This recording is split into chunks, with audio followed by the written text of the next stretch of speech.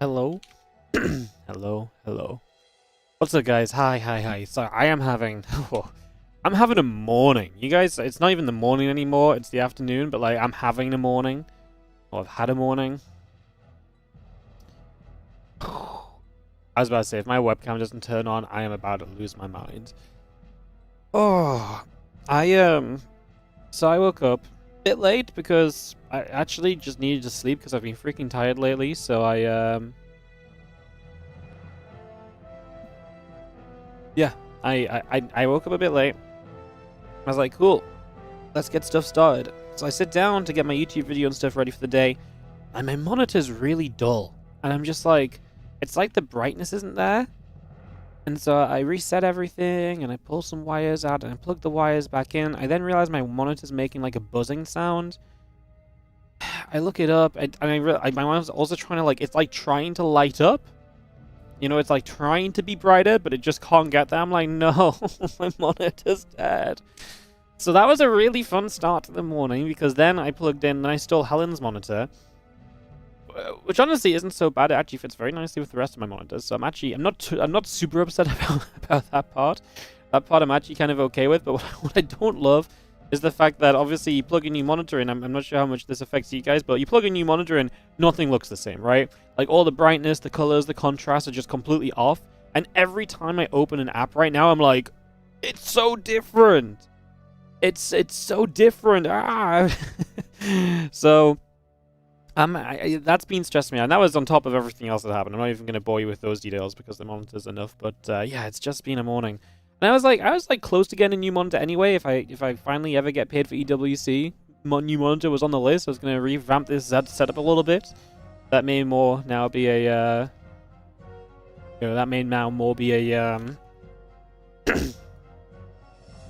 something else to kind of, I don't know. I guess we could try and get paid for EWC first. Would be a priority. Maybe I should send them a reinforcement email, because they said they had all the stuff now, but it's still not being sent. Anyway.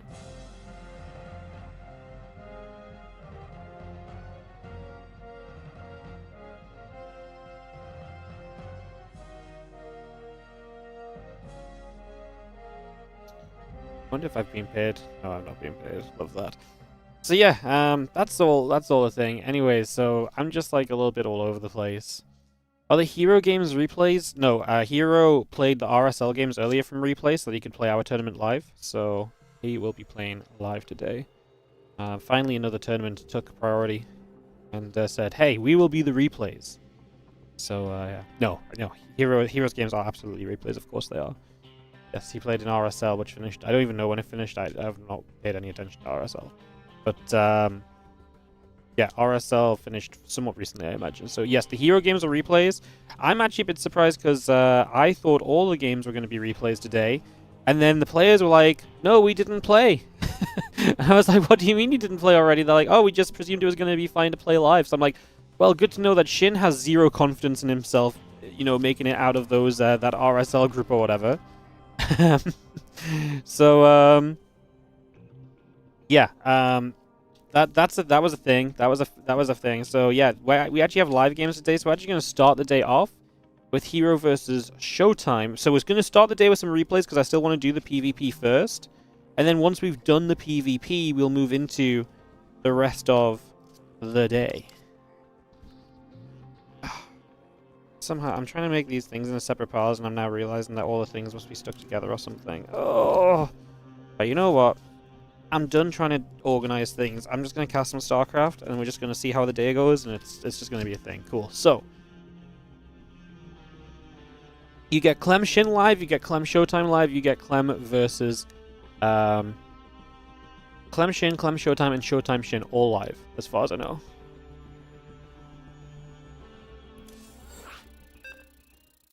Cool. Let's get into it.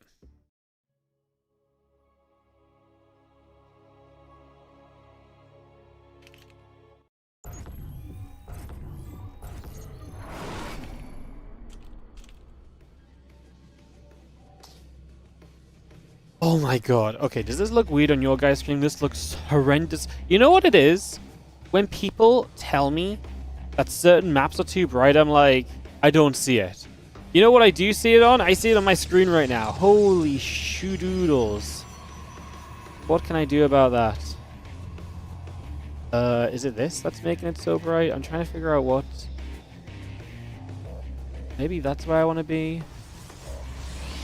I'm changing all the settings on this new monitor, and I just can't find anything that, like, makes it look like it should. Yeah, I don't know. herO in the bottom right-hand side is going to be our Blue Protoss player, kicking off the seeding matches of Group B, as we obviously will today finalize our playoff bracket. So we will have our final playoff bracket by the end of today, set up completely. That part's going to be fantastic. Love that for us. Think that's going to be exciting. Super exciting to see what's going to happen. So we get into things very, very shortly. I wonder if my... you know what it is? I wonder if my other monitors just suck. And so now I'm just being, like, hit in the face with color, and I'm like, it's so actually good. I don't like it. I feel like that's more so the case than anything else right now. Ay. Crazy business.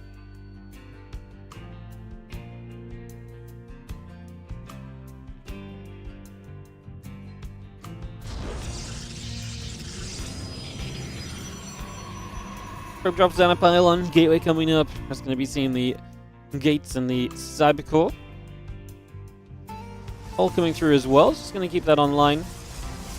Just going to be having ourselves settled in. Oh my god, I feel like clicking things is wrong as well.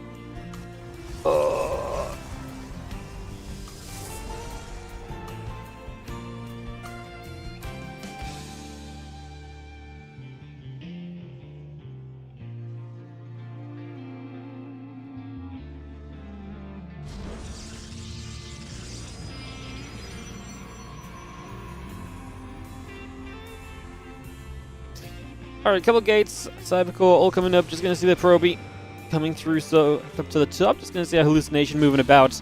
Our Stalker going to be there to poke away at the Probe, get some damage in, chase that out to the sides. Just going to be shoving our way across to the other side of the map, so pushing over. I'm just going to... sorry, guys, I'm just going to need a minute. I need to play with the settings while we're in-game or something, I think. Like, maybe if I change... I feel like this does need to be higher. But then I felt like... I just need to change a couple things while on this main base. I'm sorry. I just gotta figure this out. I can't deal with this right now.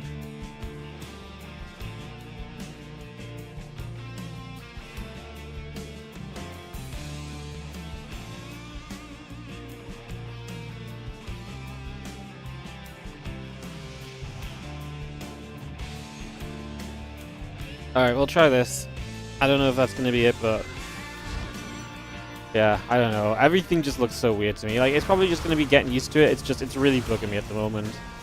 I just wanted it to be how it was yesterday. Why my monitor have to break, man? What monitor is it? Oh, buddy, I have no idea. It's Helen's monitor that she bought, like, 3 or 4 years ago for her streaming arc that lasted about a week. Yeah, I don't know. It's just it's just clearly better quality than what I'm used to, and I think I'm just really not used to like the brightness and like the vibrancy of so much of it. And because of that, what isn't helping is that I keep looking back to my other monitor, and so I keep seeing what I'm super used to, and then looking back over to the main monitor, and it's just like bam, you know. So it's like I'm not coping with it well because I feel like I've just got the settings wrong. And so I just keep changing settings, and reality is it's probably not the settings, it's probably this is just how StarCraft is meant to look, and I haven't realized that. Yeah, I don't know. I'm just not having an easy time, okay? I've been using the same monitors for 9 or 10 years, and when I say the same ones, not like the exact same ones. Well, 2 of them are actually the same, but my newest monitor I bought when I moved into this house, like maybe 3 or 4 years ago, I think. Actually, did I buy it when I was in my apartment? I might have bought it in my apartment. It might have been like 5-year-old already, 6-year-old. Yeah, I've used these monitors a long ass time, so changing monitor when this is my home monitor, like, it just doesn't feel right, you know? Alright, what's happened here so far? Apologies. herO's taking a bunch of damage on a Nexus. He's much faster. ShoWTimE is... sorry, herO's much faster on the Blink. So ShoWTimE took damage on the Nexus. herO is on a faster blink at the moment, getting through to this and just getting set up. A gateway on the way through as well. We do have that Immortal building up on the side of ShoWTimE. It's just going to bring that straight into play here. The probe comes over. I'm just going to be seeing that coming down to the low ground. So, I'm going to see a couple oracles showing up, and herO wants to try and get a bit more damage. It was nice that these oracles hadn't done much eco damage just yet, and they only get 2 workers here. But what's crazy is that herO has the faster blink after all of this as well. I mean, ShoWTimE doesn't really have anything to show for this great defense against these oracles so far. Like, 2 probes lost is really not bad, and yet, like I say, what have we really been able to achieve with this as herO? Really nowhere near enough at the end of the day. Stalkers will be there, the sentries as well. Oracle's getting poked around, the Immortal going to come stepping over as well. And we just have our units gathered up. Guys, herO's games are all replays. So all of the herO games today will be replays. Obviously, he knew he was playing in RSL today, so he just pre-played these games. We knew that was going to be the case when we scheduled this. I didn't have any other days I could run these seeding matches on. The schedule is super, super stacked up right now. So I had no other days to run this on anyway. So yeah, the seeding matches were... These herO games are from replays. What we're going to do is we're doing the show... Oh my god, I can't talk. The ShoWTimE herO series first is replay. Then we're going to do 3 live matches, which are the non-herO games. Then we'll have herO versus Shin and herO versus Clem at the end of the day. They will also be replays. So half of today's games are replays because herO was in RSL. And no matter what happened, because herO and Classic were getting put into different seeding groups, we were either going to have herO play from replays today or Classic play from replays. There was no way to avoid this without rescheduling to a different day, and that didn't really make sense because today is a free day otherwise. So, yeah. Oh, these Adepts. Oh, these Adepts! No, ShoWTimE! Getting nasty. 10 workers going down. That's a problem. I was just going to be seeing the Prism hanging out overhead. Just going to be seeing the rest of the Stalkers and the Oracle coming back over to the right side. I mean, now herO's just going to keep on putting on the pressure. That's a good amount of workers to kill, and he's still going to wander into this natural. ShoWTimE does not keep track of those Stalkers nicely at all. A couple probes going down immediately. Pylon taking a few more hits. That's going to go down too. The Stalker sentries and the Immortal stepping over. A couple force fields is going to push those Stalkers back again. Again, charging the +1 coming up from both players at the moment here. Gates on the way. Pylon coming through. Just seeing our Stalkers still heading back down to that bottom right-hand side, settling... or going to settle in between the natural and the main base in the next few moments. And herO will chill things out as this Oracle takes a little recharge and begins to move onto the map once again.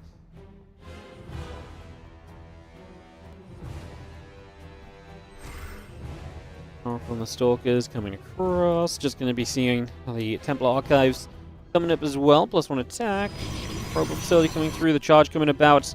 Just having ourselves the Stalkers ready to come in on both sides here. Going to be seeing the Indians gathering together. Just going to be seeing a few Stalkers do push themselves over into this direction as well. It's just going to bully their way in over there to try and, again, do some more. herO is going to be held back this time, but he is taking that supply lead, that eco damage adding up. And you see the Temple Archives coming up from herO as well as ShoWTimE tries to finish up charge. He is going to be a tad bit faster on +2. It's about the same, never mind. Yeah, I mean, ShoWTime's just going to be a little bit behind on everything because he's the one that did end up just taking some damage in the end.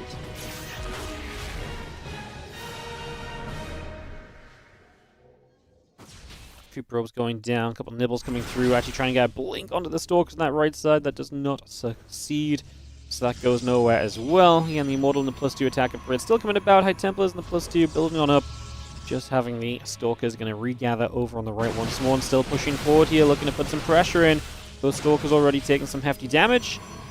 And extra Zealots building, the Immortal building from herO as well. These units will gather together, pull over to the left-hand side, see what else and where else we can go, and see if there's still more damage to be done over the course of this.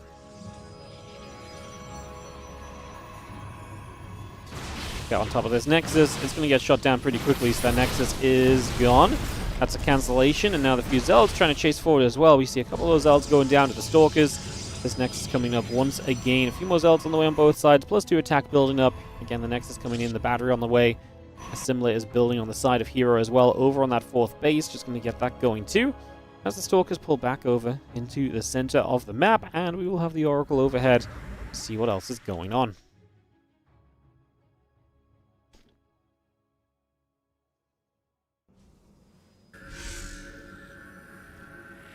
Put another Stasis Ward down. Stalkers want to get up this ramp. Zealots are going to charge down here. They're going to actually get connected on by the Stasis, so they're not going to be able to do too much. ShoWTimE doing what ShoWTimE, I think, typically does in this PvP now, which is, I mean, he's a very defensive player at the best of times, and that's very much so the case of what's happening here, is that it's defense time, right? So he's just going to, I was going to say, you know, set up defensively and probably keep on defending. He is poking with the idea of maybe getting across the map some way, somehow. There's an awkward split of units, like herO's going to lose to the top, but he's going to win on the bottom. And the ShoWTimE kind of probably not expecting herO's army to be split in such a way. It was, like I said, a bit of a weird one. A lot of herO's units lagging at the back, and ShoWTimE will be able to hold the high ground comfortably for the moment. Pulling back toward the upper left, Zealots and the Archon still gathering through, the +1 armor coming up as well. The rest of these units still pushing toward the upper left-hand side.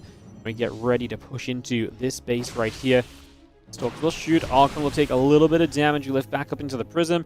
Observer and the armor upgrade again still coming by, and the rest of these units are going to take position around the left side nexus, and this is going to get jumped on right away. So as you can see, it's going to be taking some damage. The units are going to be forced in. A lot of the Zealots here are super clumped on the top side of this, as now the Stalker Archon on the bottom going to have to pull back as well. Those couple of Mortals still trying to fight back. Just going to be seeing the Archon micro will continue through, so a lot of that continuing just as we speak here, seeing what we can find. We're just going to have ourselves another warping of units coming straight by. The Stalkers are going to start pressing forward as well and keep chasing down at the bottom here. The Immortal's going to load back up into the Prism. They're going to try and escape away. Oh, this is going to be a few Stalkers blinking forward. The Zealot's still getting a chase.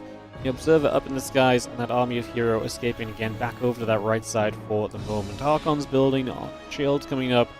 Armor upgrade coming through on the Forge. You see the Stargate and the Pylon both going down, and, well, ShoWTimE looking to get back into the center of the map now with everything else, ready to make a push to the bottom right. With this many Archons and Mortals, does someone start making Disruptors?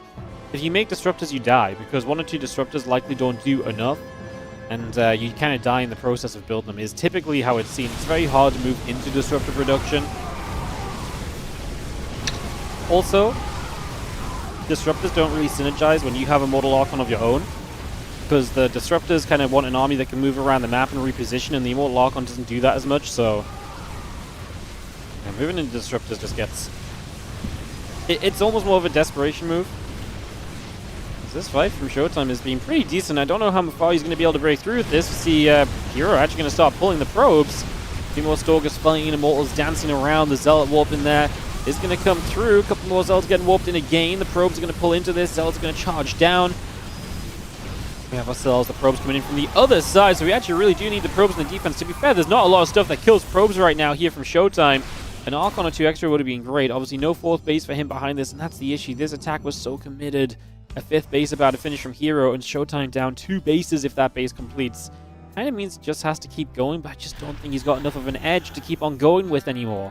You know, the first effort of this was actually very close to seeing some success, but it was a great fight, but it wasn't a good enough fight to kind of win the game, I think is what this is going to come down to. You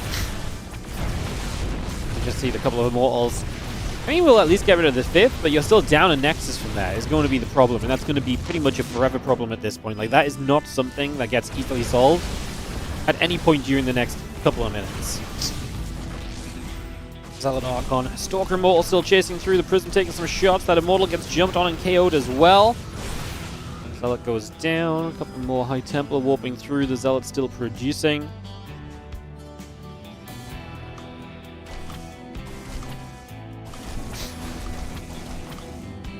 Zealots will try and chase in after some of the Zealots. Just going to get a little bit of a wrap around here. A little bit more damage being done on the bottom side. A couple of Zealots get warped back in as well. A few High Templar and Zealots all gathering through.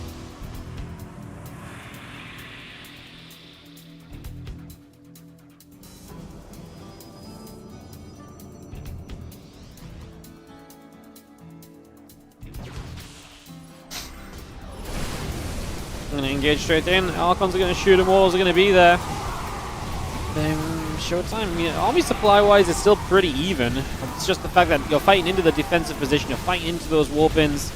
You just got to imagine that ShoWTimE needs more than what's really available still, and you see herO starting to push this back. Prism Micro has been good, where ShoWTimE's Prism has just been sat back, kind of chilling, so that's going to be a different deal breaker as well. Prism goes down, and I think ShoWTimE's going to go down. herO is going to nab himself a Game 1 victory to open up the scoring today, and the first match of the day. Gets a 1-0 lead for herO. Sorry guys, I sneezed a couple times and now my nose is like blocked. Honestly,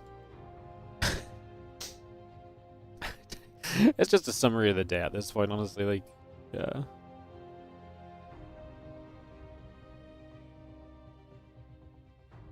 Alright, we'll get into this next one in a couple moments, guys. Game number 2 coming up in a second. Just gonna get this hosted.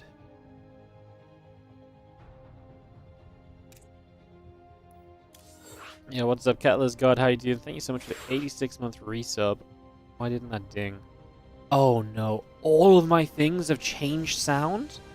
Oh my god, the new monitors changed my sound settings, right?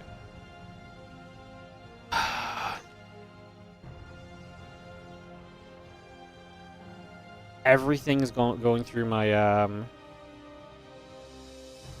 my default output device changed to the freaking monitor. I hate technology. Shit's so dumb.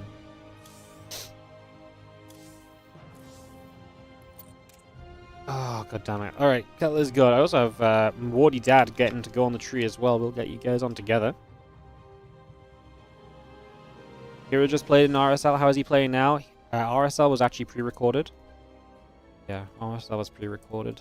So, he's just been sitting here waiting to play. That or these games are pre-played. I'll let you figure out which is more likely. Let's go. Thank you so much for the 86-month resub. I got Pathon 54 WardiTV coming in with the big old massive resub at the start of the stream as well. And I've also got Rofalopoulos. Why'd I get a new monitor? I don't want a new monitor, man. The worst part is that I'm not going to stick to this monitor. So the worst part is knowing that I'm going through this change simply for the sake of just not having a new monitor today. Like, I'm not saying I'm going to get a new one tomorrow, but like, I'm going to just about get used to this one, then actually get myself a new monitor, and I'm just going to be like, pain, suffering, all of the negative emotions. Stuff.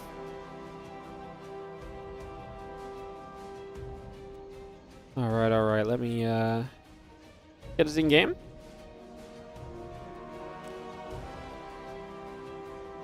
In the top bottom left hand side, disable the device. I just changed the default device away from this.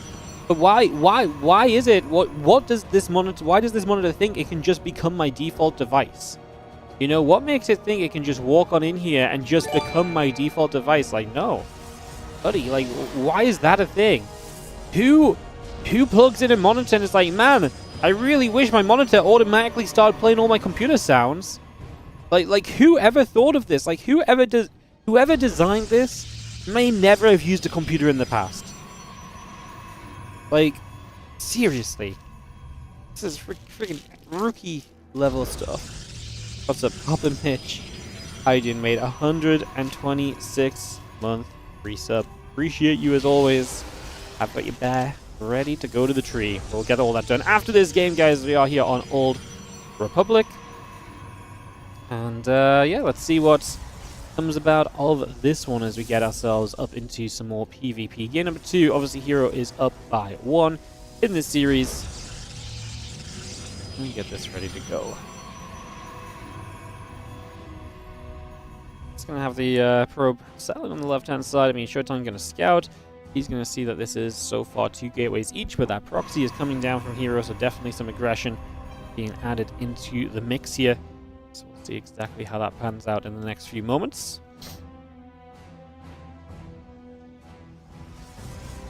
So second gateway, just going to be gathering. We do again have the cyber cores coming through the probe building. And that pylon on the left-hand side just settling in for a couple of moments right now.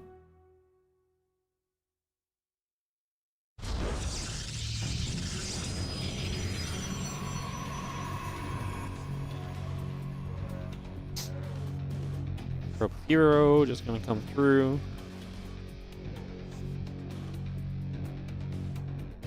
Heading to the upper right. Robo facility, a couple of adepts, the warp gate coming by, the warp gate and the stalker coming up as well, so again a lot of that on the way. Just for the moment here, a little stalker nudge onto the hallucination. Let me just see the pro getting chased away. Stalker, we can get there. Pro getting hunted down. That robo facility sets up on the left here, so we will have that robo obviously going to be in play, and that really is our talking point. It is up against the expansion of ShoWTimE, so he's got the right thing he's up against. And 2 adepts are going to shade toward the top of that ramp. The stalker pops down. And again, the sentry and the warp gate still building. There's the nexus on the way from ShoWTimE as well. These 2 adepts just about able to get through. Stalkers and the sentry will chase, try and get those adepts right there. A couple of other adepts going the other way, and again, just figuring out what we can do here in total over the next little bit of time. 2 stalkers and the sentry regathering for the moment. Again, that warp gate coming through. The nexus is coming up. Robotics facility coming by as well. Adding on a battery into the mix. Those 2 adepts are going to make an attempt to shade on by as well. Heading towards the main base. I would like to try and get on in there. Again, the stalkers and the sentries are still gathering together. So again, continue to gather that up. As you just see, the units are going to join back up towards the high ground. Again, robot facility, nexus and the probe all coming through. The couple stalkers and the sentry will get in, and the adepts will take some damage. 5 workers going down already. And now just going to be seeing a couple of these adepts continue to go down. It's going to be the adepts, stalkers, and the sentries clearing up, but ShoWTimE lost 8 workers already. Not ideal, as he's also going to have 4 sentries on the low ground, so force fields available. We will warp in an extra sentry. We're going to recall to the low ground. I mean, but that's not fun, because now you could also still drop back in the main base, and just having to use your recall so soon in this defense is not a great scenario. We are still 2 bases to the 1, so we're up an expansion. You know, herO needs more from this, but he's going to go dropping into the main. ShoWTimE has to pull away. He just gets other units here. I needs that prism to pop out. I mean, I was going to say an Immortal might have been a better choice. Drops 2 force fields, trying to keep a couple of units away. Keeps the Immortal back for a little bit, but obviously it can drop into this. There's the prism, so ShoWTimE can try and add some micro of his own, but he misses the first couple of pickoffs because I think the prism was just not quite there yet. And it does look as though herO will attack through, get this PvP done, and he is going to take the 2-0 to start the day. Oh, as if today couldn't be more of a disaster. Now I just have straight up sniffles. Alright, let's say thank you to Kettler's God, Ruffalopolis, and WardiDad. Welcome to the tree.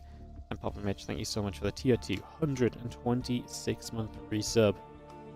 Welcome back to the tree once again. Our first matchup up after this is going to be ShoWTimE Shin, if I'm not mistaken. Yeah, so we can get this underway.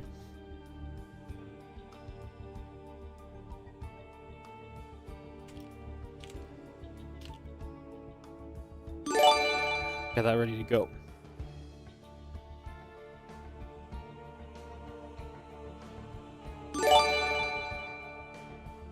Yo, pop them. Okay, let me hang these ones on the tree. I'll come back.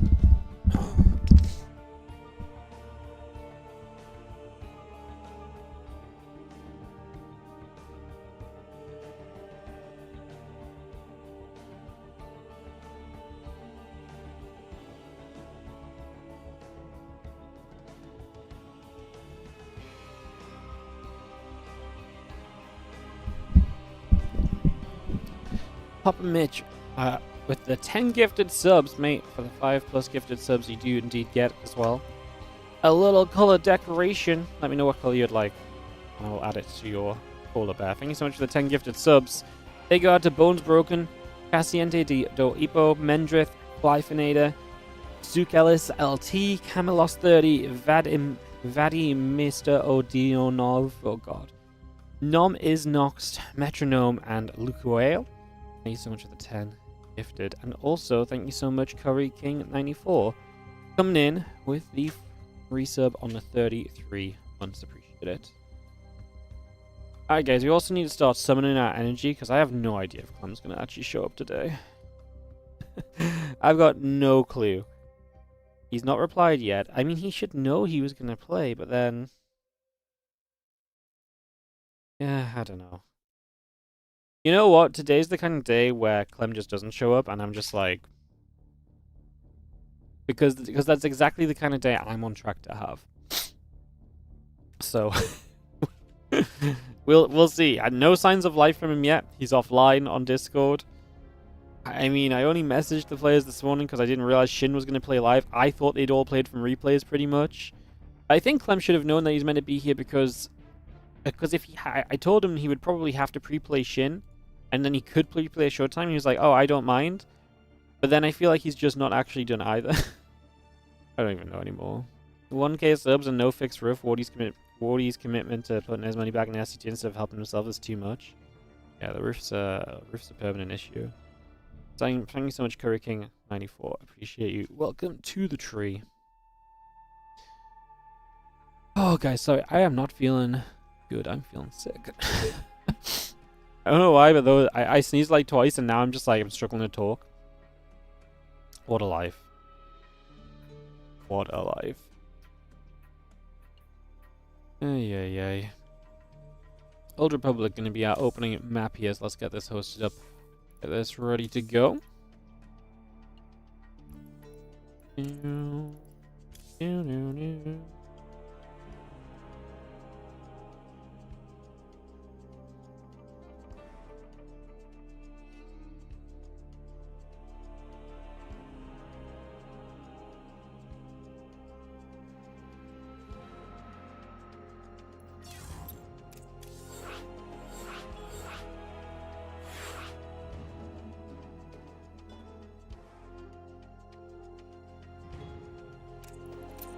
Alright.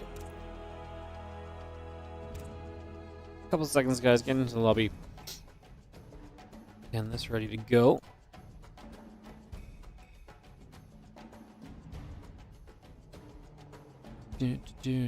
Do.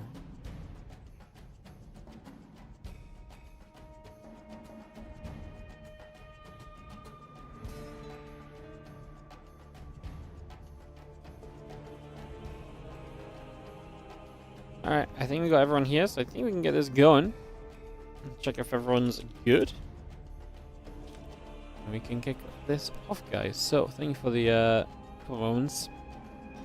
Enable Bitcoin donations? Mate, I have no idea how to enable Bitcoin donations. Clem is here. Nice.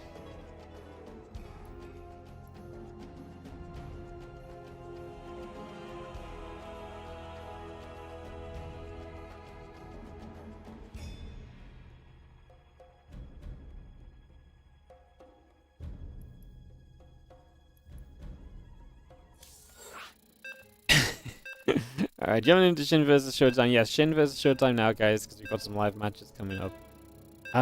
What was I doing? I was in the middle of checking something quickly. It's 9th of December.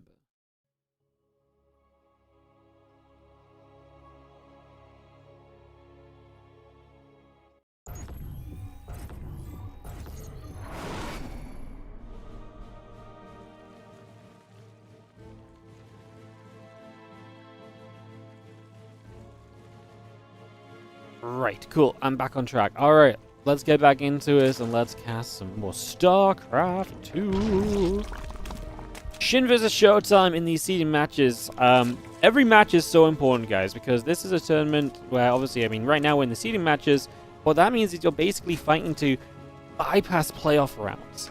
You get first place in these in these seeding matches, and you just bypass a whole bunch. We saw a crazy close group in Group A of the seeding matches as well, where first and fourth place were so close together, separated by a little bit of map score. I mean, expecting these groups to be competitive, expecting these groups to be really up there in terms of quality. And like I say, a lot on the line, so getting ready to go as we kick off ShoWTimE versus Shin, game number 1 of this best of 3, and let's see what will happen next. Match coming through, and just taking a few moments to figure out where we're at.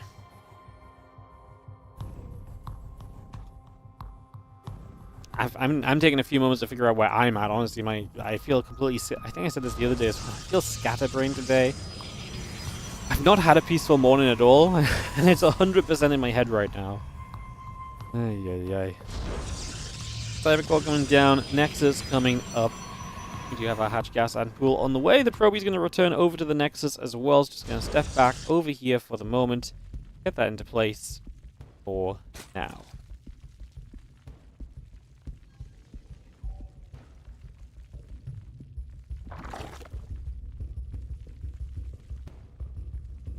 So yeah, a little Overlord in production, Queen's on the way. This is a really interesting match. I feel like ShoWTimE is such a rough matchup for Shin because Shin likes to be the more aggressive Zerg.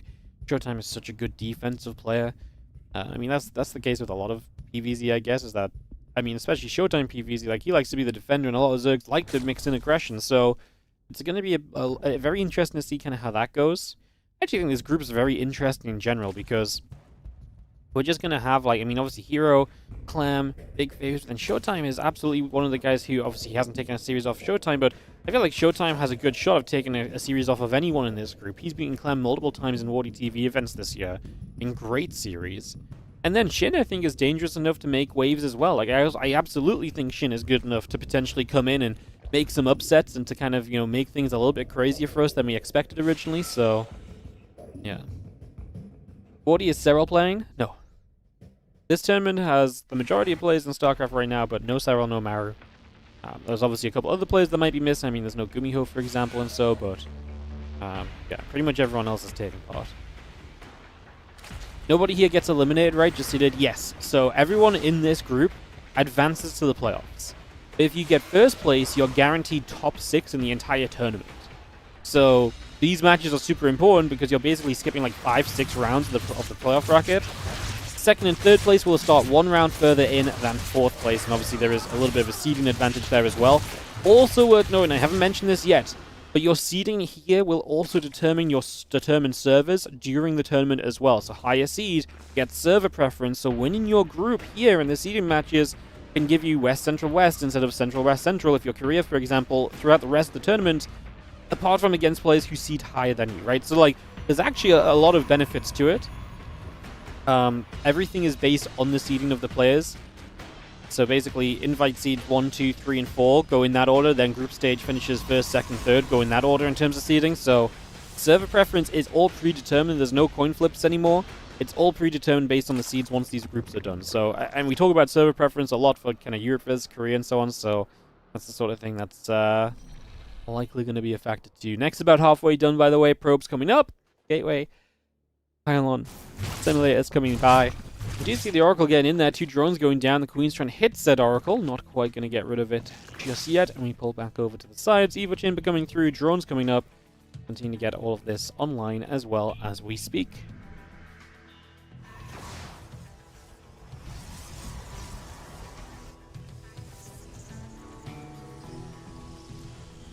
So yeah, Forge and the Twilight Council both building up on the side of ShoWTimE. Nexus will complete the Evo Chamber. Overlords and the Queen all building it as well. Just going to have ourselves the melee upgrade going to start up too. So just going to bring that melee upgrade straight online. Couple of extractors coming up also. The Oracles will poke in on that right hand side. Queen's going to be there immediately. First drone. Not going to go down just yet.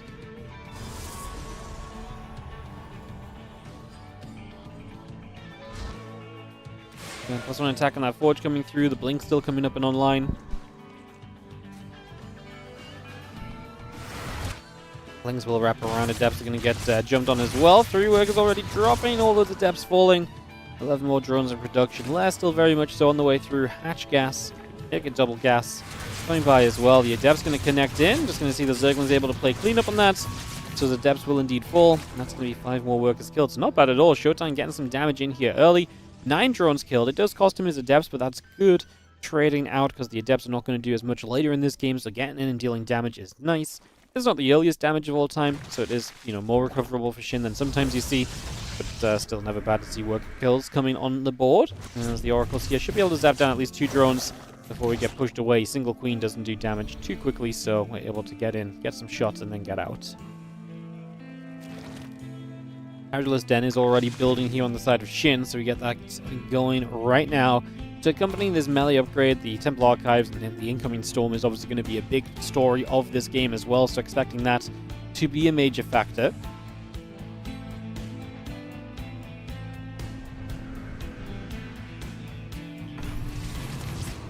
Well, Revelation comes in. We're going to get 2 drones. Going to go across and maybe try and get 3 or so. Probably not. 4 workers going down. The Queens just going to be able to push the Oracle back away over to the left side. for a moment. Don't think Seryl's too fond of the GSL style tournaments where everyone can prepare for everyone. I mean, I always personally thought that the GSL preparation logic doesn't make a lot of sense. Because especially when you're talking about the top of the top, what GSL helps do is it helps certain underdogs sometimes snipe favorites, right? But the reality is that, for example, like Seryl doesn't go to a tournament without a bunch of players having a game plan to play against Seryl.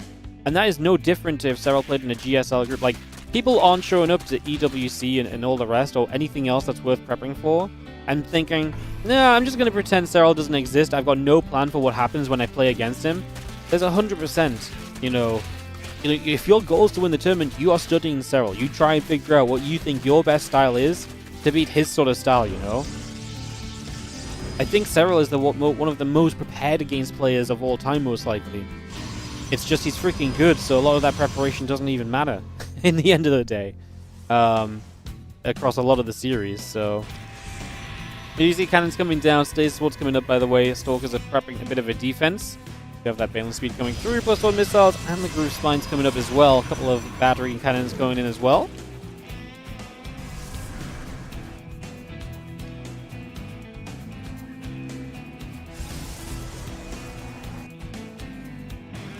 A lot of Ling Hydra over to the left-hand side. 4 Zealots coming through. A couple of gates and the cannon coming online also. So just bits and pieces coming up now. +2 attack is halfway done.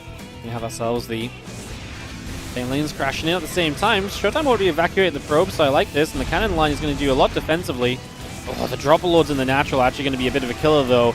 And because Shin didn't really commit in at the front still, he still has a lot of potential in the natural. And that's where all the probes from the third base ran to. We do get rid of the Banelings very effectively. And hey, we got a counterattack as well. So ShoWTimE's actually going to force Shin's main army going to turn around and go back home. Okay, ShoWTimE didn't kill a lot of drones, but he does force his opponent away.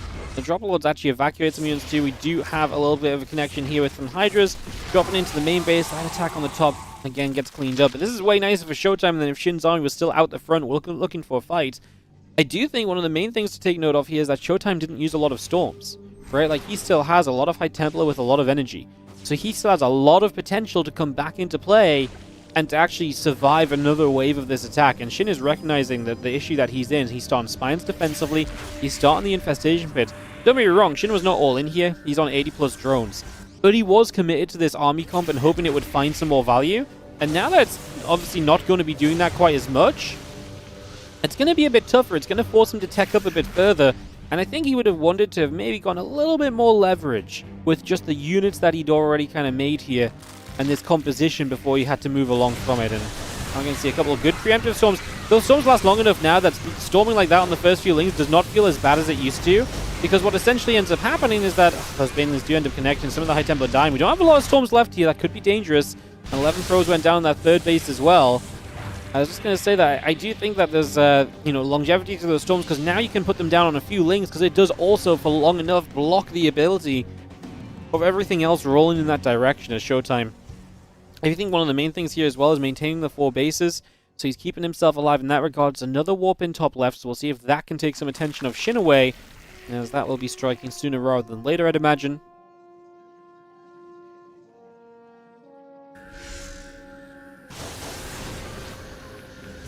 This one was a little bit preemptive, maybe, as Ling's going to try and wrap around into this third mineral line, so we'll see how successful that can be as those Lings get through. There are going to be cannons, a few Zealots show up as well. I think it's pretty well defended from ShoWTimE. This is also pretty well defended from Shin. Lings and Hydras move into position, and the defense against those Zealots is going to be immediate as well. Storms coming down across the board onto a lot of these Banelings.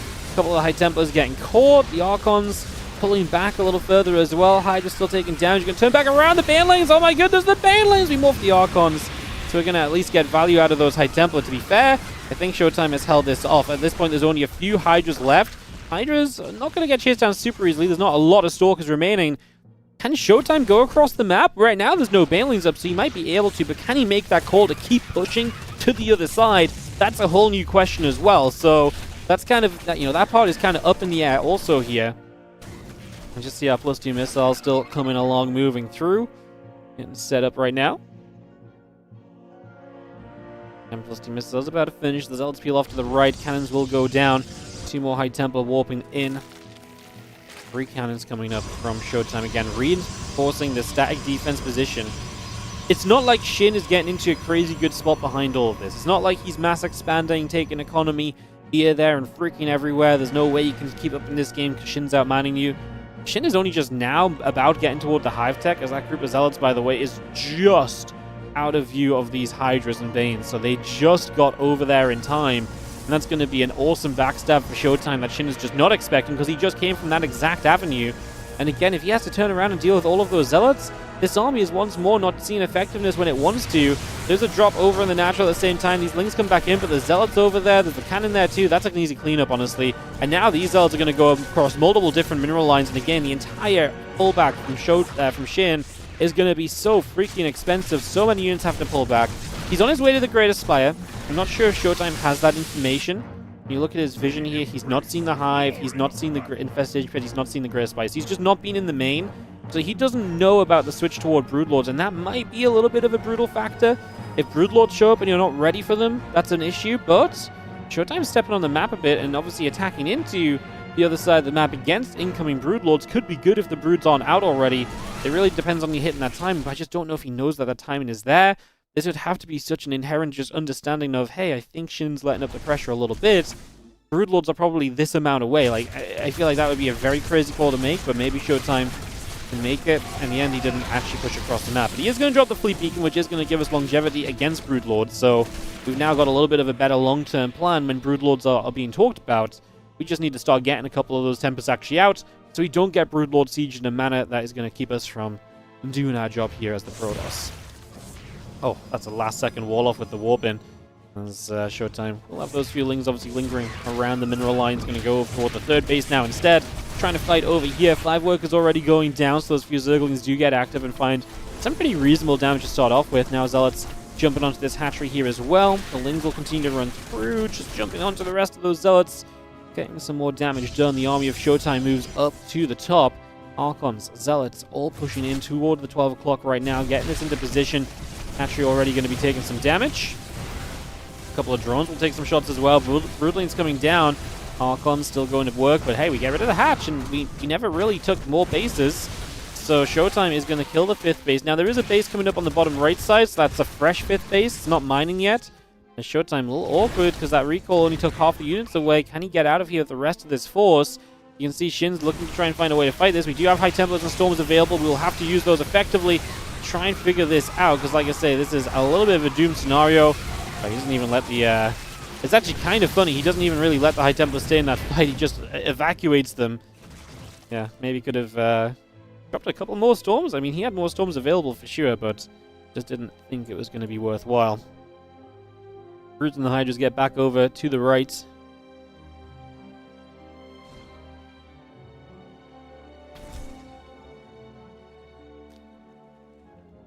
Another few Zealots. ShoWTimE's been so good at these Zealot attacks. Even, moments like this where it's like you get caught, right, that's still a commitment from Shin to make sure that he's catching those Zealots, right, and actually having units around the map. So, we're keeping him very honest. We get some drones here as well. Again, we know Broodlords are up. ShoWTimE already heading into the Tempest as an answer to this.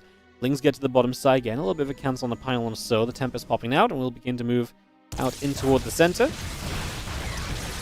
Stalkers, Archons still moving around right here, so they will get going as well.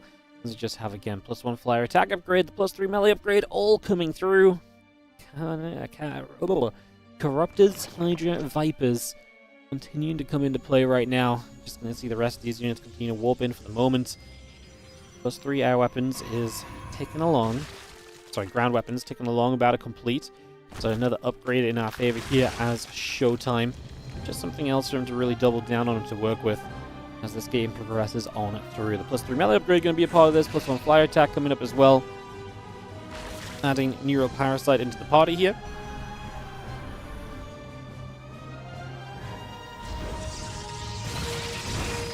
Comes the High Templars, just get rid of some changelings. So that's going to be some nice pickoffs. Again, everything else regathers for a couple of moments. Still got that Neural just ticking along right now from Shin. We bring that up, we get that underway. And +3 melee, the +2 flyer attack coming up as well. Nexus and the cannons continuing through the Hydra, Bane, Infested, Broodlord stepping up as well. Archon's Zealot's going to be there. Good Storms coming down onto a couple of those Bane lanes. Feedback coming through, hitting a couple of those Infestors. Now they see the rest of the Infestors coming through as well. So just going to be seeing another fungal growth coming down. Templar's being completely caught in this. Again, more Storms continue to come into place. Broodlord still being chased. Neural Parasite coming up. +2 flyer attack, +3 melee. That was a scary moment or two for ShoWTimE. Some big fungals allowing Shin to press on forward. Needs ShoWTimE to get a chance to get those Tempests in play in a bit of a slower fight, basically, where you really let the Tempests do the damage from afar for a little bit longer, more than anything else at first. Those birds do now end up backing all the way off. Again, some Lingling Hydra gathering up. Vipers, Corruptors joining together as well. Just going to see again, +2 flyer attack. Going to be on the way with the +3 melee building as well. 6 Infestors still producing on through. The Lings will go to the upper left-hand side, and they're going to go for a wraparound on this group of Zealots, but not before the hatchery goes down. What's a little interesting is that Shin is obviously still only a 5-base Zerg. However, that right side base is a fresh base, so he does have a little bit more longevity on the 5th than he would otherwise. It's not like he's only defending the same 5th base again and again. He lost the original 5th, retakes that one on the right side, so he's got a bit more bang behind him. But what is noteworthy is obviously, like, you do not have the workers, or you do not have the base to really support, like, a ton of workers for much longer. We're starting to see saturation across some of these bases, and that really is just due to the fact that the initial bases are mining out, and we've just not kept the expansion rate up here, because again, ShoWTimE has been very good at denying the expansions from coming online pretty much repeatedly. He's not made that an easy endeavor in the slightest here for Shin. Lingling Hydra continues to the bottom, Nexus gets cancelled again, and the probe going down, Archon's Tempest coming over there.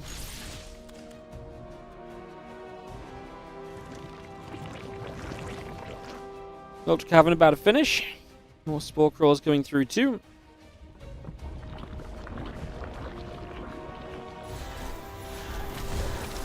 Just going to get rid of a couple of drones right now. The Corruptors will take a chance and get in after and killing off the Prism. So the Prism goes down. Now a few of these Zealots just going to get back up to the top, into the 12 o'clock here. A few Zerglings are going to go running over as well. A couple of Spike Rolls going down. Banes are going to roll through. And Zealots getting blasted right off the face of the earth, but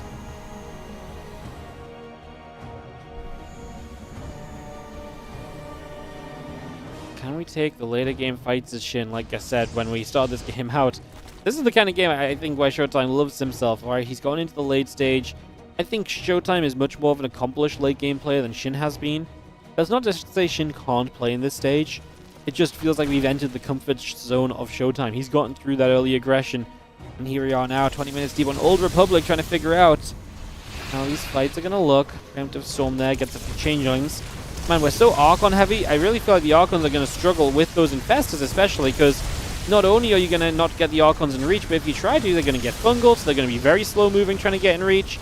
Like, you have to expose them to the Infestors to get anything out of them.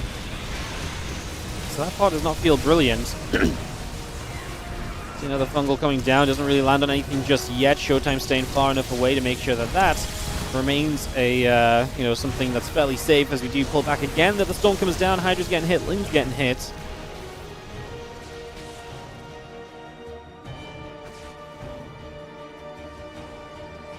It's now a fun question of how does ShoWTimE get to his 5th or 6th base, I guess.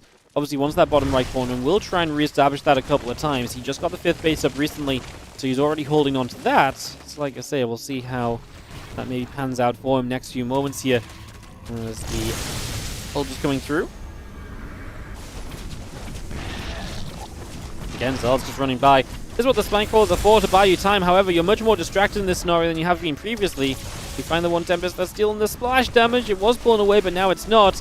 Like I say, you're way more distracted than previously, so that's actually going to be a lot of damage dealt onto the mineral line. Drones do end up going down, and that's after we've cleaned out all the stack defense, and that's something you're probably going to want to rebuild as Shin. If you wanted it before, you're likely going to want it again now.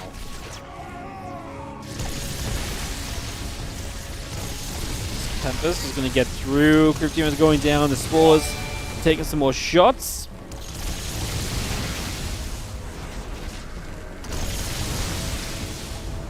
Do you feel like these Tempests start to really dominate for the next few moments? Yo, what's up, Twin Head Dragoon? Thank you so much for the resub. Coming in at the 5 months. Appreciate it.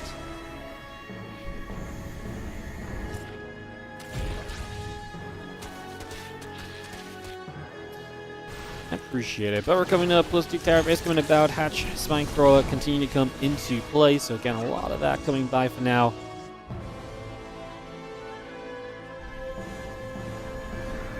The products facility will be about to finish up here. ShoWTimE some extra options off of that. Again, trying to retake this bottom right base. Trying to take the left side base too. He's sending Zealot Warp ins from that position right here. They're clashing into Lings and an Ultra, which are trying to get over here for their own little thing. But that's actually not a bad trade for ShoWTimE either, as we are going to see that frontal lands on the Oracle. I was going to say, any feedbacks on the Infestors? No, we actually lose a high energy, high tempo. I think it was full energy even. Just don't think these Ultras can kind of run into this army. We are going to get more mortal production going now, hence the additional Robo facility. Oh, Ultras again, very friendly up here with the rest of these units. Like I say, we don't have a lot of Immortals, so the damage against them is not crazy high. The Tempers are shooting things in the sky for the most part. Now we're seeing some Neuroparasites coming down too, but now the Ultras have gone. We will lose the Mothership. I just don't think this is a fight that Shin can continue taking. This felt like a very short-term kind of win for him. And I think at this point it is getting to the stage where this is probably just going to be about done in terms of this fight. I think ShoWTimE holds on. That said, I mean, these couple of Archons are still caught in a stasis, so we're going to lose a little extra here as well. I mean, we go back and forth. We just have ourselves, again, a bit more aggression coming by for the moment. The Stalkers, the Archons, the Tempests getting in after everything else once again.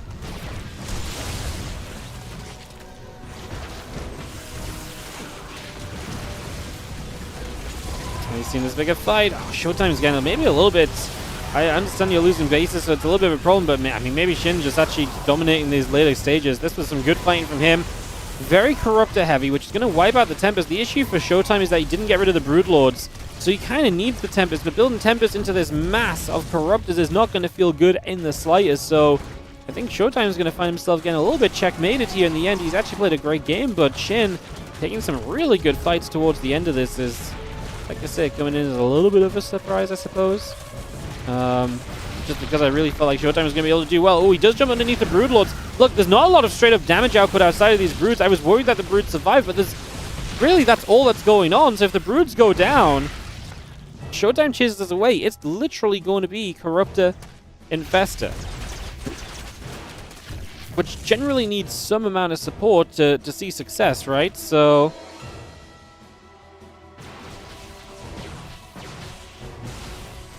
we've seen a couple of Archons still poking through, a bit more damage being done there. We're just going to be seeing a couple more shots coming about, so we do head our way over. Trying to find a few more hits onto this base. Neuroparasites coming down here. The Ultras, can the Ultras get on top, Immortals get on top of these Ultras soon enough to knock them down? One of the Immortals, two of the Immortals, going to be Neuroparasite now, and that's obviously not ideal.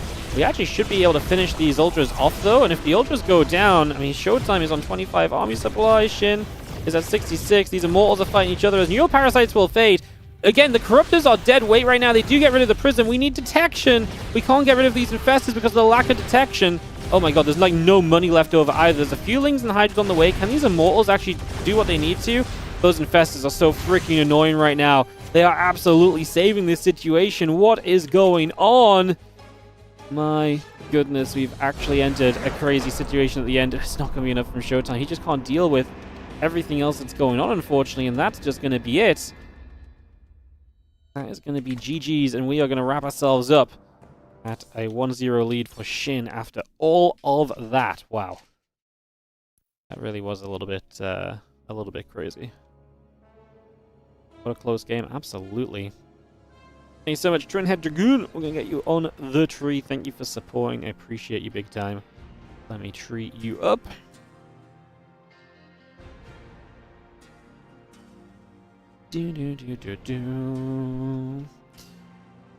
Alright. We will get our second game hosted up here in a second, guys. Just going to run some ads, and we'll get back on track with this.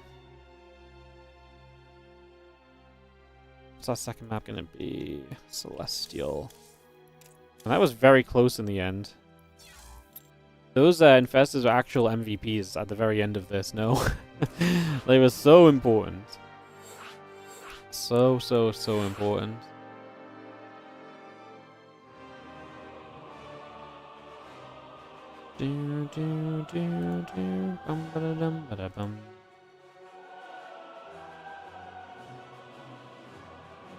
Alright,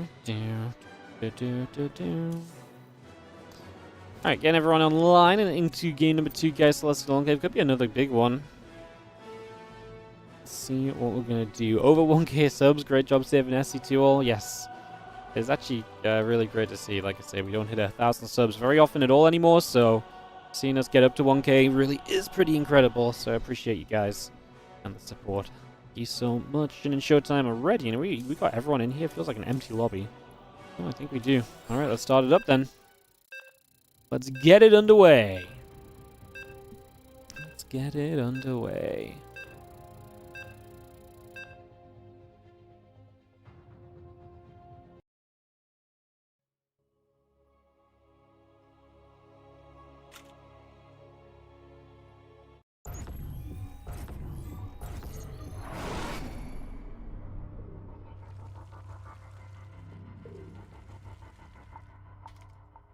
Alright. Let's kick this off. We are going to have ourselves in the bottom left-hand side the Blue Zerg, who is able to just about steal that first game away from the opposition. It is going to be Shin. And he is going up against the Red Protoss. In the top right corner of the map, we've got ShoWTimE. Game 2 of the BO3 here. Get this started up.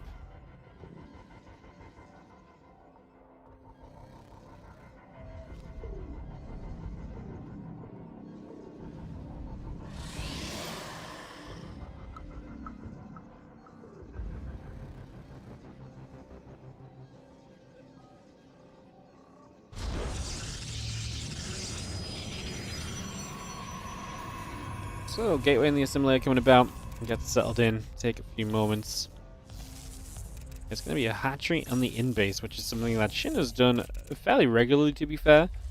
It's a very Shin thing to do as of late on this map. A few times we've seen him playing the ZVP, so... yeah, you get this hatchery down. This can get out of control if you don't deal with it well, if you don't take it seriously enough. This can be a problem, because it finishes, you get units out of it. And it just starts, like I say, it starts becoming a big problem very quickly, so... something you want to try and get on top of and deal with ASAP more for the most part, if possible.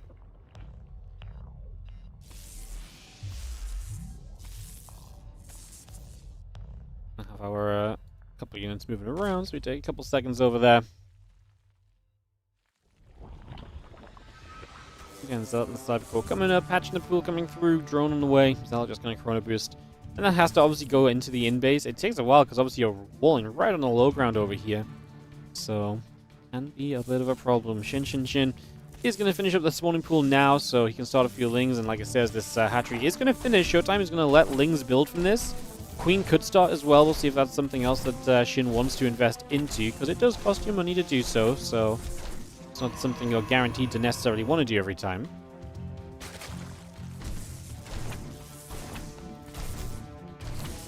Zealot and Improbable Nibble. Second Zealot showing up. Rotron's about halfway. Ling speed coming through. And we have those couple Zealots plus Proby already hitting that hatchery. So the hatchery taking quite a bit of damage. A couple Lings pop out. We're going to have to see a probe defense against this. Again, with that Rotron finishing soon, we will have Roaches on the way. And you're looking for Shin to really up the ante in this game very quickly. Again, the two Zealots and that probe still nibbling. And that hatchery will go down. So the hatchery falls. Over on the left-hand side, we just got a couple of lings that are through over here. The Stalker should deal with that for now. We've got another Stalker coming up there shortly.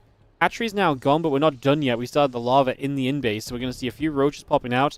The Stalker should be able to deal with that. It's just knowing about it, so you can put them in the right position. This is going to be more of a reactionary play here from ShoWTimE than he might have liked it to have been, but that's just the situation we end up in. As we nearly lose the Stalker, the Roaches, at the moment, will overwhelm in the main.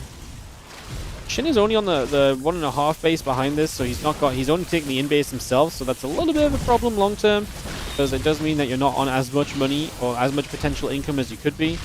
He's going to kill 7 workers, but I think ShoWTimE's fine. He's got the natural up, cranking out workers as we go. I absolutely think he's going to be A-okay on this one for the moment, at least. So yeah, I think for now, ShoWTimE's looking, like I said, kind of fine.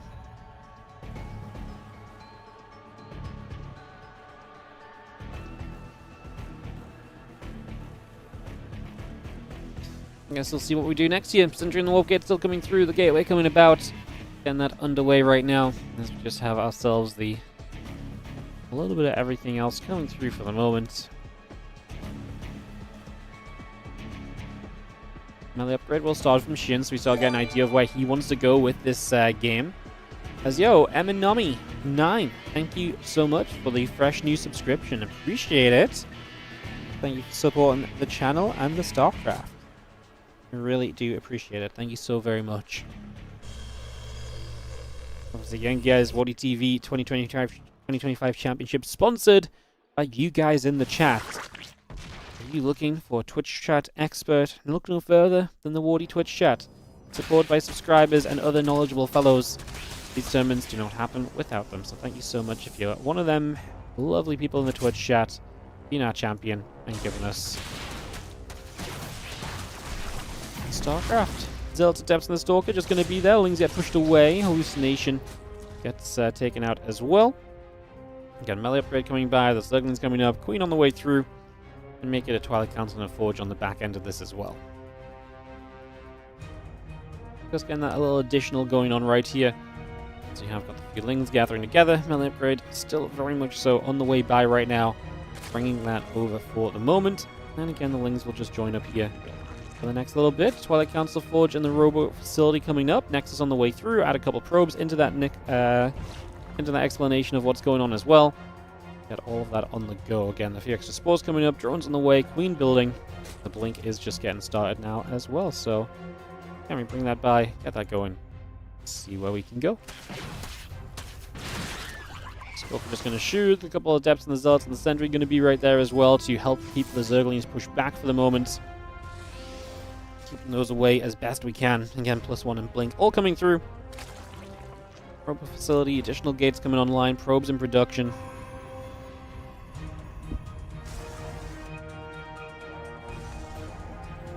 Build Adept Sentry gathering together. Just going to be seeing our lair coming through. There's a few drones on the way. A hatchery building by. Extractors coming about. Add a couple of creep tumors on as well, just for the moment. Again, +1 and blink will be building on this side of ShoWTimE. So getting those up. 5 additional gateways will come through with this as well. So again, all of that on the way by. Zerglings are moving around in the center of the map. Still trying to figure out what exactly they can get up to right now, but not quite going to be able to do enough just yet. Again, that +1 and the blink about halfway done. 5 extra gates coming through. The Stalker's coming up as well. 20 Zerglings will be producing. Add a couple of Overlords, add the missile upgrade. Just a couple of ticks away from being done. And after a bit of a weird start, we're getting back, back on track. Obviously, we come out of a long game. Shin makes it very weird in game 2 immediately. But we kind of start to level things out and get a little bit more kind of evened at this point right now. The Zerglings is going to get to the upper side against Stalkers in a good position. Sentries in a decent position as well, so they're going to do everything they need to for now defensively, I think, as the Lings are in it. I guess the battery would be nice, because we're going to lose the Sentry here to just no healing availability. Stalker as well, no blink available just yet, so we couldn't blink that Stalker back behind the Zealots. So, again, just a little bit of a frustration being caused. And just have ourselves the +1 missiles not far from being done. Groove Spine still coming up. Again, a few extra Stalkers and that armor upgrade coming by. Hydra's coming over. Overlord on the way.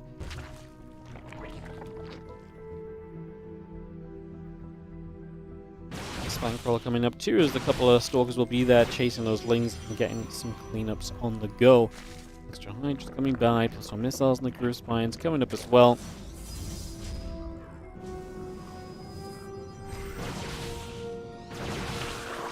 Stalkers get back underneath. Overlord goes down again. Still seeing a couple more Warpins coming through from the Prism as the Stalkers continues to move about right here. So again, getting settled in for now. Get set up into this position to see where else we can go. The Ling Hydra going to start running over here as well. Just going to see a Stalkers getting rid of a few of those. Couple force fields coming straight down. That is going to be a bunch of units already taking some hefty damage here. Hydra's dropping extra Stalkers warping in. The Robobay and the +1 armor upgrade coming through with that as well. Sentry taking some damage in the front, but ShoWTimE's pressure right now is doing some work. We're going to blink on top of the Hydras. No respect at all. Hydras in the Spine Crawl, and ShoWTimE says, yes, please give me those. They seem like good pickings, and he is going to have to back up in the end, but drones had to be pulled into that. A lot of Hydras went down, and I actually love that, because that means that now you're going to have way less of a defense here from Shin. Now these Stalkers going to have a way better time continuing to trade. So I think it was actually a good call from ShoWTimE. Like, it was a very risky call to blink on the Hydras, but I think it was good. And right now, actually, Shin is getting through a few more units. He actually is going to get a defense. Wow. I still stand by the blink in. Like, it feels so dangerous. He killed so many Hydras. It felt like it was going to give him the momentum he needed. If nothing else, ShoWTimE backs away from this, and he's on his way to Colossus. He's on his way to charge. So it still feels like he's on his way to a comfortable position despite everything at this point in time. Stalkers return back to the top side again. Charge, Thermal Lance, +2 attack coming up as well. Dark Shrine and the Nexus will build also. herO blink.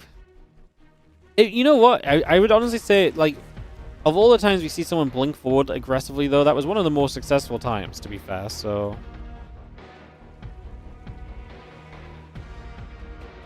Hydras around that bottom right side. Again, the Bane Nest about to finish. Lings, Hydra. +2 melee. All coming up here. A couple of creep teamers going down. The Lings and the Hydra is going to come across. Plus, we'll be shooting a few of those Zerglings going down already. So we've seen the Stalkers blinking back just a tad a bit further and trying to keep out of trouble as best as they possibly can as well. Still just going to again see the +2 melee, the Baneling speed coming through. The hatchery is about halfway done at the moment with everything else that's going on. Again, Temple Archive's going about. Dark Shrine is about to finish. A few more probes coming through. Colossus and the +2. Thermal Lens and the charge. A little bit of everything coming about right here as the Hydras will take a few more steps back over to the left side. Stalkers will be there, moving across as well. This is just a few Blink Stalkers. There's no way they want to fight Hydra Bane. Fighting the Hydras as they were coming online is one thing. Hydra Bane is a whole different beast. Like, that's a composition in itself, which is just absolutely monstrous when it gets rolling. So, what ShoWTimE has got here, though, is a Shin who's on 67 workers, so in a very uncomfortable work account. And ShoWTimE's got Colossus, so he can actually take some very good trades, and that's obviously potentially a problem. Coming up right now here from Shin is that ShoWTimE is going to be playing with these Colossus, and he, like I say, he doesn't have the economy to really take trades like that and to really deal with that long term, because that Colossus efficiency is going to be through the roof. So, well, I mean, that's what the Infestation Pit will be for. Get to Hive, and at this point probably get toward Vipers as a priority, because otherwise these Colossus are going to make your life extremely difficult. I mean, they're going to do it anyway. At least with the Vipers, you can have a little bit of a fight back against it, if nothing else.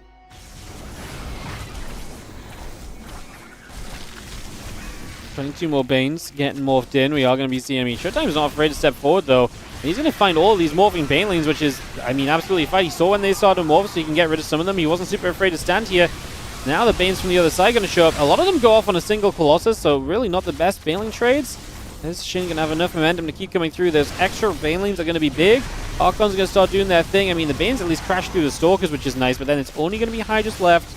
And don't forget that obviously the Colossus will deal well with the Hydras, especially if there's no support for them. The Prism just went down trying to micro Colossus back. This other Colossus needs to get away from these Zerglings right now. It's going to go down.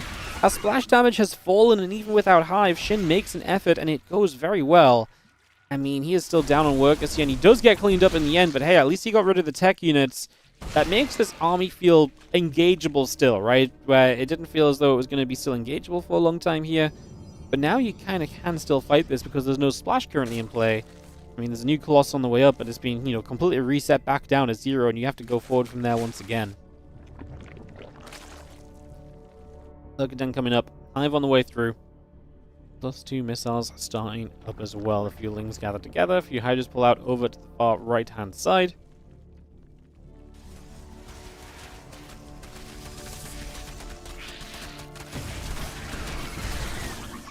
Lings is already striking their way forward. Results playing cleanup. And again, we have that Lurkadon about halfway done right now. Hive going to be done very shortly. A few more Hydras, +3 missiles, all coming up. Gonna have the Zealots doing their thing, pushing things back a little bit. And now the Archons, the Colossus coming back over here for a couple of moments. Just gonna bring that through. Army gathering together. Lurkadon about to finish. Again, a few drones coming through, +2 missiles halfway done. That Spinecrawler halfway up as well. So again, continue to bring that straight online here. Storm and the +3 attack upgrade. Going to be a part of this also as additional High Temple warp in. The Lurkers around the bottom side. Again, Seismic Signs, +2 missiles continue to come through as well. So a lot of that very ready to go here very shortly. I mean, the main thing is that, like I say, Shin was just down on economy, and while he's getting to Lurkers, ShoWTimE things in a pretty comfortable place, and especially getting Storm against those lurkers is going to be a big aid as well, so that's a big positive that's coming through sooner rather than later here.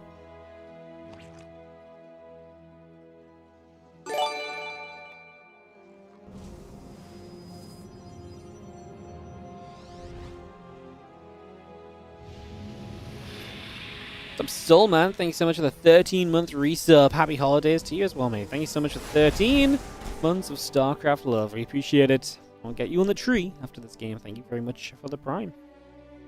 Thank you, thank you, thank you. You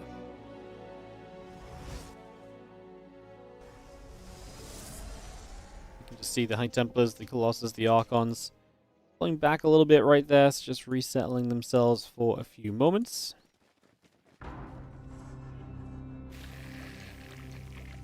Playing the Hydras, gather up as well. A couple lurkers set up. The Spore Crawler going to move up, as well as everything else. That Stargate's still coming online. The lurkers are in production, so we're getting a couple of those lurkers on the way through right now, alongside those 3 missiles. So, I mean, ShoWTimE is maxed out already.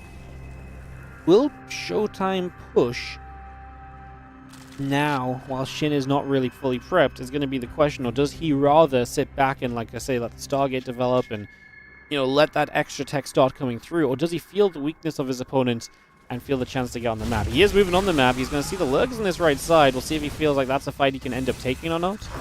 Lurker's always weird. Sometimes you can actually get into a lurker fight and it's actually not bad for you as the pros, and then other times you get into fighting the lurkers and it's like, uh-oh, should have never touched those.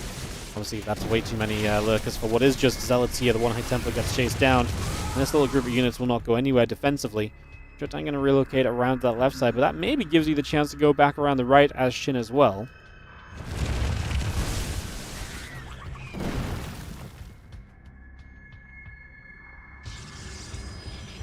Spire Nidus coming through. Hatch still building up. Thank you, Growlung, as well. Also on the 22, well, also on the Prime sub, sorry. That one for 22 months. So we're going to lose the Prism, which is a shame. Again, Shin trying to work 2 different angles right now. ShoWTimE with a bank building up. Last couple of moments, I feel like he's been trading ineffectively, but I mean, we'll see. I still think the fights could go very well for ShoWTimE here in the very near future, so kind of hanging on for that expectation.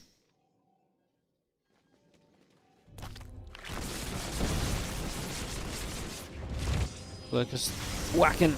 Again, a couple of those Stargates still coming by as well.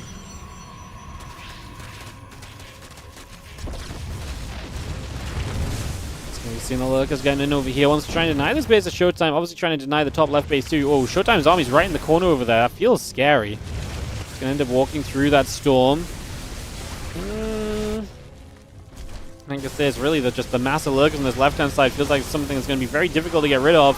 We are kind of walking into those lurkers a little bit right now as Shin is slow moving himself into position. Lurker goes down. These few Zerglings are going to try and get a wrap around again. The lurkers really doing the work for the moment. Nidus denied. This top left base is just going to drop as ShoWTimE going to lose a couple more units wandering into lurker range, unfortunately. Unnecessary.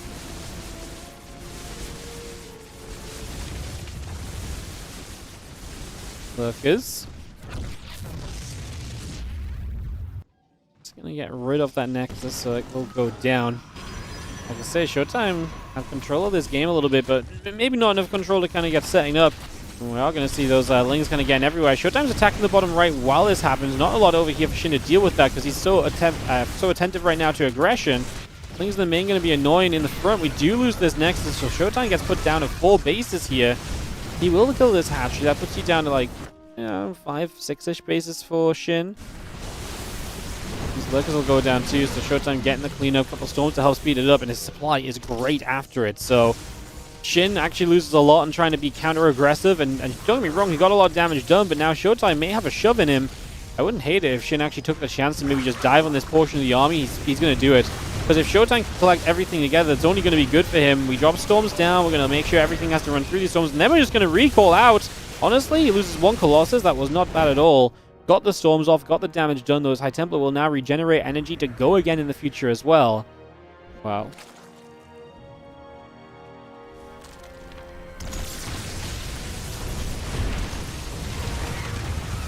The Archons are have finished more. We do see a couple more lurkers. We're burrowing on this ramp here. A couple of Tempers out, so we're starting to just chip through the lurkers. And you can see they're trying to run away, still getting hit by the range of those Tempests, and it is looking like ShoWTimE does indeed have Game 2 under his control and is looking to make this a 1-1 series and a Game 3 coming up in these seeding matches that we know, like I say, are very, very important. Each of these games matters a lot, and obviously even map score can matter as well, so even just taking a map here, ShoWTimE could have an influence on this group. It's early stages right now, so we can't really say much just yet.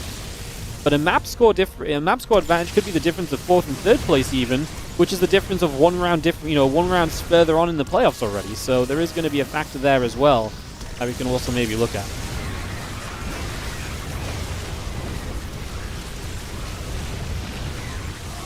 Falcons is pushing through. The characters are going to stay busy. You can see the characters continuing by after the Tempest. Colossus still going down. Storm's all over the place. ShoWTimE's still very ahead. And just needs something to get rid of those couple of lurkers. A bit of detection mostly, as we are going to see the High Templar even getting struck in the back. But yeah, a little messy. Don't get me wrong. ShoWTimE obviously loses a lot himself, but is for the most part, I think, still going to end up with the job being done. With a Storm on the Hydras, the Link still going down, a couple of Zealots in the Archon there, taking some shots as well. More damage being dealt. GG gets called. ShoWTimE takes game number 2, ties the series 1-1. So we're going to go to a game 3. And in a series like this, you gotta love that, because it's been a great set of games so far, and only imagine it's probably going to continue heading into a game 3 now as well. Thank you, Growlung, my brain today, Soulman, and Eminomi. Thank you so much for the subs. I'll get you guys added to the tree. Let me just host game 3, and I'll take you guys over. It's going to be on Tourmaline.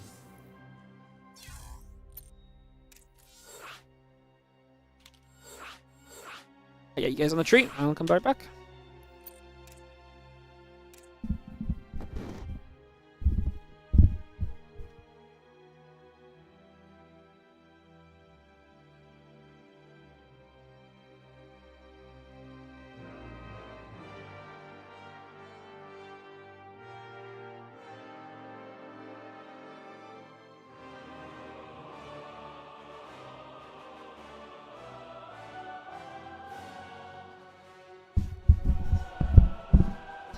Am I on the tree? If you have subbed in the month of December, you're on the tree. If you've shared, you'll resub this month.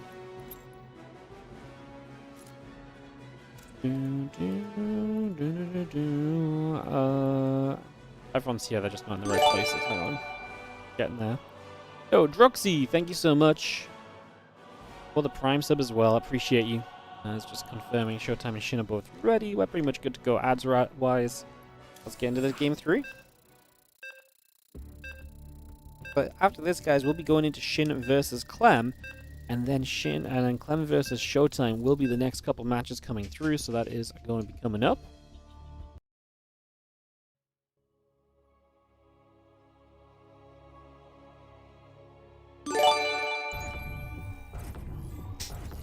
Daniel the Veteran gifting a sub to Black Bat on the Twitch. Is anyone not on the tree? Well, you're on the tree now. Have we now got a different Black Bear on YouTube and Twitch? Because I feel like I know Black Bear on YouTube has a different Twitch account that isn't called Black Bear. Are you guys actually different people? Have I just got Black Bears on both screens? What's going on? Black Bears everywhere. Thank you for the gifted Daniel the Veteran. I appreciate you all. As we get ourselves into this game 3, Cuckoos. Thank you, or Cuckoo. Honestly, my brain's just not there today. I'm sorry, guys. Thank you so much for that 1413 sub. I'll get you on the tree after this game as well.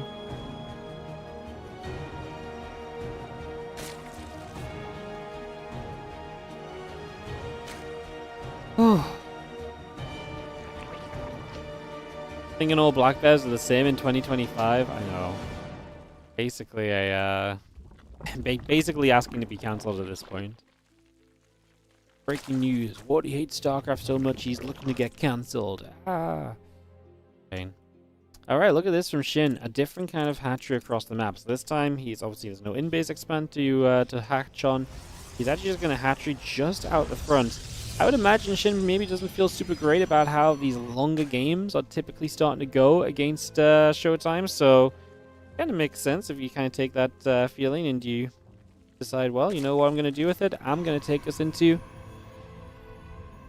a different kind of game, and this time going to play super aggressive. So obviously last time around you made a few roaches, got a bit aggressive. This time you hatchery up like this and you're looking to win the game. And this is a ShoWTimE who has gone across the map, is obviously able to see the gas the pool, but what he's not scouted is the third hatch location, because he's going to presume there's a third hatchery there. He probably saw one of these drones that was coming across the map already. You can see the couple spine crawlers will go down. So we can get those started up. Zerglings on the way. Spines in production. Ling speed building through. We get a Forge into position as well. Gonna drop that straight into place. The battery coming up as well. And we have ShoWTimE. Gonna have to figure out what his defense against it's gonna look like. I mean, battery I like. Cannons I like. Does he get a robo? What I don't love is the single gateway. To me, like, just one gateway of warpins is really feeling very weak against this right now. So that part I'm not loving. I'm just going to see the spine crawlers will take steps forward. We'll move up to the front door here. And then Forge about to finish. Battery's still on the way. The Ling's going to wrap around on that cyber core.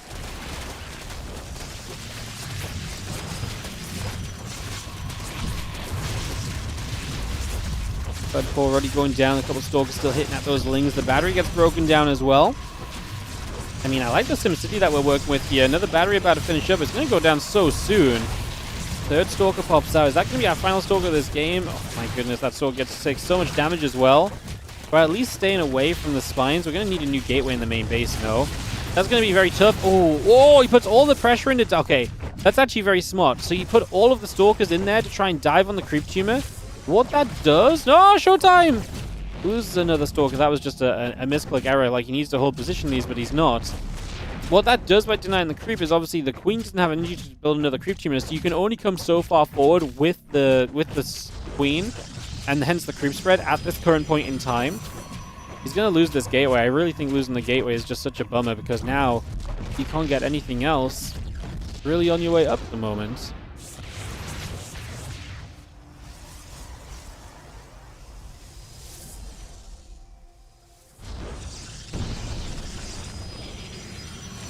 Spines is going to come down. Cannons are going to be... that's not enough defense. There's so many Zerglings. GG's, it's ShoWTimE. He gets cheesed out. The proxy hatchery is good. After two very solid games from ShoWTimE, the proxy hatch gets the better of him in game number 3. Alrighty, guys. That's going to be the proxy hatch going Shin's way, and that's going to reset us into another matchup here, which is going to be Shin versus Clem. So we're going to get Shin Clem on the way here in just a couple of moments.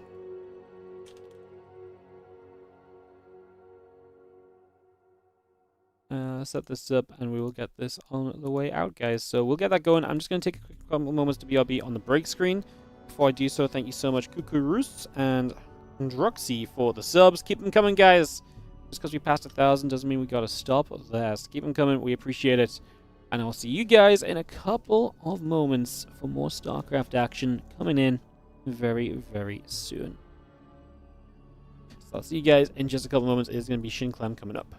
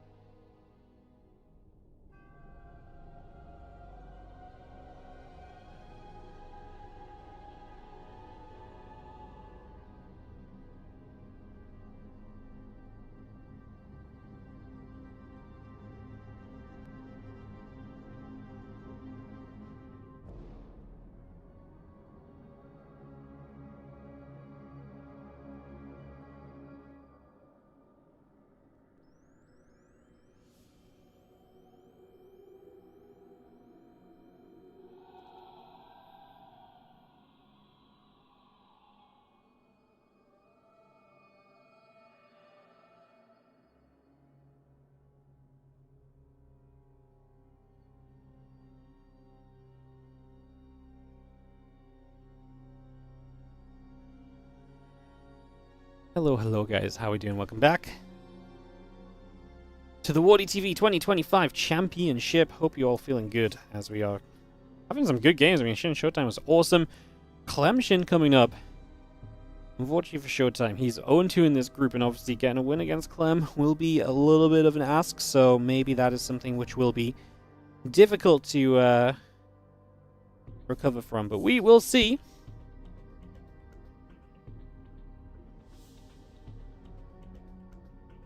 Thank you so much, Blackbag, for paying their sub gift forward.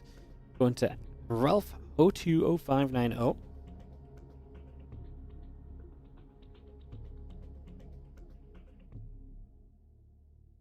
And also Gross Papa on the 40-month resub. Appreciate it. Obviously, lots of StarCraft 2 to be done, guys. All of the support allows us to keep on doing more of it as well. So thank you so very much. We'll be back into play in just a few moments' time. Just getting ourselves into Clem Shin. We're just waiting for Clem. He is here. We're just waiting for him to hop on to NA. He's on the way. It's not here yet. And then we'll have Clem versus ShoWTimE before we go into probably herO Shin. And then after that, probably herO Shin into herO Clem at the end of the day.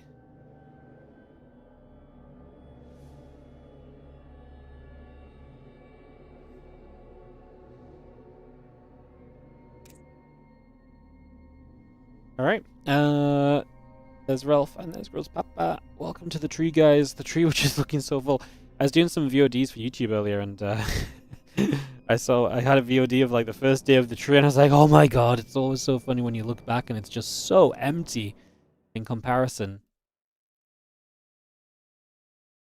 There we go. Get these ones on. It's a very full tree right now, to say the least. It's a very full tree.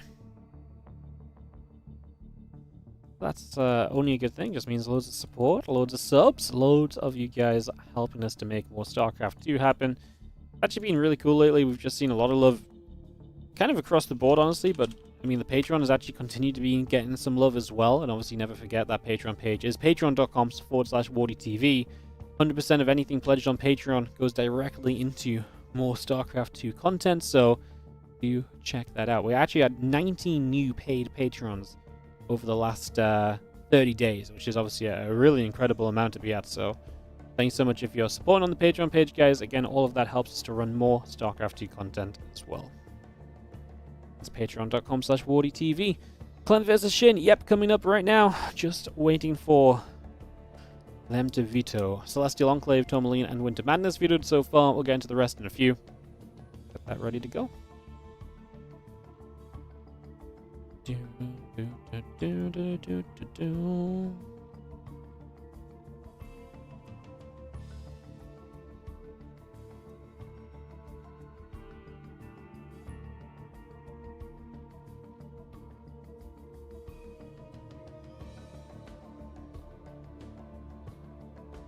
Just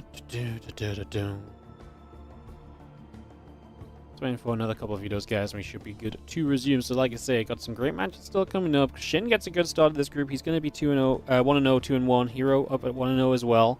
See how Clem's first match goes, then we'll have Clem ShoWTimE. And again, this is debating or pending where they're all going to fall into this bracket. What I actually think is kind of wild is obviously, I mean, there are some rough sections of this bracket to fall into. I mean, the whole bracket's going to be tough, but you can see first place obviously gets this, oh yeah, of course, because nothing's on the right monitor anymore. Try this again. As you can see, the first place finisher is going to go all the way over here. So that's obviously a really good kind of jump start into the playoff bracket. Really kind of amazing. So if you can get first place in this group, that would be huge. Obviously, that's looking probably out of reach for ShoWTimE. But that is still to be picked up today, depending on the other results. Second place and fourth place will fall into this top side of the bracket alongside Spirit, Yakov, Rogue, and Nice, and then eventually Cure, Creator, or Solar if they do win through. And Classic on the further portion. And then the third place of today's group is going to play the winner of Raynor and Scarlet in this round here. So, like I say, there's no easy section of the bracket to run into or to drop into. It's like you drop in here and you're already facing freaking difficult opponents, but that's very much so just the way it's going to be.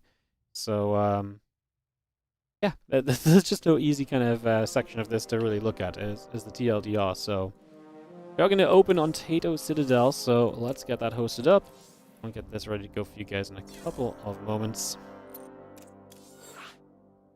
40, what was the biggest ever month with ads on Twitch? Can you disclose this? There was a time when, there was a point where they were doing this new ad program where you basically got like an ad offer at the start of the month. And so basically, you agreed at the start of the month that yes, every X minutes you can run ads or whatever. You know, like at every X minutes you run, you can run ads, and basically every hour you streamed, you got paid a certain amount, basically. So there was like a point where that happened. It was like, I want to say it was like in the middle of the year, like 2 years ago, maybe 3 years ago now, when they were messing around with this, and I just got some absolutely bonkers offer. I think it was when, I remember being in Utrecht talking about it, so it must have been around TSL, when we had the offline TSL event. Was that 2022? That was 2022.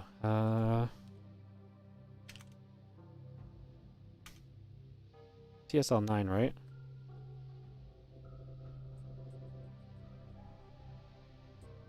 That was TSL 9 in 2022. Yeah, I got this offer. I think it was off the back of the Cast of Civil War viewership. And this offer I got was just so disproportionate to anything that I should ever be offered. That was absolutely my best paying ad month. So, yeah. If you want to be the best, you have to be the best. Well, yeah, obviously, there's no easy section of this bracket, so I'm just saying, like, it's going to be tough no matter what. Let's miss Clem for our lobby, and we'll be able to get this going, guys. So a couple moments, get this on the way.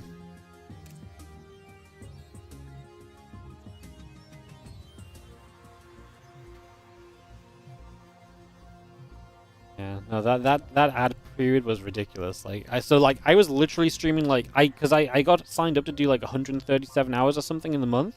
So I was literally just out here streaming freaking RuneScape or something. I can't remember. I was streaming something like just non-StarCraft just to get my hours in. Because like it didn't matter how much viewership I had, it was like guaranteed. Like every hour I streamed would be worth X amount. So I just streamed all 137 hours and I just bam made a lot of money that month. That was very good. That was really crazy. But ads are very powerful on the channel. We make way more of ads than we do of subs. So, although I will say that nowadays I feel like even like December is meant to be better for ads, and nowadays I don't even feel like December is that amazing for ads. It's just the rest of the year is so bad for ads that December almost feels normal again. So, ads are a little bit all over the place, to be honest. Anyways, let's jump into Taito Citadel, map number 1 of Clem versus Shin. If Shin wins this, he's on a great start. Like 2-0 would be an amazing position to be in. Ads pay more than subs. They do on my channel because I have a much higher viewership base than I do have subscriber base. Compared to a lot of channels who have a lot more subs than what I have, but with way less viewership.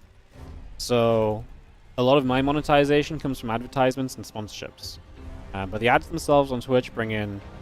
I don't think I've had a month where Twitch ads have been below Twitch subs for a good few years at this point, realistically.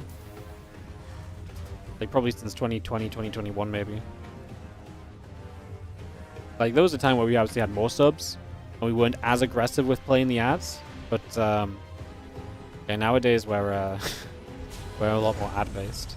Alright, let's get into this. In the bottom right-hand side, our blue Terran player is Clem, and we got to do some intros because we got a little cheeky drone coming across the map, and Shin's going to stay true to what he was doing against ShoWTimE in that last series.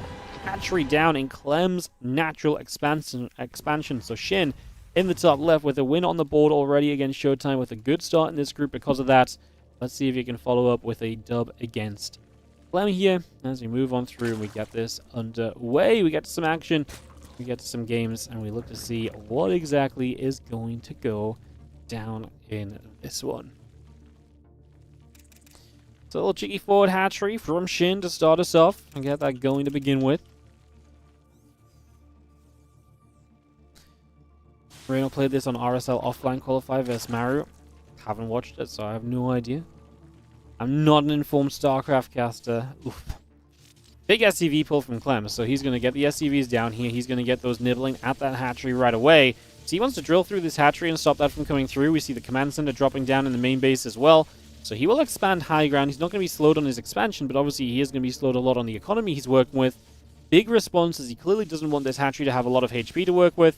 He'll pull one of the SCVs back. That will build the depot. The Reaper will be here to add some more damage. The most important thing of this would be killing it before a Queen came out, and I think because of the amount of SCVs pulled, that was going to be a guarantee, and that is why you see the cancel and not letting it finish up from Shin. That obviously preserves a lot of money, and that is obviously a lot of SCVs down, kind of not mining initially. Reaper now gets the kill. So a lot of lost mining time from Clem. Shin obviously invests into that hatchery. That's money he cannot use right now, and you can see his money currently banked up, as he will try and take a third base. There is going to be an SCV across the map from Clem, though, and that SCV will make it difficult to kind of take the expansion at first. We're going to go down the left side and take that expand instead, so we'll get the expansion down, and Shin will finally spend that money. But that was a lot of money just not doing anything for quite a while as well. So Shin, the investment, I mean, you can see the income graph heading in his favor at first. There's just so many SCVs pulled. I mean, it does kind of cut it off at its head, but at a very high price. Like, you don't have to deal with any of the shenanigans of it finishing and things possibly coming out of it and so on and so forth. But like I said, such a major hit to your economy early in this game. We'll see if that's something that Clem can play from here, as we are just going to be having the factory over to the reactor. A couple of Hellions will be on the way, so we got 2 of them on the way up. And the first Hellions will hit the map soon. Starport on the way in the follow-up here as well. No super fast 3CC, which makes sense when your mineral income is obviously being at a big deficit early on. You can still get that third CC down soon, and Clem is floating enough minerals to make me believe we're probably close to getting toward that. It looks as though he queued up 2 more Hellions. But yeah, I'd imagine a triple CC is still going to be on the cards at some point soon.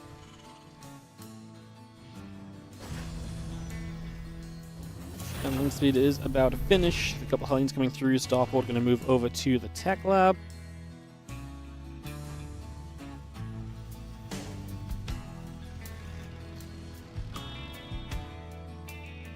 The Hellions obviously get to go on the map. Still no hatchery over on this location. The hatchery obviously was down on the left side instead.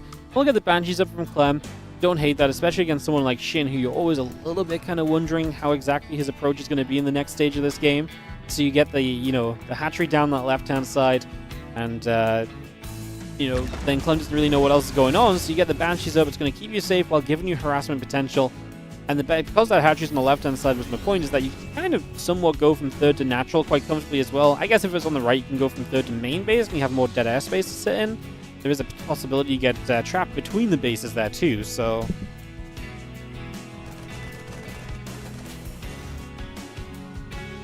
Again, banishing that cloaking, still coming up. We just have a few Zerglings. Continue to step around for a little bit right now. And again, the Queen coming by. A couple of Queens will shoot at the Hellions and the Reaper for a couple of moments.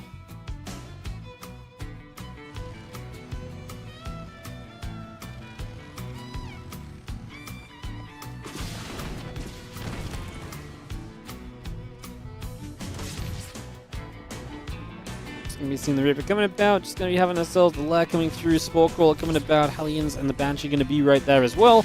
Just gonna keep things back a little bit. Queen's trying to trade for a few moments. Gonna be seeing the Hellions getting rid of a couple of things. The Banshee actually straight up just adding damage onto these Queens, and the Hellions actually will get trapped a little bit. Clem decides he's gonna run toward the mineral line.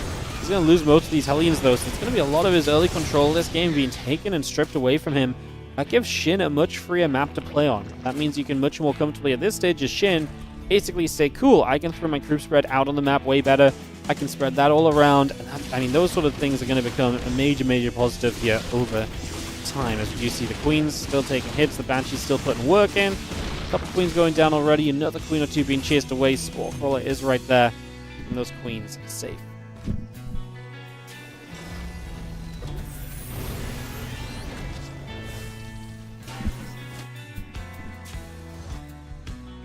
And 1-1 missiles and Carapace both coming up. The upgrades on the way through from Clem as well. Stimpack about to complete. Medivacs and the Siege Tank will be building at the same time, so got a lot of this still being brought through. A couple of additional barracks coming up as well. Drones mining away on that third base. We do see the 1-1 upgrades. The combat shield continuing to come by. So again, we get all of that going for the next few moments here. And yeah, Hydra Den coming up. The Ling's on the way through. Queen's still building as well. Just going to be seeing the Baneling Nest continue to come by also. And again, 26 additional Lings coming through with that Hydra Den nearly completed in these next few moments. Zerglings are going to be right there. Rocks will be taking some damage. The Baneling Nest coming along nicely. It's going to finish very shortly as well. And still just got a few more Zerglings. And we'll come back over to that right-hand side. Marines are going to be there. Lings take some damage again. 1-1 upgrades and combat shield from Clem. Very nearly done. Not ready for this first little shove forward of Marines. Tank sieges. Obviously, we do have Stim to work with. This is going to be our goal. Not much troop spread over toward this 4th base area. Drones going down as they just rally over there. And Shin loses a bunch of those right off the bat. The Queens still taking some extra shots. Ling Bane gathering together. Counterattack of Lings is going to get a wraparound on these few Marines in the tank. So that's going to be some trouble. Let's see how long it takes those Lings to actually play cleanup there. That may not actually be as bad as it was initially seeming. Lings will get through. The couple Banshees will be there to fire as well. Lings on the low ground now. Going to get after that siege tank as well. Lings still going down. Hydras and Queens gathering up. A few more Zerglings in position. And Clem will be chased away. Don't feel like that was efficient for Shin at all. And he's down 1,500 resources in this game. So he's down a bunch of resources lost. He's down a bunch of money. Already the efficiency of the Terran army is kind of having its kind of stand in this game one. Clem definitely showing just how efficient that can be. Clem has been a difficult matchup for Shin lately. I mean, don't get me wrong, Shin had an amazing win over Clem this year back in Dallas. But that was really the one. There's been a couple times, I guess, where Shin's looked great against Clem, but there's been a lot of other times where Shin has just looked, especially everything recently in like Monday Cups and so on, where Shin has just not really looked as though he's been able to stand much of a chance at all. So definitely a bit of a factor as we just see a bit of Hydra Bane coming through. One Banshee going down, second Banshee in some trouble. +1 melee, +2 carapace coming up. Again, a bit more Ling Bane coming through as well. The army of Clem already heading toward the upper left-hand side. Marine step forward, Ling Bane Hydra coming up. Just going to see the siege tank firing away already. 2-2 upgrades on the way on the engineering base.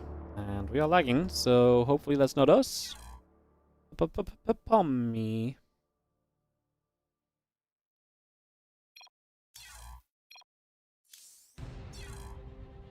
Game paused.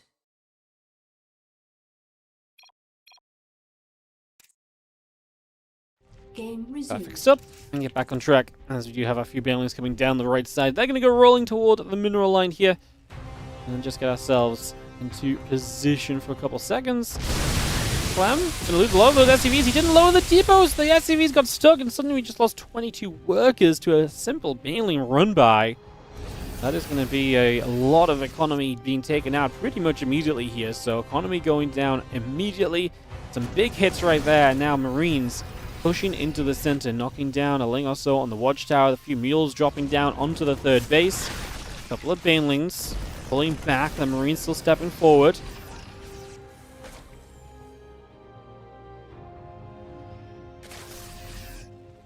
House Marines do want to push through. Just going to be having the Banes spreading. Hydras, Lings coming up. Upgrades coming through. Marine tank coming around. Tank's going to be firing. A couple of those Banes coming in. It's going to be a big surround. Clem is pretty well pre-split, and he's off creep until he runs over to the left, but then he actually ran forward. Clem, ugly fights. Not what you're expecting from Clem, but that definitely felt like a misclick. Those Marines are going left, and then they just took a little step into the Banelings. Hatchery surviving low HP, and does Shin, I don't think Shin has the momentum to just run across the map and kill Clem. Clem supply is still pretty decent here. I mean, you look at resources lost, it has caught up a lot, so Shin has done a great job of trading well. Definitely those Banelings having a big thing or two to say, as we are going to be seeing the Marines have to pull back. We've got a deep tank line here. That's why I don't like about Shin attacking into this, because he's attacking into the defensive position. Next tank spawns right in the front. It's going to take some damage, if nothing else. We lose the Banelings, and as the Banelings get taken out, then the Hydras probably don't stand much of a chance. I don't think there's enough Hydras here to really be at that critical mass where the Marines just die too quickly. So that's the Hydras that are going down, and Shin is losing a lot. Zerglings run into this as well. Man, what a frustrating game for Shin, because it feels like he had a couple good moments, a couple fights that really went his way, and yet, alas, he still can't do much on the other side, and now he's ended up overcommitting in and losing a whole bunch. It was about an 800 resource loss difference going into this fight.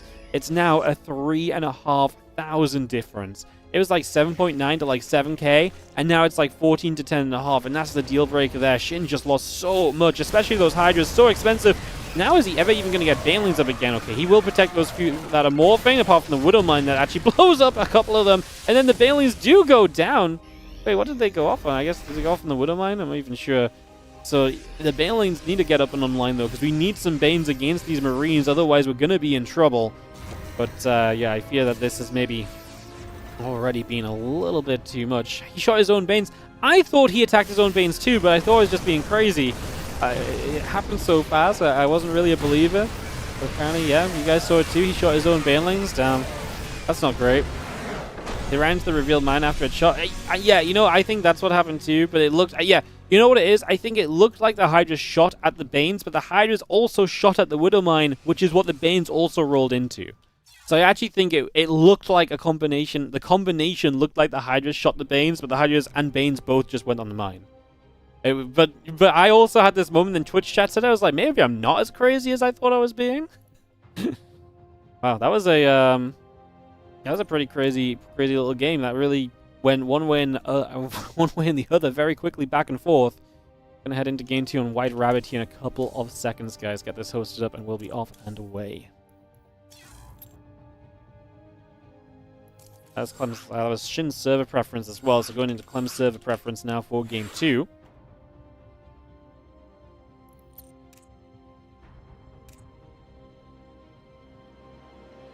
Do do do do do do do do do.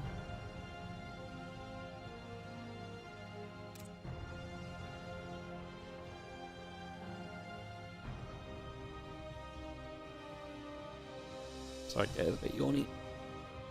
Let's just get ready up from Clem, GLHF being called. Waiting for Shin to give us the go-ahead as well, and we can indeed go into game 2 of this series.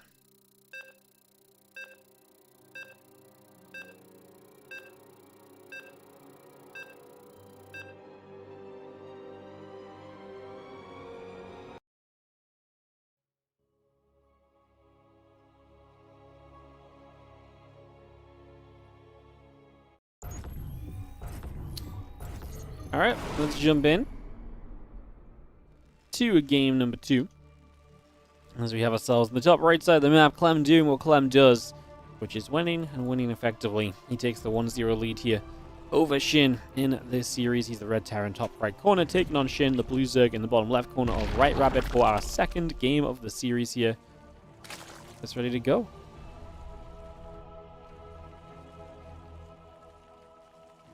That really was a hectic first game. Clem really did trade well early, and then really traded bad after, and then Shin just overcommitted. Like, Shin got excited that he won a fight as heavily as he did, and he just was like, oh wow, this is my moment. And it just wasn't. The tank line was deep enough, the Marines were obviously off creep, so, you know, defensively they were able to get enough done, and there just wasn't that extra wave of Banes. If that wave of Banes was like 10 to 15, I mean 15 seconds is a long time, 10 seconds sooner maybe even though, and you can just roll some of those Banes in front of the Hydras, so the Hydras don't take all the damage, that maybe flips the game into Shin's favor. So it really was quite close. I don't think it was a terribly kind of calculated attack where it was like, oh, what the hell were we thinking, Shin? This never had hope. He was so close to probably having the reinforcements to at least get a little bit more out of it. And then at least then, if you see these Banes are not doing enough, you can turn back around and say, okay, well now I'm going to be able to get away with the Hydras, but the Hydras just having to stand there and hold their own ground, which is obviously less than ideal. Then we'll see the hatchery here in a second. And this hatchery block for a second game in a row from Shin. Instantly, Clem pulls 7 more SCVs. There's going to be 8 SCVs to just, again, drone straight through onto this hatch. And got the factory going in a couple of moments. Or at least I thought that... Oh, no, he's going to CC high ground again. Yes, of course, because that's just his build right now. He's not going to have the gas for factory. So, still puts the CC on the high ground. And this time around, I mean, the hatchery is obviously going to be a bit further along before Clem started nibbling at it, so he's going to let it finish this time. Keep it popping. First, I mean, we're going to build a drone over here. Not sure if we're going to be able to do much with the drone, but I suppose we'll see.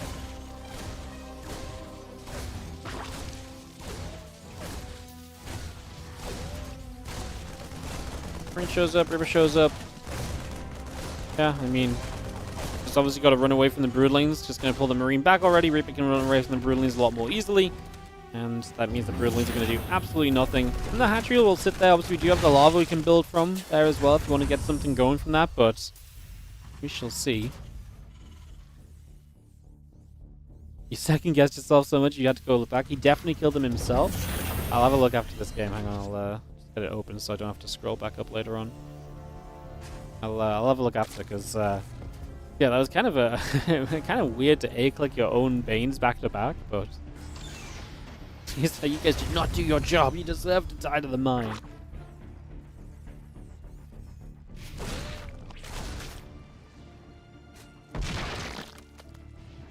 We bring that main. Couple queens coming through, drones coming about, Ling speed on the way as well. We're just gonna have ourselves the Hellions continue producing from the factory. Again, Queen, Ling, Speed coming online. See where we go with this, as we just have the orbital command going to float across toward the natural. So orbital going to float across over there. The Reaper on a bit of a move. Starport about to finish. And we'll see the SCV still building on the orbital as well. So just getting all of that on the go for the moment.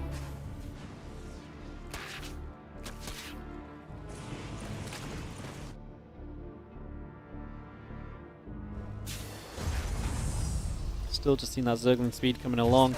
6 Lings in production, Queen still on the way, add a couple of drones alongside that as well. That lab building through. Hatchery just gets down, gets away from the Reaper and the Hellions. Obviously this investment from Shin slows his game as well, so the timings are going to be off here in general. But what's not off is that he did go lair before the 3rd hatch, so he prioritizes the lair. We have seen mutas, and fast mutas at that being kind of a big part of ZVT again as of late, so perhaps that's something that Shin looks toward here. In game number 2, this little grenade buys a bit more time against those queens, but more damage out on this hatchery. The more damage on this hatchery now, even if we don't get the cancel, it does mean that possibility of obviously later on you show up and there's going to be potential damage there. A couple of Hellions have just left this mineral line, so they will turn back around. They will be the defense against these Zerglings, and with the little gap in the minerals, you can kind of put those SCVs into and spam click them there. We don't take many losses from Clem, but it does obviously pull the Hellions back for a few seconds. And it takes Clem's attention as well, as Clem was otherwise focused on trying to cancel that hatchery over here, which, like I say, will just be low HP at the end of the day, more so than anything else. Mayhem, how are you doing? Thank you so much for the resub coming through for the 84 months on the tier 3 as well. Thank you so very much for tier 3 and a sub. Super appreciate it all this time. Going above and beyond on the resub. Thank you, thank you, thank you. You can see the Hellions and the Banshee together, same as last game, and once more trying to really just put the pressure on. I was pretty reckless with the early units last time out, I would say. So happy to see him maybe being a little bit more cautious about that now. There's again a couple barracks come through, the engineering bays in production. That's Stimpack very much so coming online as well. Hellions just going to go and again get aggressive, getting onto creep. Going to see a few of them going down pretty quickly. Now this Banshee will continue to trade, hitting the hatchery for a few more moments there. Getting a little bit more damage done still. He's just going to be there. Again, the Banshee's moving about. Just going to see that drone going down too. Hellions and the Reaper will come back over. A couple of Zerglings still going down. We're going to see the drones trying to chase in. Also, these Zerglings now getting a jump onto the Hellions. The Reaper going down as well. Queen's actually putting a lot of work in. Now this Banshee cloaked up is going to get rid of this Queen. So that Queen goes down. The hatchery will follow.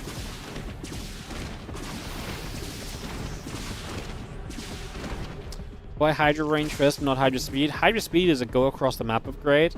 Hydra range works a lot better defensively, usually. Sometimes in certain attacks, Hydra range can be better too, but then obviously you're very committed with the Hydras going across the map. So if your timing is building into the fact that your Hydras are going to walk across the map slowly, Hydra range could be better sometimes. But defensively, Hydra range is definitely better, because your Hydras are meant to be in position. They're going to be on creep anyway, so they're going to be a bit faster anyway. So yeah, range first is not super uncommon to see.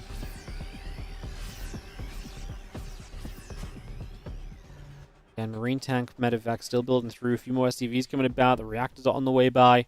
Overlord's Evolution Chamber coming up as we speak. And we just have our Ling Hydra Force collecting to the upper left-hand side. Command Center going to lift off. That orbital is going to try and float back over. Going to get some Marines that have to step forward and protect this, because these Hydras are going to make a good go. Canceling this base. We're going to turn around and pick off a reinforcement. Clem, I was going to say, I was obviously confident that this isn't going to go down, otherwise he wouldn't have turned off of it. As we do get a tank there as well. This is where... of course, it gets a little scary. You're just on Ling Hydra, and that's still going to be what we're building here. Just pure Ling Hydra at the moment from Shin. Obviously, it was never the mutas, as I initially suggested off the lair. Hydra's quickly instead is his jam for the moment.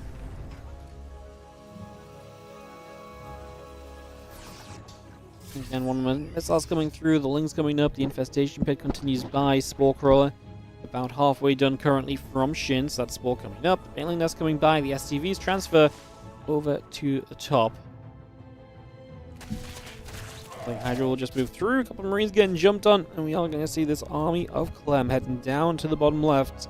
A big push to this bottom side right now. And he is ahead on supply. He's going to be already finished his 1-1. 2-2 is a little delayed, but now the engineering base, armory is going to be done. We can start 2-2.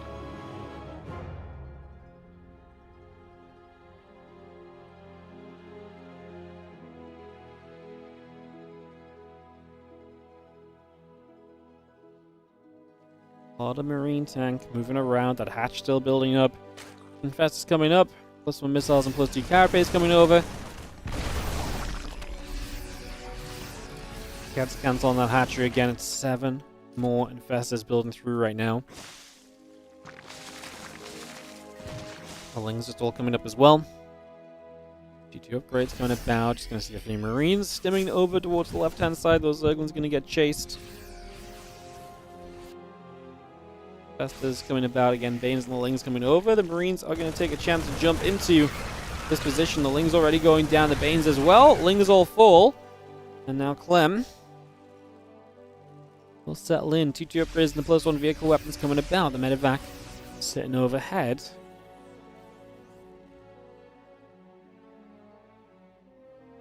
What are we going to do, Shin? What's our plan here? What's our current goal of things? It's going to morph in. The Overlord's Hive is coming about. Clem is still maxed, and Shin's currently supply blocked as well, which is not exactly a great addition. Alongside everything else, it's not really where you want things to be right now, so... No Bane speed either, by the way, but really reliant on these infestors, which hit the medevacs. Wow. Clem is freaking stimming forward that clump of Marines. I'm terrified an infestor gets into reach, but... Trusting Clem, and Clem obviously knows there's ranges of these units as well, and the frustrating part is that for Shin, if he wants to get forward with those infestors, Clem's probably not going to be stepping outside of his tank reach. So it's going to be very tough for these infestors to land the fungals when the tanks are going to be able to cover against those infestors, you know, super effectively. So likely going to be a very difficult defense here if this continues by. You see just a few more Lings and Banes coming about. The infestors still gathering. There are units across the map from Shin currently.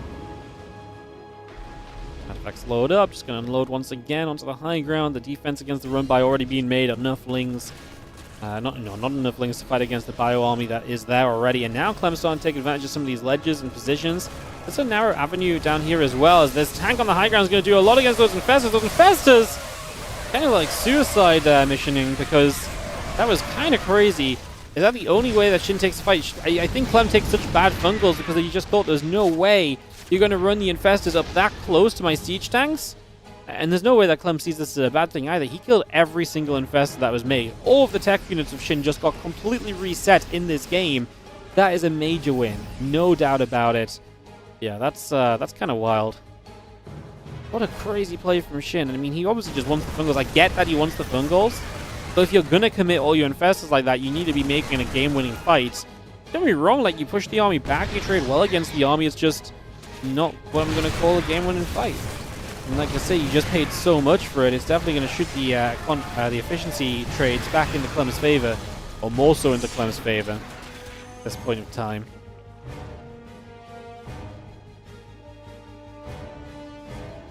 .6 to 6.9. Always worth keeping an eye on those. It does, in TVZ especially, tells you such a tale of the matchup where there is going to be obviously a lot of economy from the Zerg and a lot of low kind of units just kind of being traded out very quickly. So that fungal here is going to actually help us get cleaned up.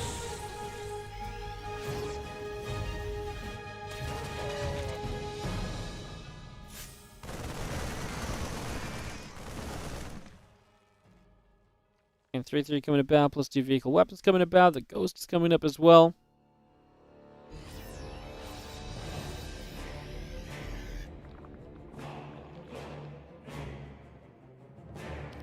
Hydra and Festa all still gathering about, just sitting here for a couple of moments.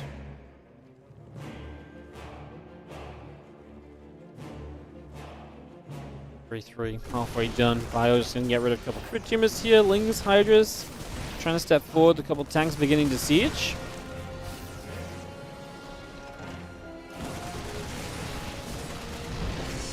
Let's see that Bio still coming about. The Lings and the Hydras going to be right there. We'll be seeing the Hydras kind of pushing forward. Microbial Shroud's dropping down to try and decrease some of the damage output that Clem has, which is an interesting way to look at it. Shin always has those Zerglings in the back line waiting to try and dive in from the other angle as well, trying to make this as difficult as possible right here for our Terran player as Shin is going to keep trying to cold Clem up, counter-attack it once more. Clem has run forward to the front. Again, has to be super careful as Infestors.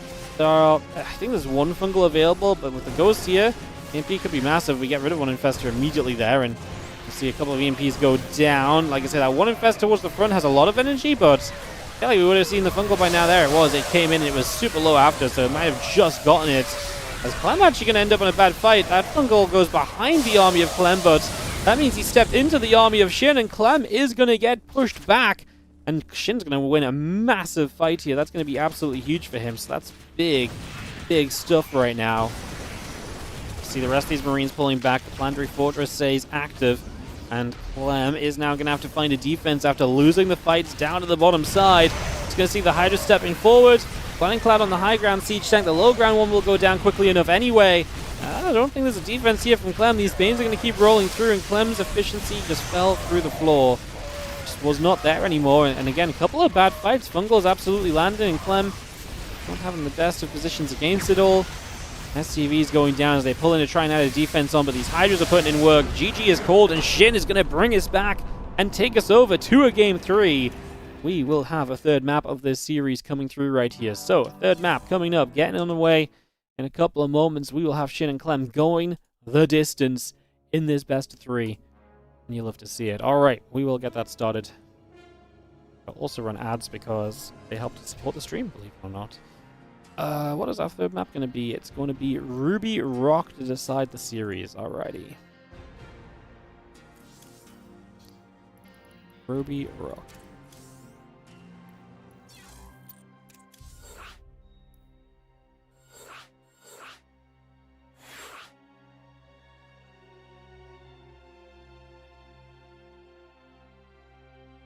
Clem fumble, Terrence in shambles.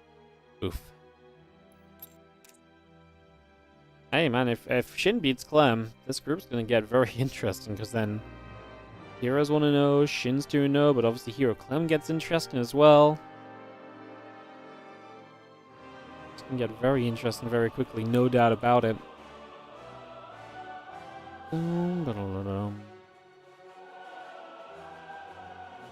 Championship bracket looking good.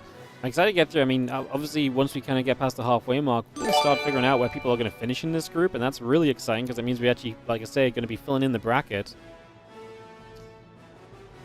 Ready. Perfect. Thank you so much for the 5 gifted subs. I was about to put you on the tree, but with 5 gifted subs, you also get the bonus benefit of an added decoration.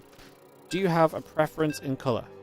You can pick any color. We have no blues. There is no blue. But there is gold, red, other gold, orange, purple, and pink. And purple. A purple one? Purple's popular. Thank you so much for the 5 gifted subs going out to Early Delay, Estronic, Osiris VV, Rufford, and Ododo Pablo. Thank you so much for the gifted subbies. I'll get you on the tree quickly before this game kicks off. Don't do anything too crazy.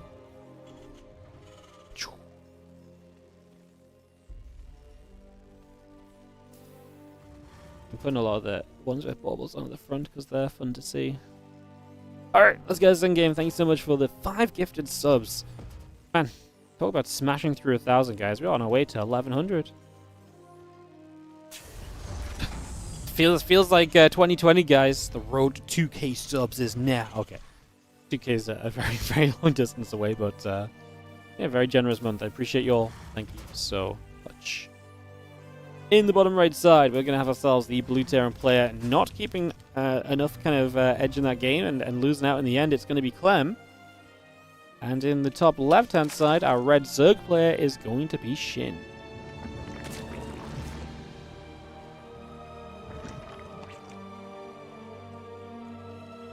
Wardy, how do you see 2026 for SC2? I have no idea. I'm a bit too busy to think about 2026. We got too much 2025 still going on. Yeah, I've got no clue what to expect next year. I'm going to just keep doing my thing, and if other tournaments crop up and so on, then brilliant. And if not, we'll just try and do the absolute best that we can to do as much as we can, basically. So, yeah.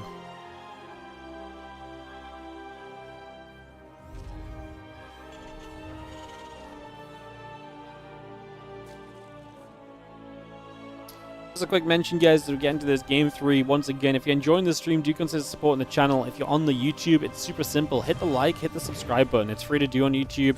Those things help us out massively. And if you're really enjoying some other things you can do to help us out, obviously you can subscribe on Twitch and Prime sub us up and everything. But one of the main things I want to say is check out the Patreon page. Patreon.com/WardiTV. Once again, 100% of any pledges on Patreon go directly into tournament prize pools. They do allow us to build up the base prize pools of a lot of our tournaments. Thousands of dollars a year going into our tournaments, tens of thousands of dollars realistically. And a lot of that is your support on the Patreon page. Like I say, it's the foundation that we use for our events. It's our monthly kind of like little injection. So it's like, hey, we at the very least have $1,000 this month to just start off with. And then we'll see what else we can do from there. So, like I say, Patreon page, a great place to check out all of that. Again, patreon.com/WardiTV, or be like Puppy Milkshake and hit us up with a Prime sub, free and easy on Twitch. If you've got one available, we'll give it a home for the month. Thank you so much, Puppy Milkshake, for selling out with us. And that will get you on the tree after this game as we're following this Reaper around, putting some damage in for the moment.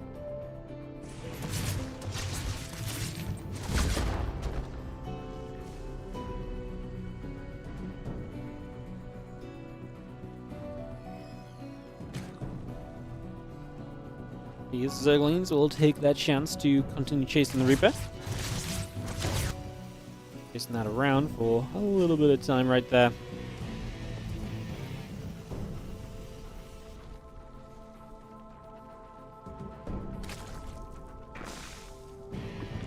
That coming up, drones on the way, that hatchery building through. We'll see the factory just landing over to the side. Barrack's going to lift off and try to get over to the reactor also. Just moving over for the moment. So Rotron and lag going to be the choice here from Shin. Going to be pretty aggressive, obviously. If you get that Rotron up early, get that lag going. Going to give you that kind of tech straight through to the Roaches, which, like I say, I mean, I always think Roaches are aggressive. It is 4 minutes in the game. It's not like this is late on. It is with no link speed as well, so it can just be like a Roach kind of longer game as well. Like, it doesn't have to be like super committed, but you're going into this well before the third hatch is up, so there's definitely like that aggressive edge to it, even if you're not going to full send. Nidus, I was thinking about Nidus, but I think it's more likely we actually just get Roach speed and we just play into like Roaches, and it's just going to be very fast Roaches. Maybe more so than a Nidus, if this is going to be aggressive, maybe like a +1 Carapace Roach speed time, you know? But we just get those upgrades up, and then we're just going to have them finished earlier than usual. So the first Roaches, like, you might not be as many Roaches, but them having the upgrades maybe gives them a good shot going across the map and getting some potential damage done.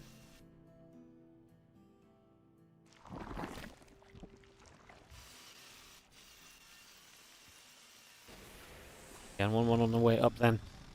Yeah, like I said, I'm not sure Shin necessarily wants to like end this game. Just going to go into a position where he's going to have, you know, Roaches and maybe just maybe he just makes this a 1-1 timing. That is also a possibility. 1-1 Roach timings have been a big thing for a long time, so maybe that's kind of the plan. Clem is building tanks. He's also building Marauders, which is very good for him.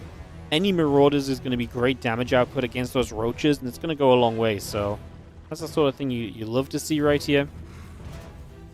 Very excited about that on the side of Clem right now. Shin, so just getting a few more workers in and everything. So just getting a lot of that coming through for now. Bringing that up, getting that going.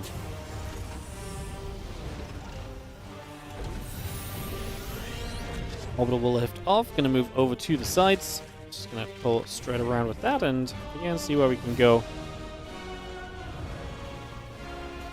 Set that third base in position, and Shin is just making pure Roach Ravager 51 drones, so he's going to be ready to send this in the next few moments. So this is not the, I mean, usually when you 1-1 Roach time, you hit with 6 drones, you fully saturate 3 bases, and then you go. This is going to hit sooner, but it's going to be way, the thing is, it's way more committed because you're only at 51 drones. So Clem, you can see, because he knows it sooner, he's not going to try and defend the third. Usually against 1-1 roach attacks, you really do just try and hold the third as the Terran. Now Clem sees absolutely no reason to be doing that, so he's just going to defend the natural. So I think Clem is reading this perfectly, where he's like, oh, this is just way more aggressive than usual. I can just sit in my natural and let you do your thing. And he's completely right, because if Shin wants to play out of this, he's not going to be in a good position to. He has to build drones from here.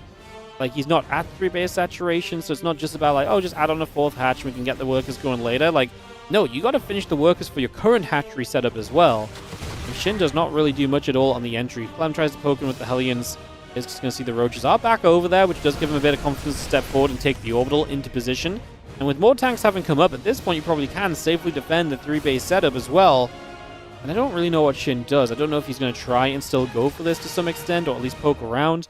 It does look like he might actually be more than anything heading into the infestation pit, and hence maybe into the hive, into some further take. Maybe just infestors again could be a possibility as well.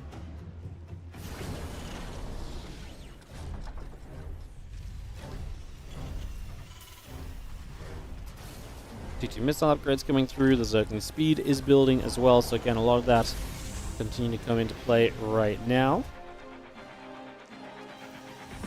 +2 and +1 coming in. +1 vehicle weapons are part of this as well. Missile turret's still taking along. A couple of depots coming about. The Roach Ravager will knock down the Rocks factory.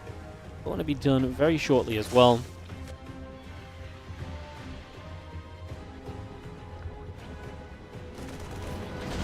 Marines all lifted up. Just going to be seeing the dive in toward the main base taking place for the next few moments. Roach is going to be there in the main.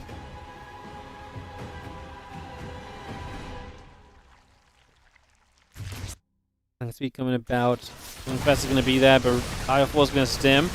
Tanks will begin to siege. Good fungal in the center already. Oh, we don't hit with those biles. We do hit with the second bile, but was that the only fungal so far?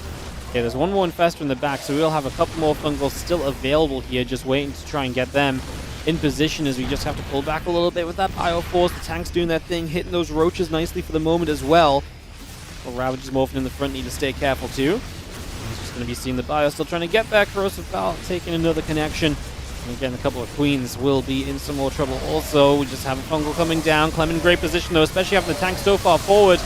Now more fungals. Don't be wrong, the fungals are landing decently. Is that going to be enough for Shin to actually get a hold on this? The tank's going to start doing some serious work as he steps into all of them, but not enough bio to keep this going. And Shin, 2-2 to 1-1 might be the storyline there, actually. Just having the additional upgrades on this Roach Ravager force. He is going to hold Clem off. Clem has to go the other way, and the defense is made. Like, yeah, we saw some good fungals, but they were so drawn out. I was not really expecting them to be all that effective at the end of the day. That really is a little crazy. Let's just have 2-2 +1 all coming about. A bit more Roach Ravager coming in as well.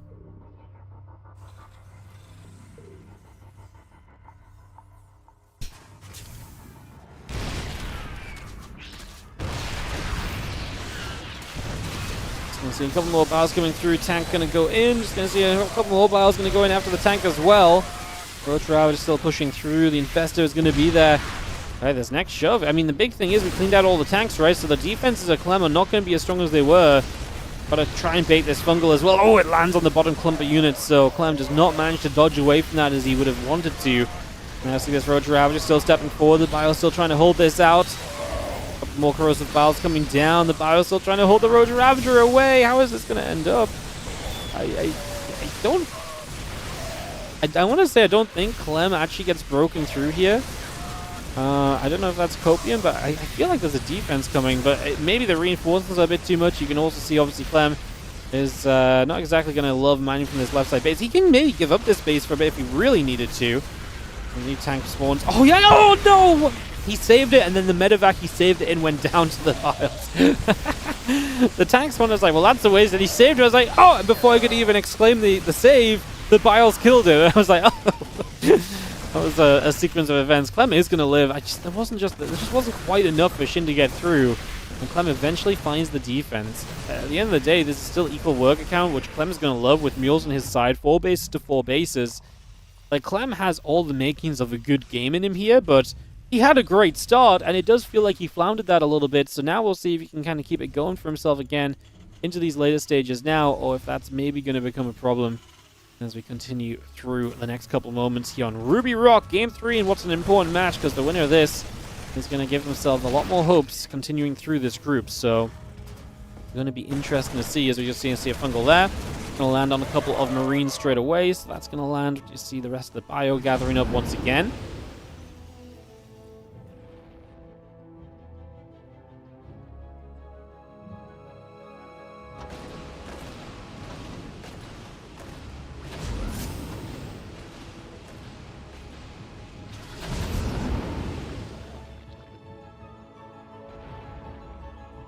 I will join up. Just going to see the Ghost still coming through. Adrenal Glands plus 3 Carapace. Finally upgrade Bane Speed coming about as well. Still got 3-3 on the way up right now, so a lot of that coming into play right here.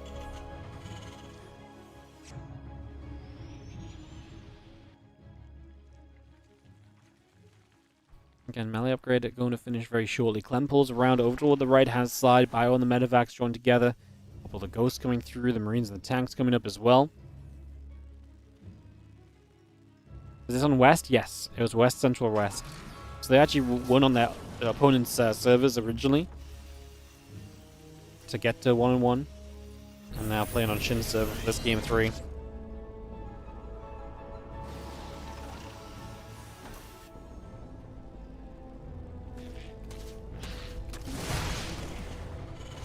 Shots going through. I'm just going to see the Liberator is going to get sieged up. Bio will step forward still. Going to see the Medivacs moving around over that right-hand side. Again, plus 2 vehicle weapons coming through. The 3-3 upgrades, the cloaking. Extra Ghosts and the tanks all coming through as well. The Sense Tower still building up. Command centers are on the way.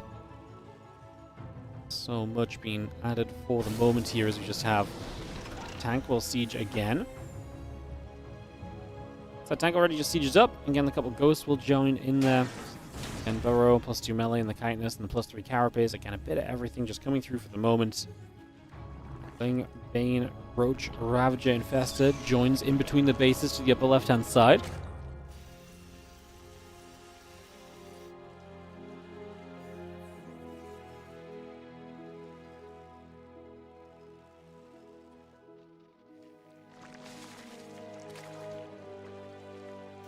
Orbital still coming about, CC's on the way. We have ourselves the 5 base setup across the bottom right.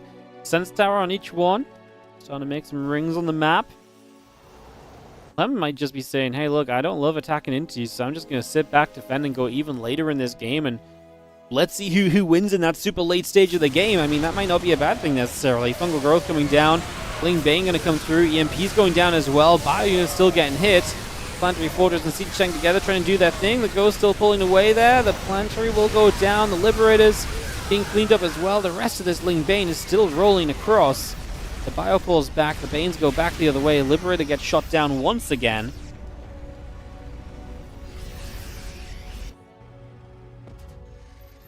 Additional Ultras and 64 Lings coming up, but that is a lag spike.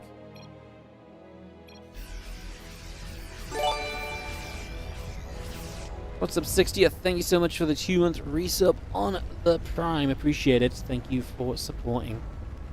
As we do have our lag over, and we get back onto track here with a couple of changelings. They're going to step forward into some position here as well, see what they can do.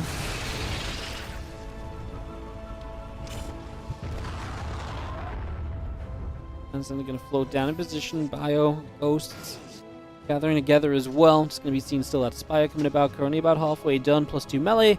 Going to be a part of this also for now. So, I mean, Shin's starting to head to the later stage. Wants to try and deny Clem on this 5th base again. He's trying to get this denied a second time, as we are going to dive straight through. So in we go. Looking to try and jump forward onto this. Liberators are still sieging. The Ultra Bane will run forward. The tank's in position. Bio on the high ground. I mean, it's not enough right now. Clem is not having a good time at all against these Ultras. He needs to find a way to stop and get some snipes out of the Ghost that he has, but yeah, the Ghost in the back starts sniping down. We will see this Ultra in the front finally falling, but Clem's supply is not good. 19 SCVs, 20 SCVs going down already. Just going to see the Ravagers and the Ultras still holding back. Got ourselves the rest of this army coming back through. Can Clem make a defense here? He lost so many SCVs, and he needs to get back to 5 bases as well, but it looks as though Clem is in trouble here in this opening match of his in this seeding group. Obviously, herO and ShoWTimE left to play, so he's got TVP coming up after this.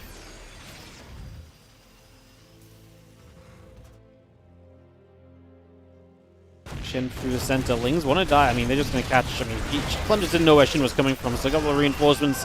Getting caught immediately. He pulls his main army back over to the right side. Going to try and get the snipes off, but I mean, he only has enough for 1 or 2 ultras. It's not going to be enough. GG has to be called, and Shin is going to take the 2-1 victory over Clem. And Shin looking good on that one. Wow. Shin going to go to 2-0 with herO left in his way. Interesting to see how it goes. He did lose a map in each one, so a 2-1 tiebreaker would not be good for Shin because it's going to be one of the worst map scores, but he has a chance to play first place in this group against herO potentially. He could go 3-0, so that could be cool. We had this moment, by the way, back in the earlier game. I wanted to look at this clip quickly of the Shin Clem, these Hydras. Apparently did shoot their own Bane lanes. So the Widowmine goes off.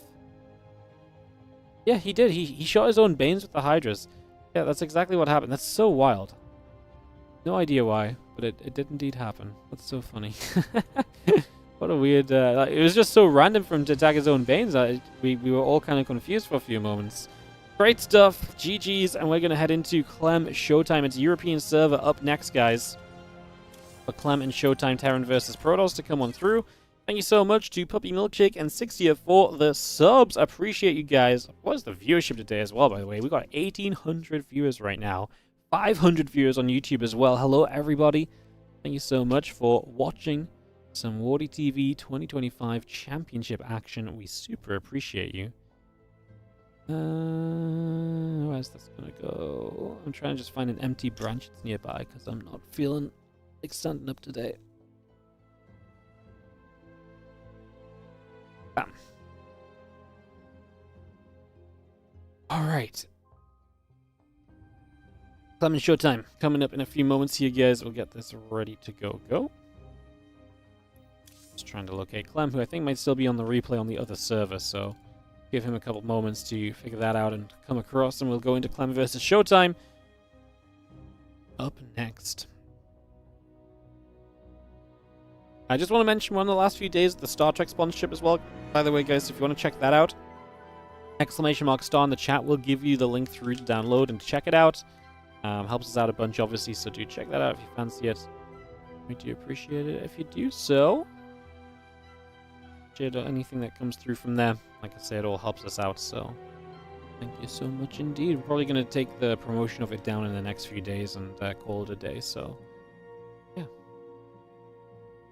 Because we have other sponsors coming up on the channel. Very exciting. Very exciting.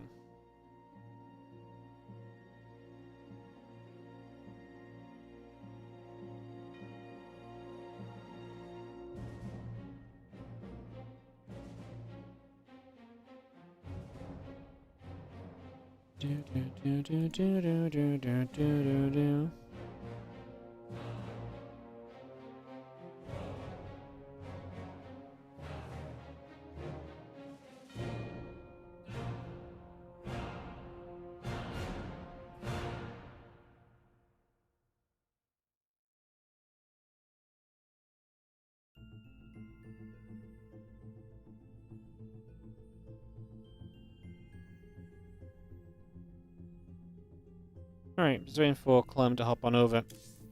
Like I said, we'll get into this TVP, so a couple of moments, guys. Back on track.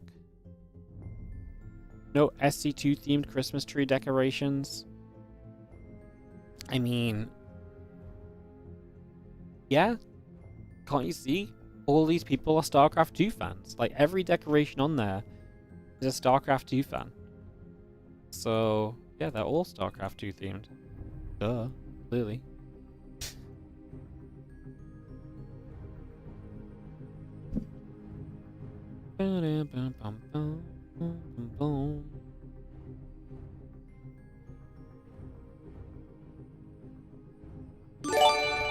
Yo, Shy from Budapest, thank you so much for the 5 gifted subs. Appreciate it. Going out to Kotelek Varit, Bara Seeklest, Last Soul 88, Fizz 112233, and Mr. Dumost. Thank you so much for the 5 gifted subs.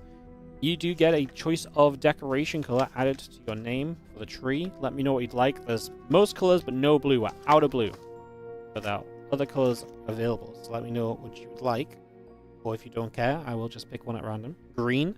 Easy. Nice. I'll get you on the tree. I started writing your name way too big, though. I squeezed it on now. Like I said, we're just waiting for Clem to hop on over, guys. I don't know if he's checking the replays or so from that last match or just taking a moment. But he will be playing ShoWTimE next to see... I mean, see how ShoWTimE's group ends. ShoWTimE's 0-2. I mean, he wins this, and then Clem's 1-1. Clem herO is all of a sudden a match that could throw Clem down to, like, a last place finish, potentially. Like, that is a possibility right now, so... Hey, what's up, Sade? How you doing? Thank you so much for the 19-month resub as well. Thank you for the tourneys. No worries at all. Let me get you ready for the tree as well. And we can do 2 tree editions at the same time. Efficiency. Any color. Unfortunately, you don't get a color choice because it's just a sub. But you do get your name on the tree still. I only do the little colored decorations for the 5 gifted and stuff nowadays because otherwise it's a lot of waste and it's a little bit ridiculous. So we just do the little name tags otherwise. But there you are. I'll get you on the tree. You've got a nice little ho ho ho Merry Christmas tag. And this is Shy from Budapest with the green decoration as well. Appreciate you guys. Thank you so much. I'll get you guys on the tree in a second here.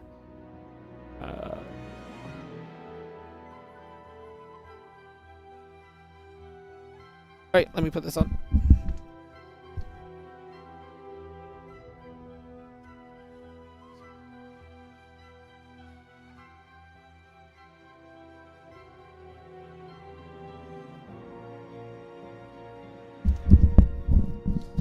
Clem just messaged me asking when do I play next. I'm like, kind of now. And he's like, ugh.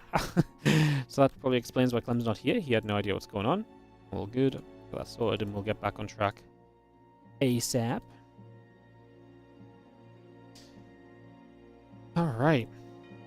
Clem ShoWTimE, and then we're going to have ourselves some ShoWTimE. Clem ShoWTimE, then herO Shin, herO Clem is going to be our 2 matches afterwards. And then we're actually going to be doing a sponsorship today as well, guys. We're going to be doing our first ever Twitch sponsorship, which is a sponsorship that has come through Twitch. We're going to be playing some PUBG, so we'll be doing that a little bit later on. We'll be doing that as soon as the StarCraft ends, basically. I have no idea how this works, so it's going to be a discovery for all of us. All I do know is that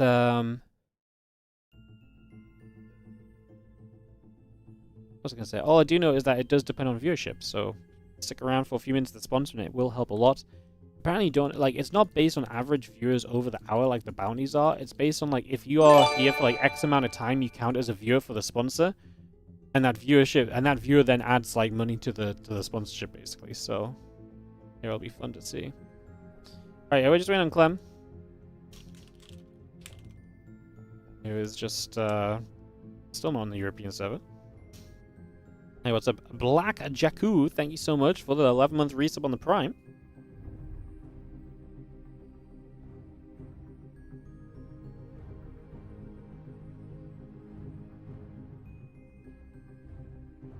$11 months on the Prime. We got 1,063 subs, guys. That is actually a little bit ridiculous. Thank you so much. Thank you, thank you, thank you. Cool.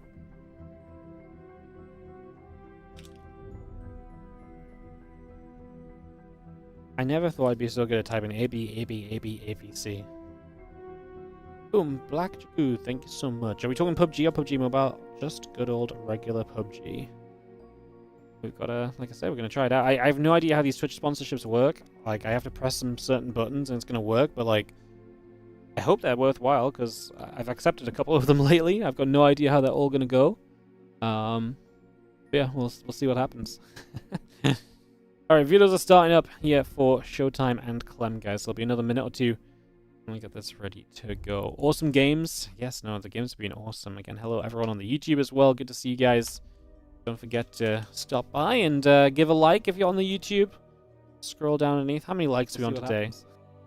We're on 58! YouTube.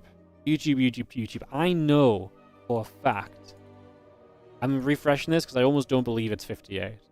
It is 50. Okay, YouTube, I know for a fact. We have over 400 viewers in here. We nearly had 500 viewers. There's no way. We should be at 58. Now 59 likes because I just liked it myself.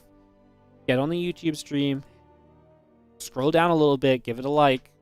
You're stopping other people seeing these awesome games because of the algorithm, okay? But yeah. Did I download PUBG already? It's quite big. No, I just decided I'd start downloading the sponsorship when we start the sponsorship. Yes, I already downloaded it. I appreciate the concern, though.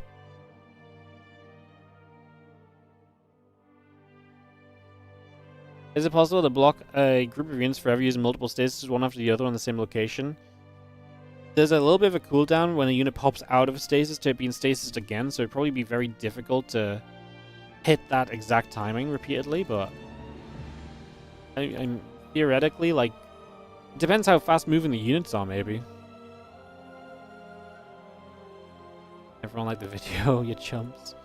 Okay, what are we on now? Now that I've shamed 83, see? 25 likes. See how easy that was? Amazing. Thank you so much, guys. Keep that going.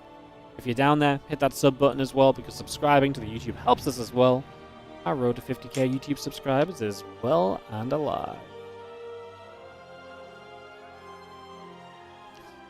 We're 4 videos deep. We need 2 more videos, and we will have ourselves our game 1 being ready up here between ShoWTimE and Clem. Wardy, you mostly talk to your Twitch subs and forget about us YouTube subs? Absolutely not. YouTube chat's just not usually as active. And honestly, okay, I won't lie, like, I skip over a lot of things that I feel like I don't know how to respond to. And this is no shade, but I feel like more often than not when I look at YouTube chat, I don't know how to respond to what YouTube is saying.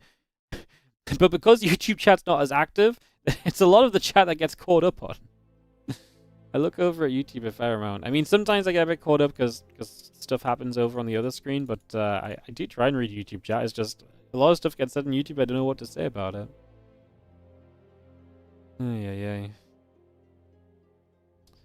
1, 2, 3, 4, 5, 6. It is a little bit rough because my Twitch chat's over here and the game lobby making is like right here, so like they're next to each other. So naturally, while I'm trying to maintain an eye on if the players are here and vetoing and stuff, I'm naturally looking towards my Twitch chat when I'm just glancing around. So YouTube, I probably read more YouTube chat during the game because I look over here just as much for YouTube.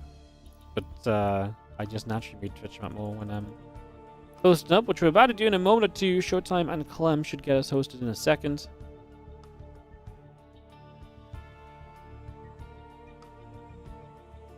Let's start on Title Citadel. Big game.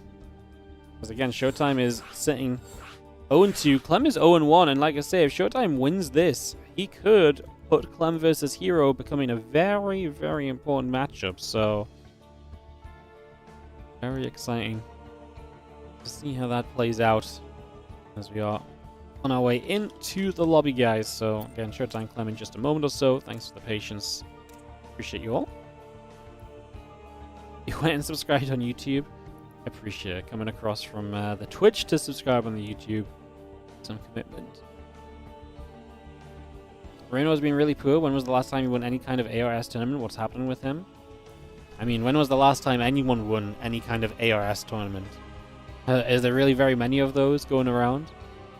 Yeah, herO just top 3'd RSL or something, right? He was top 8 at EWC in a series he maybe should have won against SerO. Like, dude's good, just... There's not a lot of tournaments to win anymore. So, in terms of tournament wins, like... What are you meant to be winning, I guess, is my question. Players are ready for ShoWTimE and Clem. Let's kick off into this best of 3.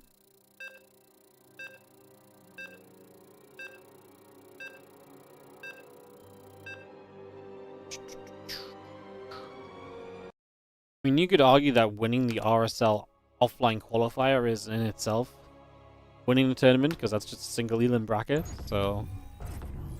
Yeah.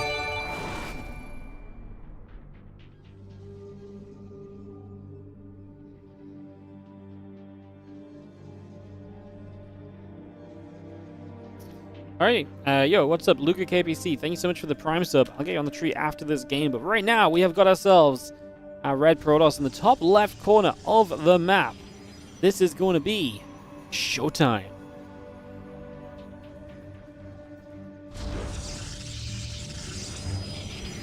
Taking on the blue Terran in the bottom right side from Team Liquid. We're going to have ourselves Clem as we get ourselves into game number 1 of a fresh best of 3. And again, it's such an important one because the best part about this group, again, no one gets eliminated. But my favorite part of this group is that basically we are able to we're basically able to like come into this group and say, hey, look, like even when you're 0-2, your match is still really important because 3rd place is a significant difference to 4th place. Like if you get 3rd, that is absolutely crucial because not getting 4th means you're not starting 1 round further back. So there is a significant gap between me. 1st place is absolutely the most important. 2nd place and 3rd place are very similar, but there's a seeding difference, obviously. And then 4th place is like, oh, well, that's obviously as bad as it gets, but you're like back another round again, and that's obviously really not ideal. So we'll see what happens here as we get to game number 1 on the go between Clem and ShoWTimE. Now, I'm not saying if ShoWTimE beats Clem, it's guaranteed he's going to be 3rd place or something, but it's going to give him that chance to escape from the 4th place finish, whereas if he loses, he's absolutely going to be 4th place because he'll not have a win in these seeding matches. Let's just have our Marine walking down to the bottom left-hand side. I'll look to see what's going on for a couple of moments there. Cybercore coming up, Nexus on the way, CC, Factory, Reactor, all building through, the Stalker and the Warp Gate on the way up as well. So bringing a lot of that online for the moment here. Getting that up and rolling and getting this on track. Stalker, the Warp Gate, the Twilight Council, and the Nexus all coming through. Just going to have ourselves the Factory and the Refinery coming online as well. So a lot of that coming into play already. Command Center coming up, a couple of Marines coming by. Take a couple of moments.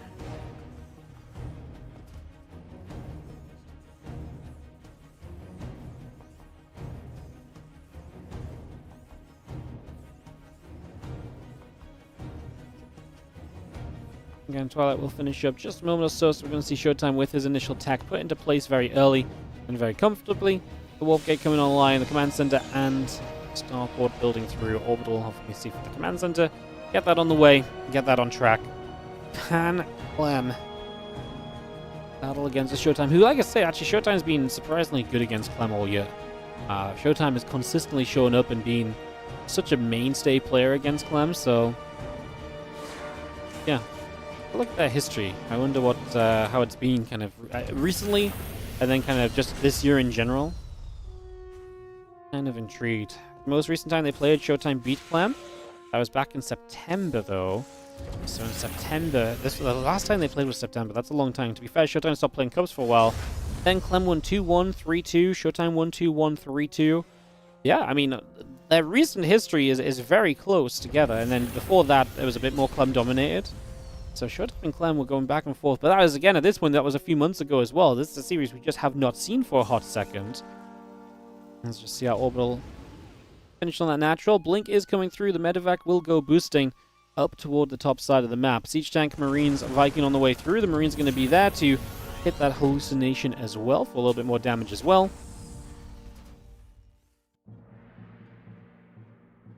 Again, next is coming through. Probes coming up.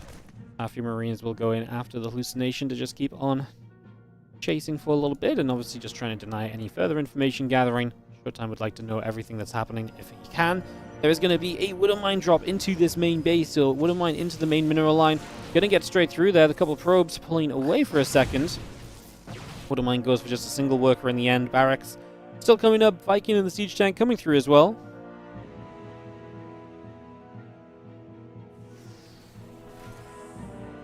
Viking will land, the few Stalkers stepping through. Marine Tank will continue over. Just going to be seeing the Stalkers taking a couple more shots.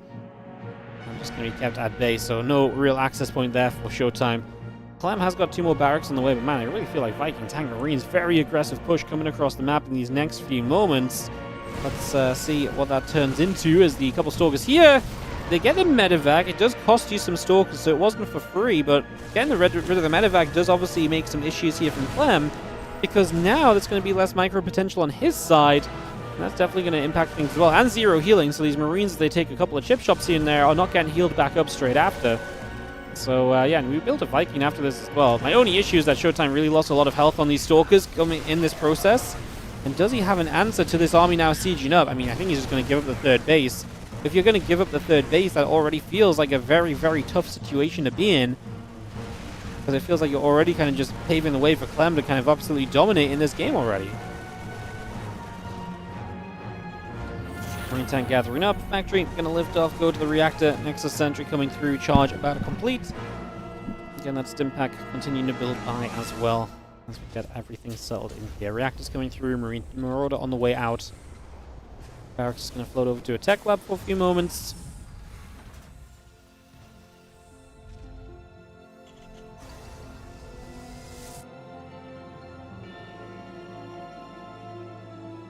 And that +1 attack upgrade coming through. Next is on the way. We're going to see a couple of probes coming about the gates as well. Marine tank. Viking heading back down to the bottom right-hand side. Army gets back into the natural, so we'll just join up over there for now against Impact Combat and the +1 coming through. Marine Marauder producing.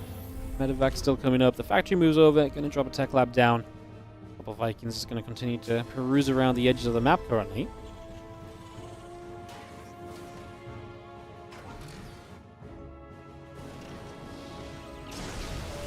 I just want to try and get in after a couple of stalkers. Just going to see the hallucination.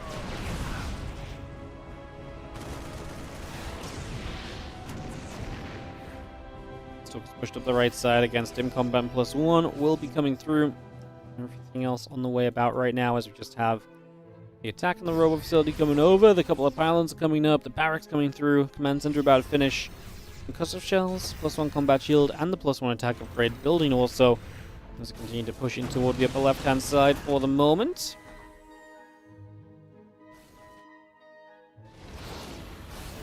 Force fields come straight down. The bio will gather up. Tank's going to be right there. Just going to see our medevacs and the Vikings still sitting overhead and just ready to potentially push through towards that upper left-hand side. In we go. Stalker already going down. A couple of Zealots being jumped on. Just going to see the rest of these Zealots just going to come charging straight over. They're going to try and get on top of these tanks. The Bioforce will continue to trade. ShoWTimE, can he get a defense? Yeah, good target fire on the tank. I was going to say they want to get rid of these Stalkers if possible. The Zealots doing their job, mind you. They actually do tank a lot of the damage there. I mean, again, if the Stalkers hadn't been target fired, ShoWTimE wouldn't have had so little coming out of this. And there's still a lot of bio, that being said, so... And the problem is ShoWTimE is not even really close to being anywhere in particular right now either. So, I do think this is a bit of a rough scenario as, again, RoboBay coming about. Nexus still building through. Stalker's going to hit the Marines. Zealots will come over once again.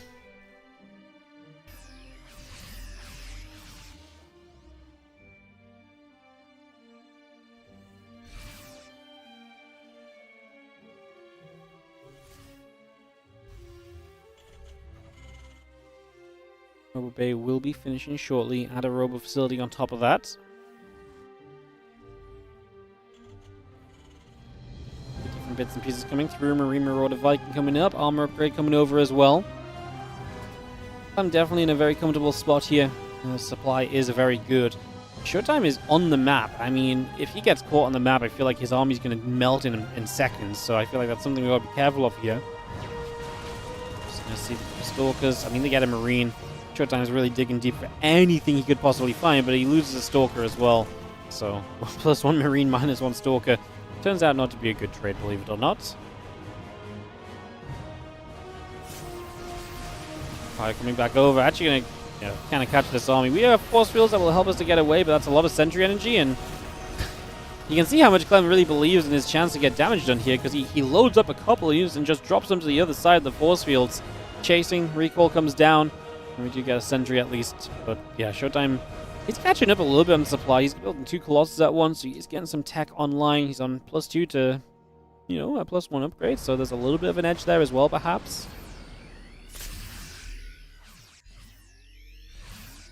Ghost Academy will still be on its way. The armory coming up too. Now the bio just takes a step around to the right side. That watchtower gets taken out, and you do just have Clem once more. Establishing map control here. ShoWTimE with the 4-base setup. Can he find a defense against this pretty hefty Clem army in these next few moments? That's going to be the big question mark here as the bio continues down. Just going to see the pylon getting picked away at. +3/+1. Thermal lance coming through. The Colossus and the pylon still coming up as well. 2-2 on the way up from Clem. Going to see the Zealots going to start charging into the rest of this bio force. Just going to start going straight in there, and we do have Colossus still shooting. Stalkers are going to chase. Medivacs in some trouble. ShoWTimE just doesn't have the damage output. 2 Colossus are not doing enough here at all. There's a very maraudery army, so it does feel like it's not going to do a lot against the Zealots. Like, we're not going to be able to, push through that easily, but alas, I mean, we're still in this kind of scenario where actually, he's just not getting enough damage to himself, because while maybe the Zealots don't die quickly, the Terran army's not dying quickly either. It's not, marine focused. The splash damage isn't doing too much.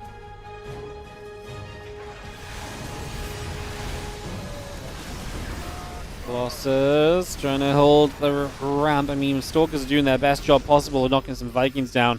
The fact there's already Liberators showing up here, like, it's just tech that we're not really set to deal with in the slightest right now, is the plain and simple of it all.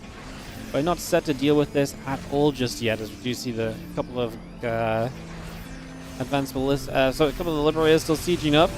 Those Lib rings getting put in position.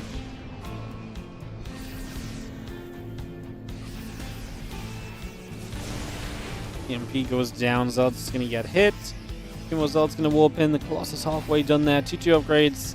+1 ship weapons coming about. Still got our Vikings figuring out what we want to do. Couple Libs will unsiege, repositioning a little bit here.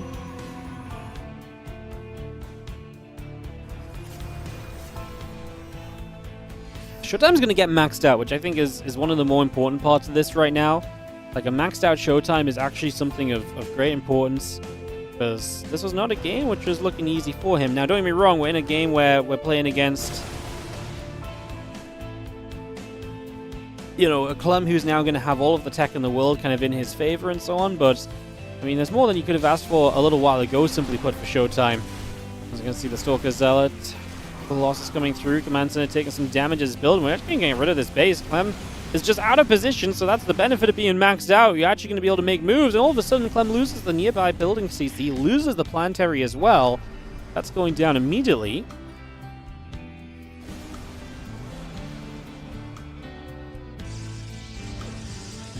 Yeah, Clem just completely losing track of where that Protoss army is at.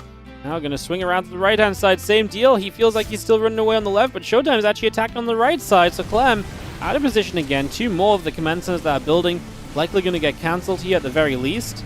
How much does ShoWTimE want to stick around? Not too much. As soon as the Libs start sieging, he's having second thoughts about being here. Stalkers do their part to protect against the Vikings. The Prism may just go down. Actually going to turn back into this engagement and try and get rid of the Liberators. Just don't think the straight-up fights are going to be it for ShoWTimE, but he felt as though he had to take it, and he is just going to get decimated. The Colossus are all gone, so there goes any hopes of that maybe saving the day. And that's going to be a +3 upgrade. Still coming through as well.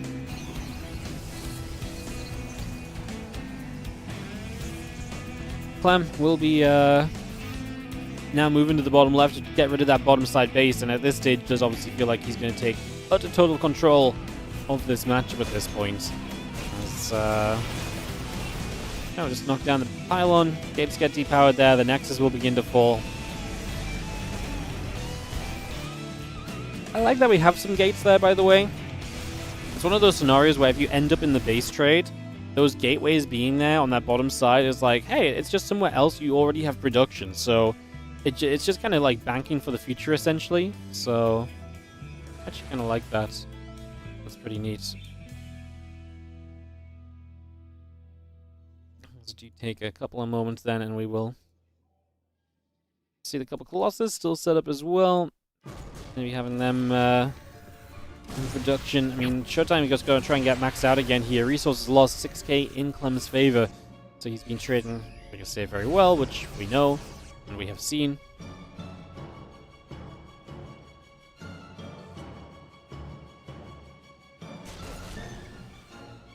So Colossus coming across. We are going to have ourselves the Vikings. I mean, they're going to rid of these Colossus so quickly. I'm just going to sit and just say, cool, you don't have enough splash damage to scare me, so I'm just going to stand in this choke point and fight it. A lot of these Zealots going down. We will see the Colossus going down as well. This Colossus rallies in from the wrong angle. The Marauders get rid of it, and just Stalkers left is terrifying because, again, it's Marauder heavy, so Marauder's going to eat those up. The Zealots don't last long because they're just outnumbered. There's not enough damage output in return, and ShoWTimE is going to be losing another base now, this time the upper right base, and again, little by little, Clem is just pushing his way through and getting so much out of this. A couple of Zealots keep going down.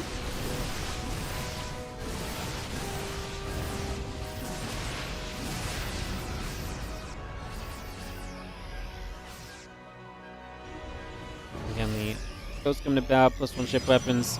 A couple of DTs still going through. Marauders in production as well. We will have Clem still pushing up toward the top, trying to make something happen here. Currently, a few Zealots still gathering.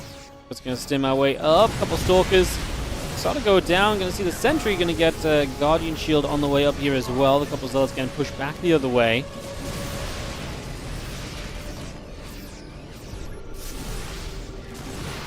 And trying to step forward. The Stalkers will be there. Again, the Zealots are still coming through. Bio Army will continue to push in.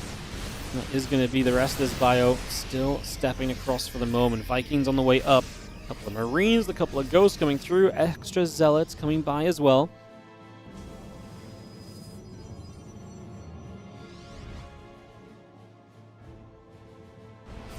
Army of Clem back down to the bottom side of the map. Orbital going to land. IO collecting together. A couple of Vikings going to be there. This DT swipes through and kills off the Sensor Tower. And I'm just going to have our bio chasing for that. So DT is one way that ShoWTimE will try and claw his way in this game still. Just trying to harass. I mean, Clem actually is relocating.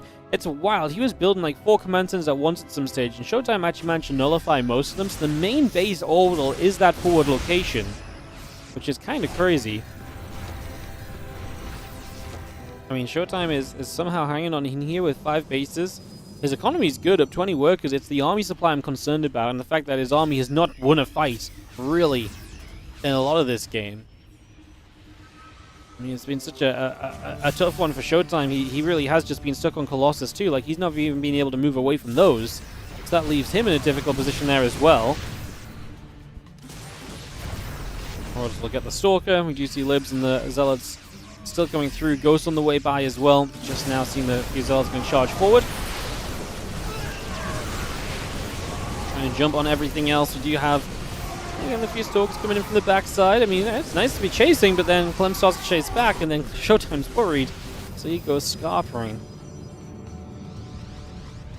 I just don't know if ShoWTimE can keep this game scrappy enough to kind of win with the current setup that he's working on, right? Like, I don't know if it's scrappy enough for him to win off of these, the sets of units he currently has.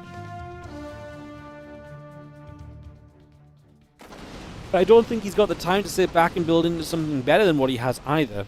So, despite ShoWTimE still being in this one, 18 minutes deep in this game one, yeah, I'm not really sure if I'm completely in love with the situation. We are going to see this Nexus already going down, so that Nexus will fall. Bio falls back down the bottom. A little bit of Bio, Viking, Lib, Ghost joins together as well. So just going to see all of that coming together too. As we are going to be seeing our Ghosts and our Libs continue to come about. Colossus and the Assimilator coming by. The Zealots on the way over. Going to see a bit of bio coming back down over here. The Zealot Stalker Sentry. We're going to try and charge in toward this position. We do see our Liberators going to siege up as well, so going to put those in place also. He has the Colossus sets up. Now just going to see our bio coming over. A couple of the Zealots are going down. A couple more Liberators sieging. The Vikings are going to be there. EMPs coming down across those Zealots as well. Extra Liberators going to be coming into place, and we are going to see the Stalkers going down still, pushing back the other way. We have ourselves a Colossus continuing to drop. And that is going to be Clem winning this fight. GG says ShoWTimE. The entirety of this game, he was just never on an army that could really fight in the later stages, and that is the problem he runs into at the end. Benoy000, Fear Dragon, and Lugak PC, thank you so much for the generosity of your subs. As Clem just about manages to take that first game. Second game will be 10,000 feet. I'll just host this up so I can get people in-game while I put you guys on the tree. Thank you so much. I appreciate you all. Thank you for resubbing. See you guys on the tree.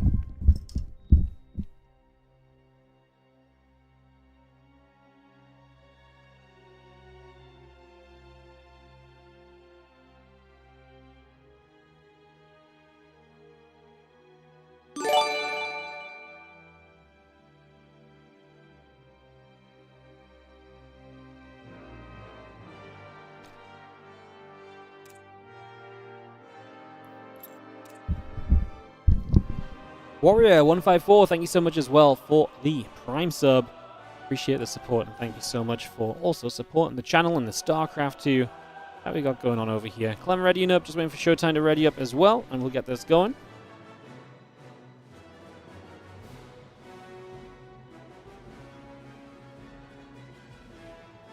Of course, there's ShoWTimE. Get this underway.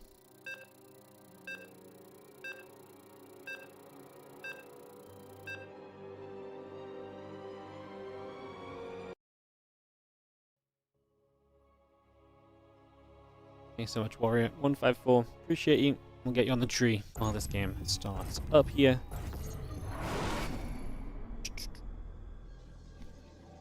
Little hidden branch in the center. Oh, I just knocked someone off the tree. Oh no, they've got a bauble on. They're too important to let fall.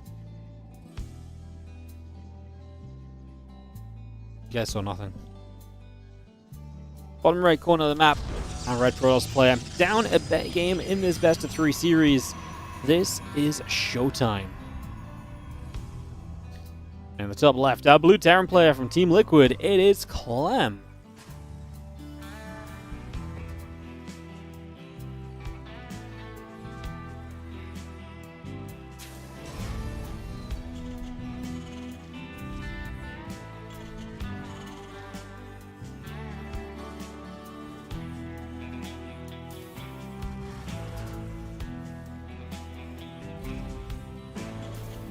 Two refineries, double gas to start us off on this one as we get underway.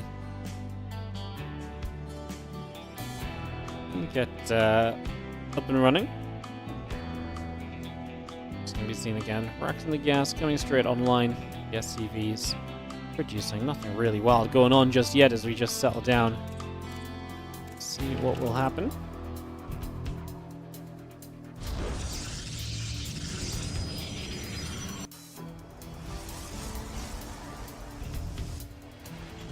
Orbital reactor continue to come through. Just going to see that Nexus and Cybercore still building up as well. Proby on the way. And I'm just going to be seeing the factory drops down into the front.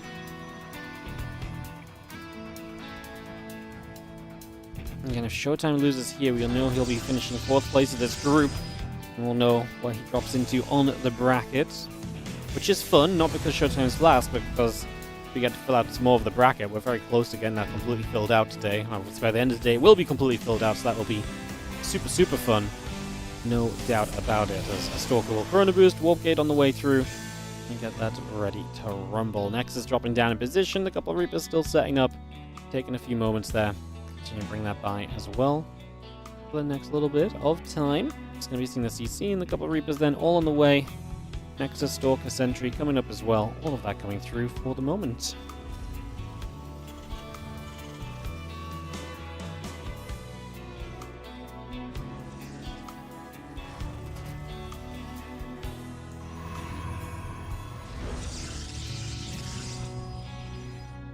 Again, a couple of Reapers and the Hellion settle about. Command Center will come into place. Well, that Stargate is the opening from ShoWTimE. It's a bit of a different vibe from the Twilight Council we had in Game 1.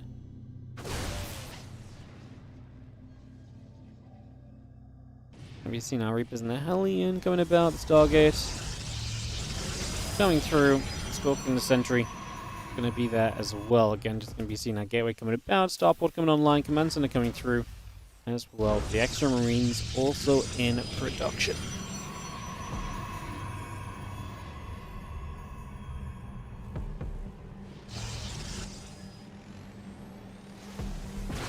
Will be there. Again, Reaper Hellion going to get bounced back. Forcefield trying to come down. One Hellion goes down now as well.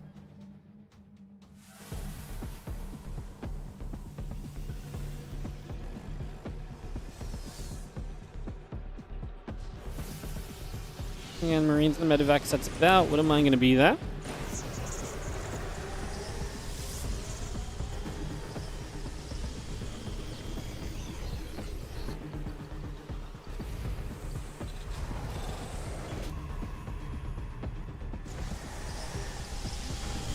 Stalkers will gather about. Just going to be seeing the Phoenix coming about. The probes will come through. We're just going to be having our couple of Marines in the barracks coming around as well. Just going to see the Phoenix coming over. Obviously, that will be good defensively, and because Clem doesn't know about it, if he flies in with his medevac and gets that picked off quickly, that could be an issue.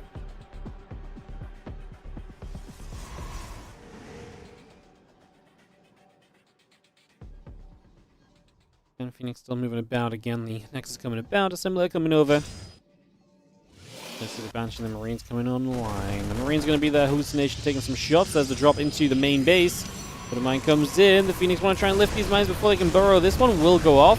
It's the Phoenix and splashes the Phoenix too, so the Marines may be able to do a lot after that. Now the Reaper Hellion diving in at the front at the same time, and this becomes chaotic out of nowhere here. So busy business as we do see. I mean, these few Marines are still going in the background. And one of those Phoenix is super low. If the Marines could have gotten onto that for a couple of seconds, would have been great. I think ShoWTimE's going to kill everything, but it's going to come at the cost of 9 workers. And he lost 1 Stalker. So he, honestly, quite a big commitment from Clem, because the Reaper Hellion is not cheap either. But he does get eco damage done. The question just being, was it enough eco damage to really look at this and be like, yep, that was worth it. That was worth everything we traded for. I mean, it's nice because ShoWTimE's down to 40 workers each, but yeah, I mean, honestly, I still feel as though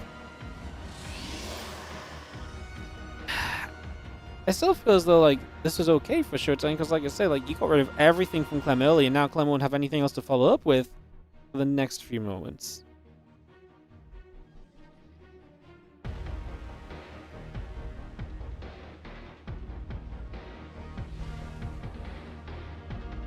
So as the sentries gather about, the Phoenix and the Oracle pull back down to the bottom right side. It's just going to get away from there for a couple moments. Plus 1 charge still built through. Stimback Combat Shield and the Attack Upgrade building as well. That's a good little chunk of bio units from Clem going to begin to move out onto the map. So they're going to head off to the bottom right hand side. We'll have this army making its way over. So Clem on a shove. This is where we're going to see, was that damage done earlier by Clem good enough then, or not? Because if he just stims in and wins, then we get a good answer that ShoWTimE was not in a great position. I saw Stasis Ward going to catch. A couple probes already going down. The Banshees show up. They're not going to last long. Phoenix get onto them. The rest of this bio army, because they got caught in a Stasis Ward, not going to do much either. Clem gets 5 workers for the Banshees. Not ideal. Now the Marines gathering. We are, again, still caught in Stasis with some of these units.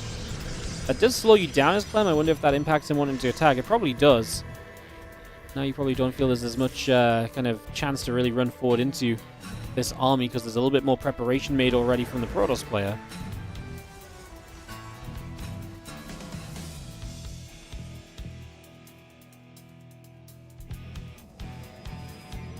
Phoenix and the Oracle back over the right side once again. Just going to see some gusts shells plus 1 attack. Coming through 2, little revelation going down. The bio unit's going to get jumped on. The Phoenix will be there, taking away at those medevacs as well. Fire going to trade. A couple of Zealots taking some damage already.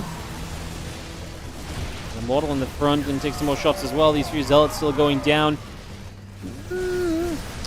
STIME bio is pretty powerful, man, and ShoWTimE wants to get over this right side to take this 4th base location. So he wants to get that going at some point soon.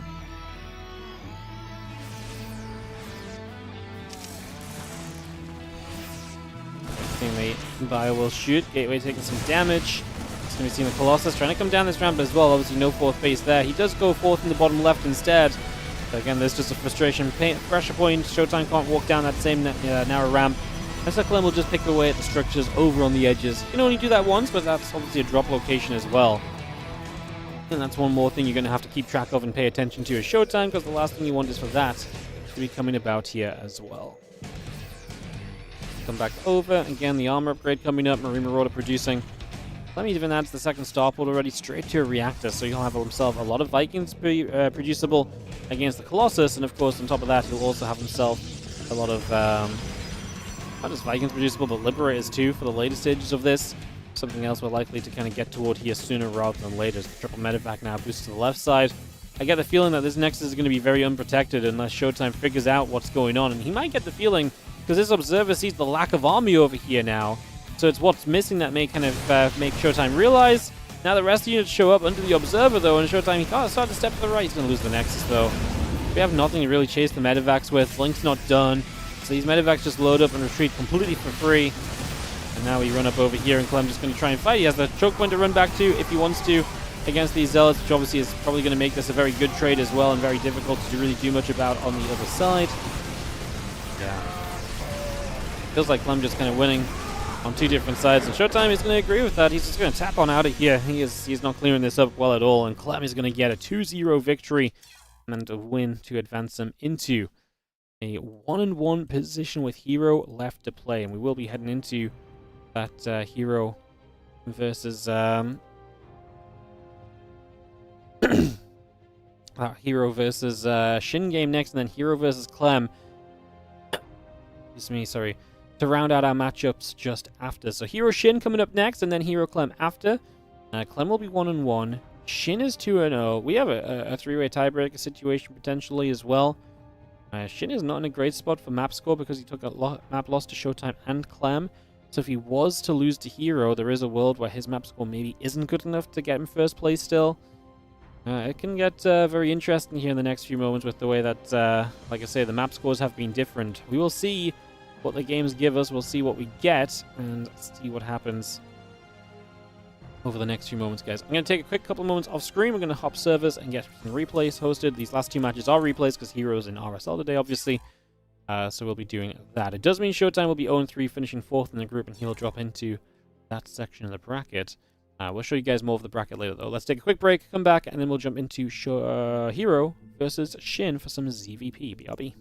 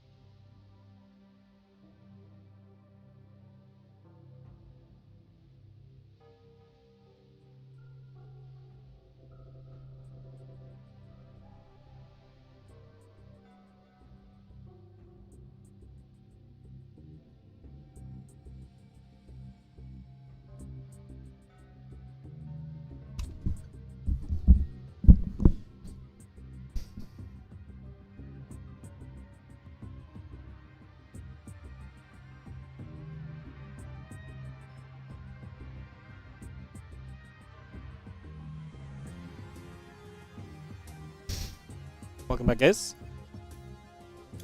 Let's get into herO versus Shin. Keep the games rolling. And today, thanks for joining us. And thanks for a little bit of patience between matchups. Alright, let's get into herO versus Shin and get this on the go.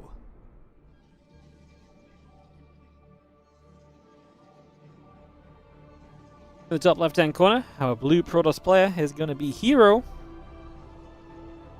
Taking on the red Zerg in the bottom right side. It's Shin.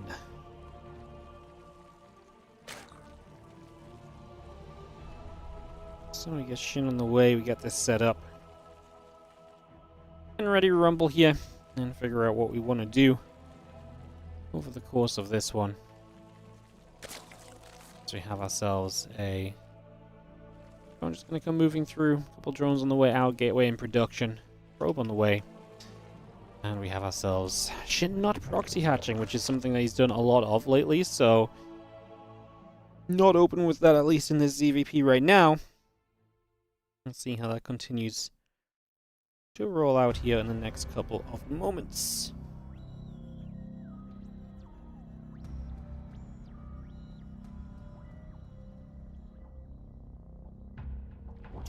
So the hatchery down onto the low ground. We do already see the overload of Shin heading across the hatch, gas, and pool, all coming up as well.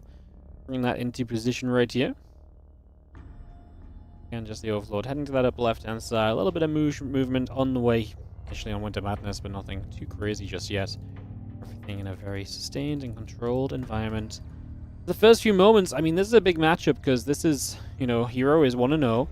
If you win this as herO 2-0 and then Shin's 2-1, you control your own destiny against Clem, which could end up in a big tiebreaker scenario as well. If Shin wins this, he's going to win this group and advance in first place, and that would be really crazy because I don't think anyone would have seen that coming.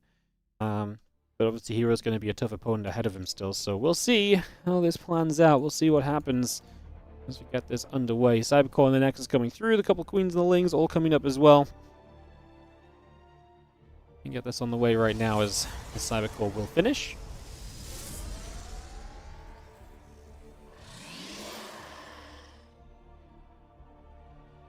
End up Corona boosting on the gateway. It's going to be a Stargate from herO. Shock horror Stargate in the PVZ. Well, we could have seen that one coming.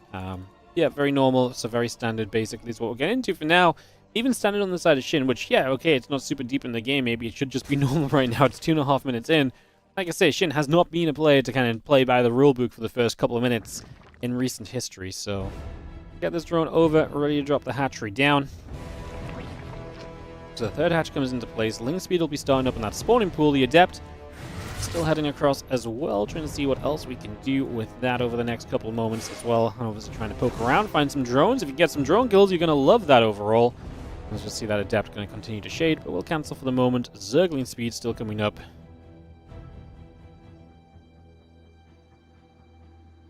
And a couple of the Adepts will be there to shade once again, so try and move through. Ling speed finishing in a few moments. Adept still moving around, just stepping over to the right side.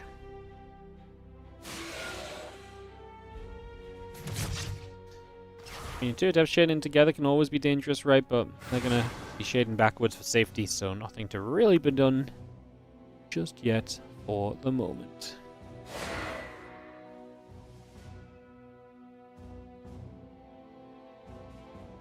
Again, the spores will build.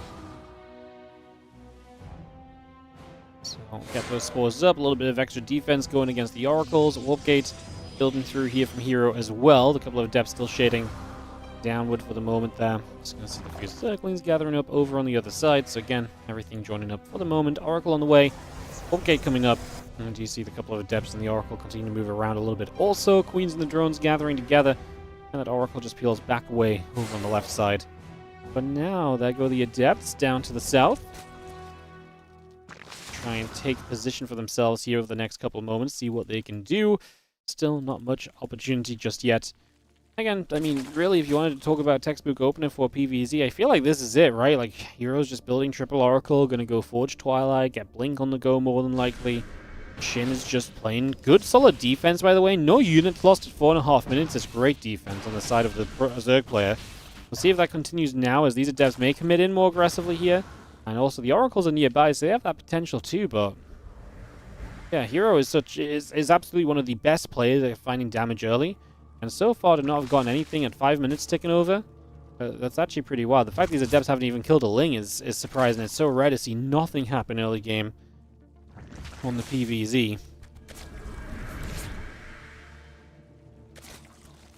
Oracles coming through. Just going to see the Queen stepping forward. We will see the Oracles coming back around again. Alley upgrade still coming up. Couple gates coming in line. Charge and that +1 coming through as well. As the Zergling steps over, Adepts are going to be there. They pick off a Ling, looking for another one perhaps. That will come through. Melee upgrade coming up. Mainly Nest now producing through from Shin. And it's just going to have ourselves the continuation into melee upgrades and banelings for now. One Ling and one Overlord down. The Queen going to poke at the Oracles. Still not getting the double hit there. So herO not finding, again, as smooth a kind of play with these Oracles as you're typically expecting herO to have.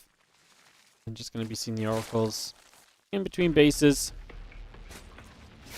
And double wildcats coming up. Finally, I actually see drones on the side of the screen, so actual multiple drones going down at the same time here. Some actual damage being found by herO for the moment, at least. Like I say, it took a hot second, but we got there with it in the end. Like I say, you got to be happy with this as Shin, because you're sitting in a position now where you're like, cool, I've played a very comfortable game, I've played a very confident game. I feel like I'm putting myself in a great position. I think that's absolutely true. As a couple drones go down, we will lose an Oracle though. So one goes down to the Queen's there. And now we pull back over. Queen going to still be hitting the Oracle, still taking a little bit of damage. Another Queen shows up. Oracle still taking a few shots. Spire and the Hydra Den coming up. Melee upgrade about to finish as well. Going to be seeing the Spire and the Hydra Den, like I say, both coming up. Ling's coming through.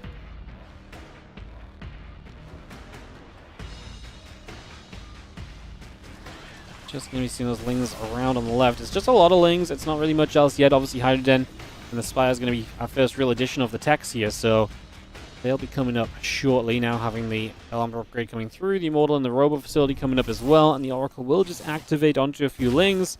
We got a Creep Tumor there also. And now just going to have ourselves a couple Queens getting through onto the Oracles. Stalkers wanting to get after that Overseer. Going to take that down on the right side. The Oracles will gather up as well. Still just collecting together in that for now. Having ourselves the Robo Facility and Fleet Beacon on the way up. And Prism and the Archon coming by. 9 Mutalisks on the way from Shin also. Roof Spines, +1 Flyer Attack, +1 Missiles, all on the way in.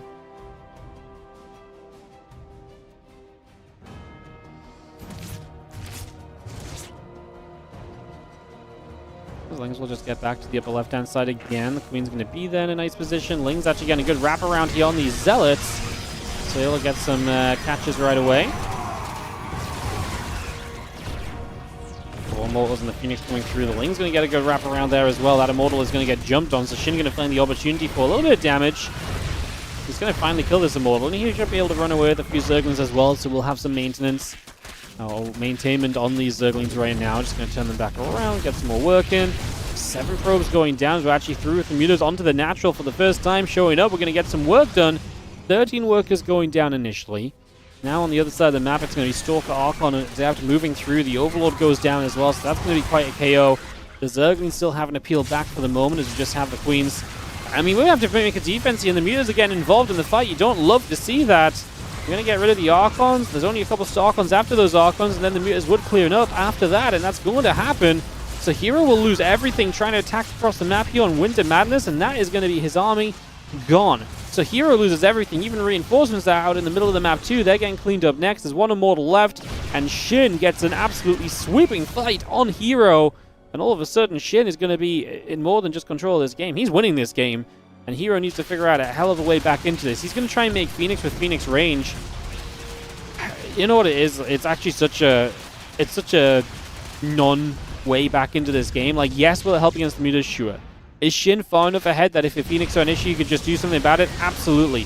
He'll just start building some Corruptors if he needs to, and use those Corruptors in front. Look at this. He doesn't care about those Phoenix right now, because he's that far ahead. So, yeah, don't get me wrong. The Phoenix and Phoenix range will help. I just don't know if it's that much an issue. In fact, he's going to start building Hydras. he already knows he's done enough with the mutas. I mean, don't get me wrong, I think he doesn't want to lose every single one of these mutas super quickly, so herO is actually going to make a very good defense out of this. Okay, I didn't imagine every muta would die. To be fair, he also had more Phoenix than I thought at first. Good control on those Phoenix too. They're making sure they're not taking extra shots. You're just going to be seeing our Phoenix continue to chase. So we're actually going to see more mutas going down. The problem is now these mutas already did that job, right? The resources lost is, you know, going to be in favor of herO, but his economy is ruined because he's a 61 probe Protoss on 3 bases against a 4 base, 5 base, soon 6 base, you know, 94 drone Zerg, and the Hydras are not answered in this game. The Phoenix are now dead weight. The Immortal Archon's not going to be good against this swarm of Hydras either, and that's going to be the issue here as herO sits over on this right-hand side. This looks like herO is in a ton of trouble because I do not see this army successfully coming through this. I'm just going to see a couple of those creep tumors going down. Just going to see the Banelings are going to finish up. They don't have speed or anything. They didn't actually do that much. I just don't think any of it matters. The Hydra count is ridiculously good.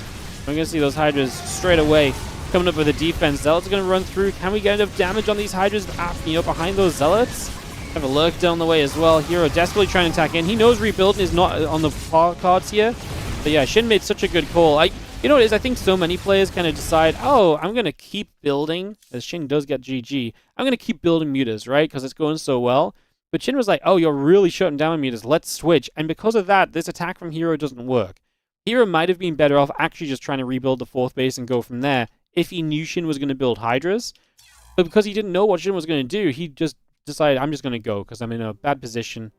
And that's going to be that.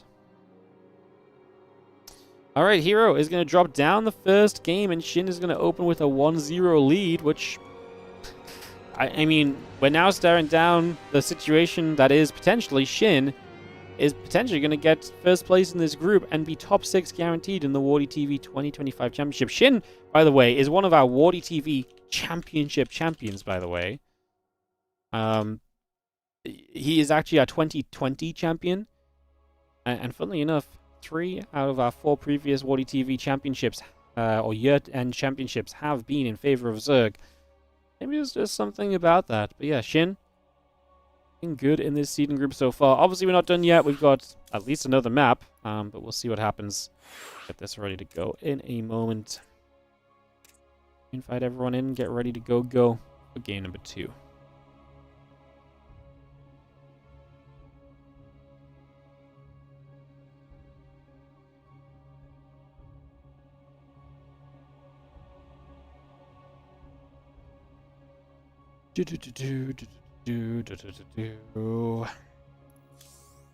Alright, everyone's joined the lobby. 1, 2, 3, 4, 5.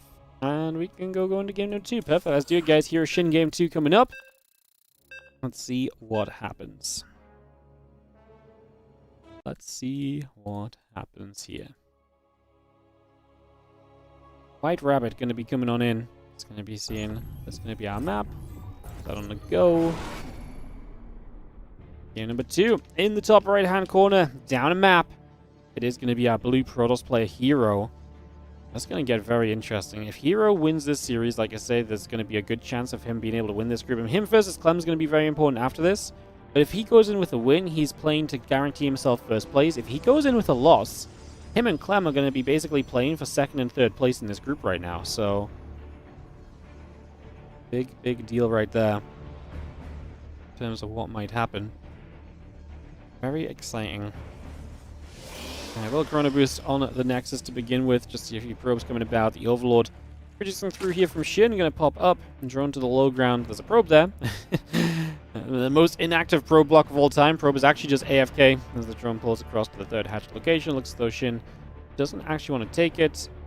He comes back to the natural and it's going to backfire. Oh, he has a hatch across the map, I see. So he's got a drone across the map. So he's going to hatchery there, which means he is absolutely going to take his natural hatchery when it comes time to. He will have time to push that probe back. And until then, he's got this hatchery on the low ground over here. So Shin going to try and throw herO into a bit of a twizzle right from the very get-go with this hatchery in position here just for the moment.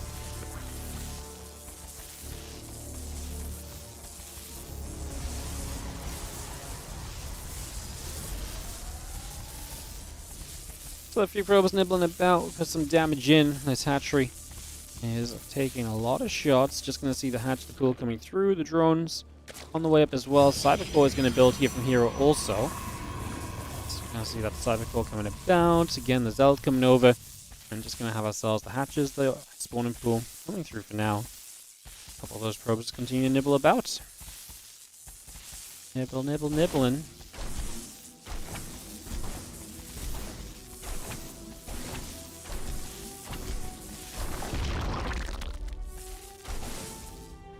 Probes will come over, and drone will just take a little bit of damage. So again, some action there right off the bat.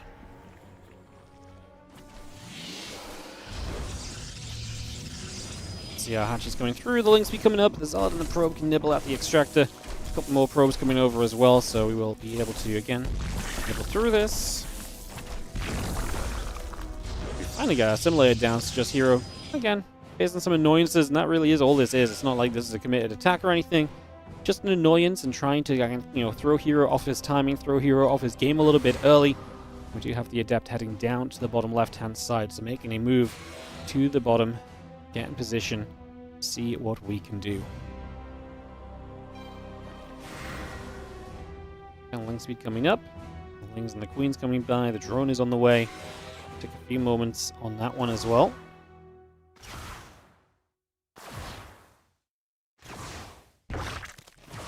Adept will fight. I'm just going to have ourselves the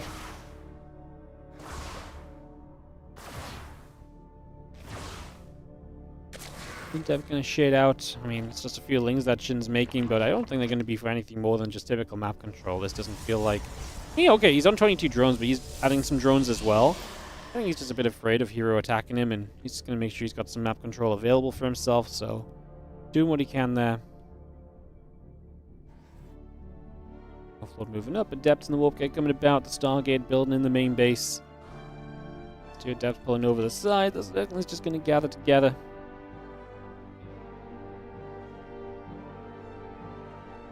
And again, these Lings go back up toward the top. Oracle in the warp gate building through.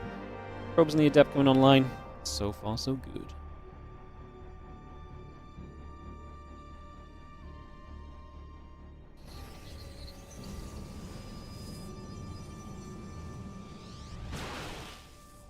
Oracle will shoot. Overlord taking some damage. Taking a few hits right there. Oracle will head down to the bottom.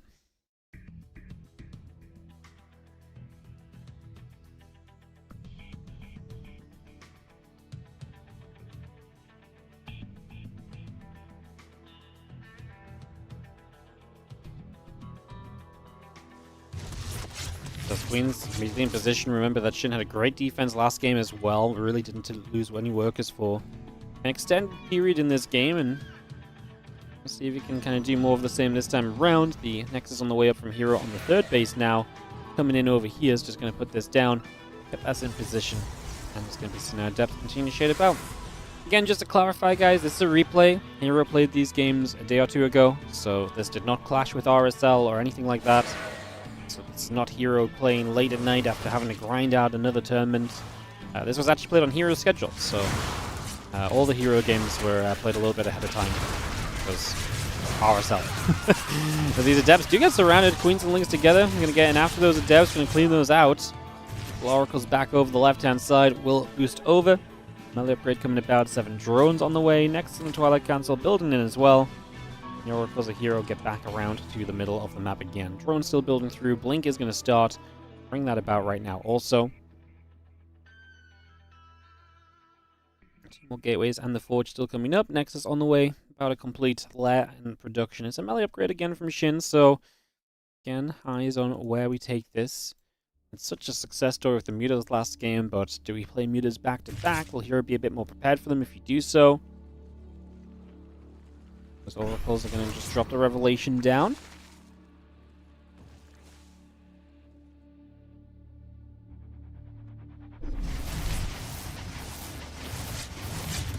It's a nice grab, to be honest. Gets a Queen.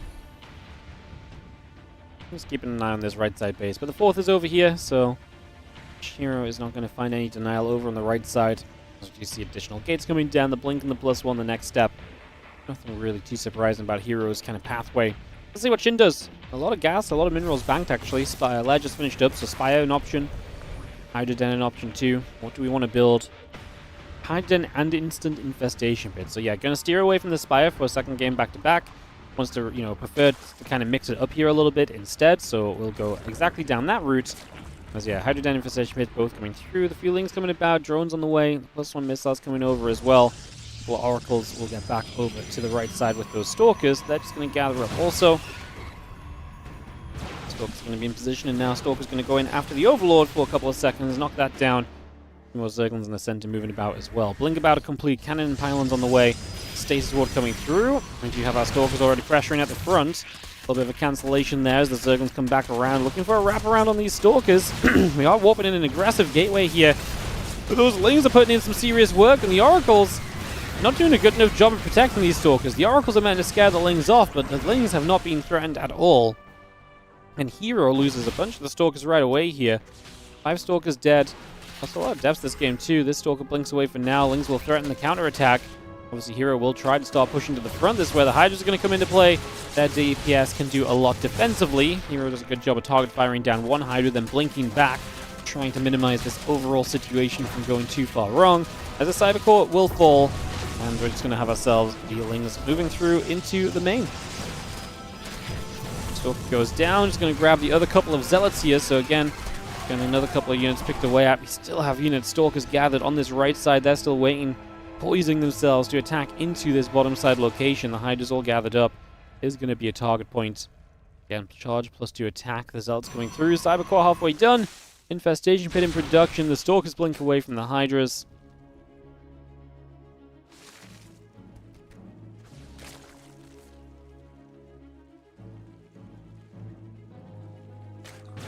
Stalkers will fight. A couple Queens going to be taking some damage. A couple Lings start to go down. Zealots will leak through into this Ling Hydra army. It's not enough. I mean, it feels like a lot of Hydras, so I was going to say it's not enough, but then supplies are actually pretty close. Here is a bunch of Zealots just a bit further back. I just think the Hydra count's a bit too high for just Zealot Stalker to deal with it, though. So I think we're at the point where probably looking at the next stage of this game, and hence the Temple Archives from herO, he's kind of agreeing. He's moving into his further tech and his further upgrades. And Shin will push back this pylon, push back this gateway, and the warp-ins from this forward position will be no more. hero's still trying to get value, especially as these Hydras are off creep. They're going to trade a little bit better. And Shin is not going to be rushing too far forward. He's going to much prefer to get back toward the creep spread if he can do so.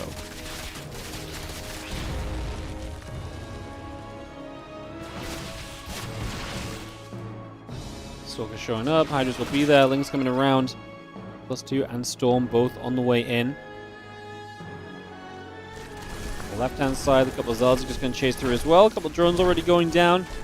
3 workers being killed. The Lings get a wrap around. Hydras will help to take away at and kill off those Zealots. Hydras still joined up, and again, 3 lurkers on the way through from Shin right now. Lings, drones, Hive on the way, +2 missiles coming up as well. The rest of our Stalkers regather themselves for the moment.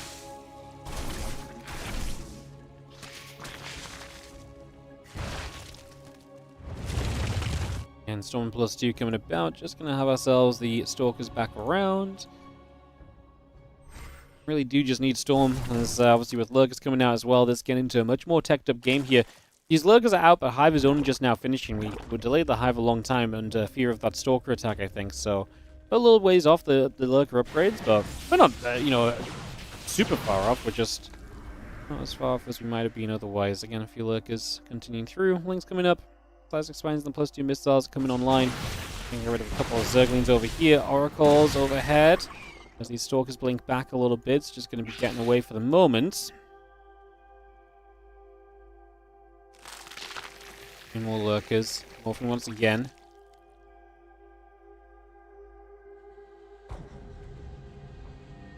Stasis is going to fury up the Lings, so nothing punishing happening. There's another Stasis going to do a very similar thing.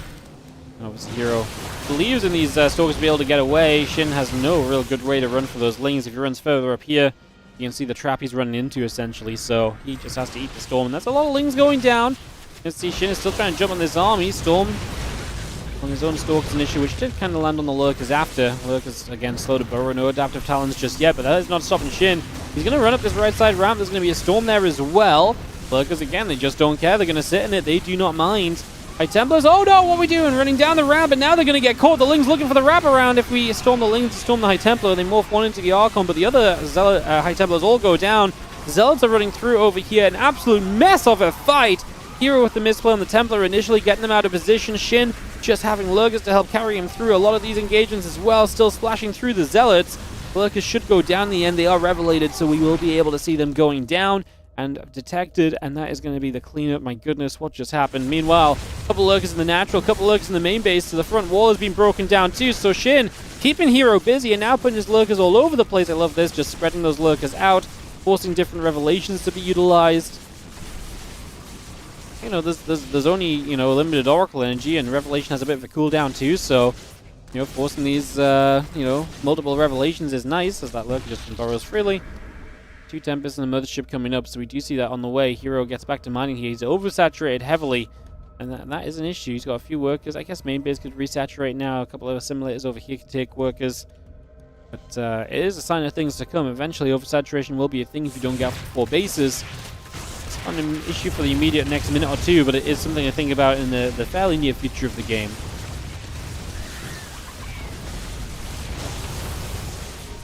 No Storm coming down. I just have to step back. Just going to see the Nexus still taking some damage. Couple more shots coming through. And again, the couple Tempests coming about. Just going to be seeing the Spire on the way in. Hydras and the Lurkers will continue to trade. That Nexus will go down. So the Lurkers able to pick through that there. Now the Zealots are going to go running out to the bottom of the map as well. Away they go. Running straight through. Queen goes down. The Zergling's getting jumped on.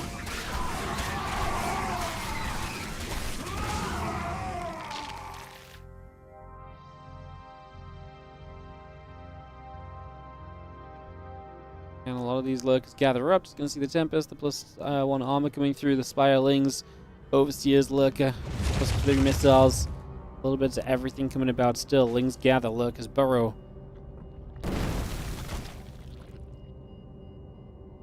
Few of the changelings will begin to step forward.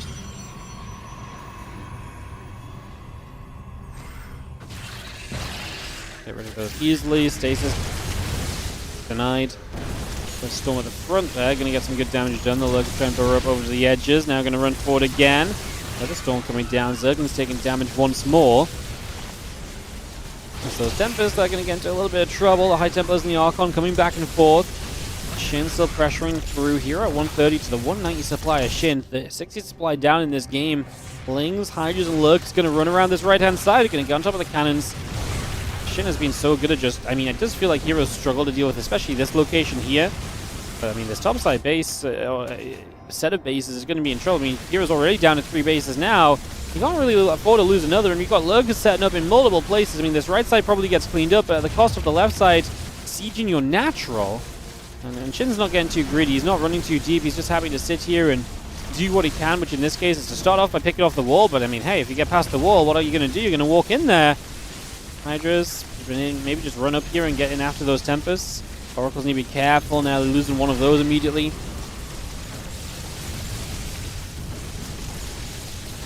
Now we do lose them. I just have to pull back away. Corruptors and Lings still coming up. Tempest Oracle on the way.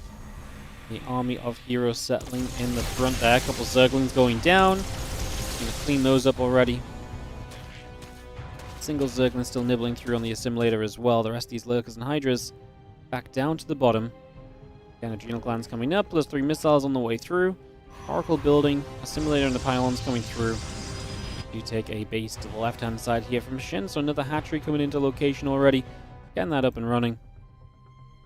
Ling Hydra Lurker back around the left-hand side. Adrenal Glands will be building through. Plus 3 missiles is about to finish. The Hydras, the Lurkers, and the Lings coming back around again. Just having this chance to move through into the center of the map. So back over to the right we go.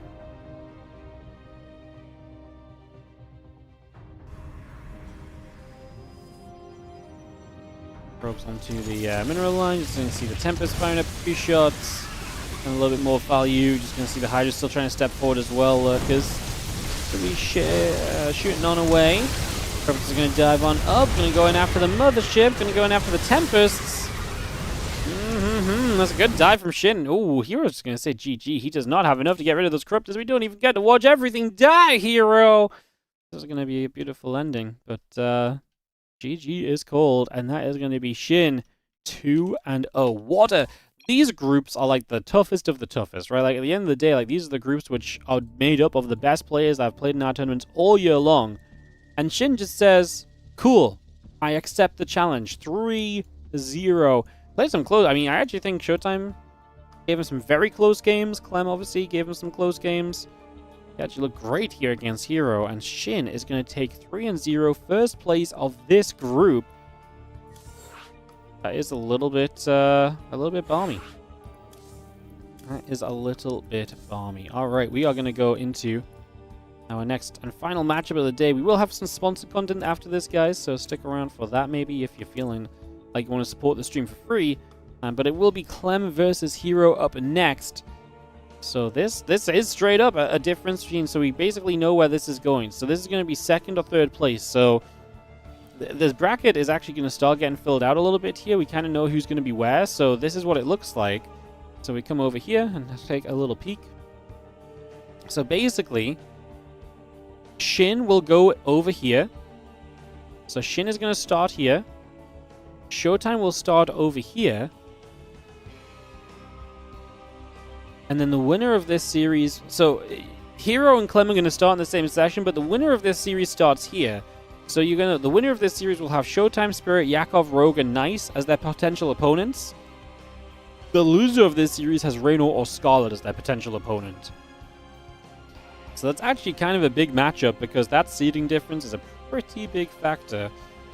I would say, though, if you came out of this section, I actually feel like this side may end up being weaker. But then at the same time, I mean, Shin is only over here because he just freaking beat everyone in this group anyway, right? So, yeah, the championship bracket is going to be stacked. That much we know for sure. So, yeah, every single match matters. And, yeah, like I say, no one gets eliminated today. It's just a matter of seeding into this championship bracket and just maybe having to work a bit harder in the part where it really is do or die. So... yeah, but that's a crazy starting point. Let's bring it back over to me, and then we can bring it on over into the game as Clem and ShoWTimE is indeed coming up next. So, let's click watch. Clem ShoWTimE. Sorry, Clem herO is coming up next. Let's get into Clem versus herO right here and right now.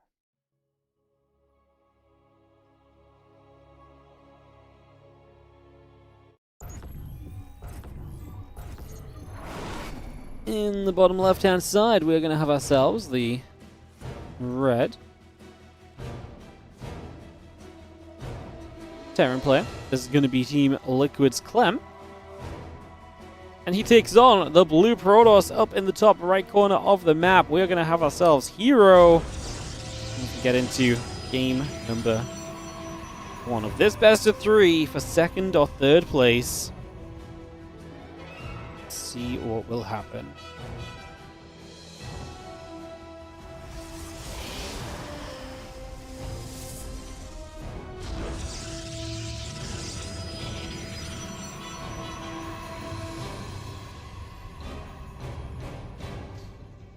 Oh, very exciting. This really does have some implications then on how this bracket is going to look. And yeah, I mean, one of these guys finishing third place in this group is definitely a shock. Shin getting that first place finish. I mean, neither of these guys finishing first is a shock in itself. Shin just absolutely popping off in these seeding matches and giving himself a fantastic start to the 2025 championship bracket run. I mean, Shin made it in because he was the best performing Zerg outside of Solar, who got top 2 in the Korean Royale, so he was already qualified into the seeding matches. He's the best performing Zerg in WardiTV majors this year, hence his invite in. And, yeah, he delivered on that opportunity, huh? And now, herO and Clem have to scrap over, like I say, second or third place seeding. Yes, okay, they start in the same round of the playoffs, but it does impact who you potentially play, and I do much prefer the Seed 2 pathway to the Seed 3 pathway. So, we'll see how that plays. You have the Nexus, the Cybercore coming on through here, take a couple of moments to get set up, Reaper and the Factory on the way through too, so bringing all of this online just for the next few moments.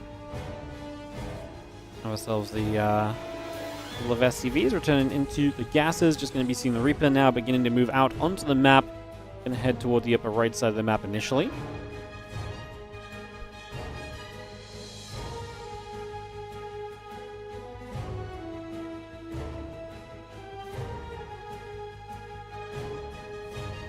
So that next coming through, probing the warp gate coming up, the Stalker coming by. We'll see the Reaper is going to be there to ping away at that pylon a little bit. The Adept still coming down to the low ground. Again, the Hellion coming around. Command Center coming up.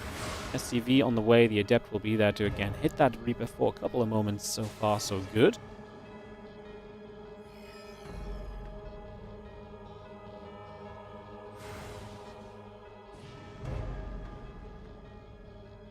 And Hellion and the Marine still building out. Just going to see that starport coming into play right now.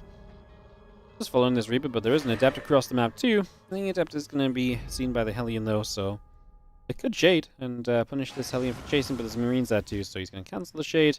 And the Reaper will just miss the Adept as well. So everything is just kind of walking around each other right now.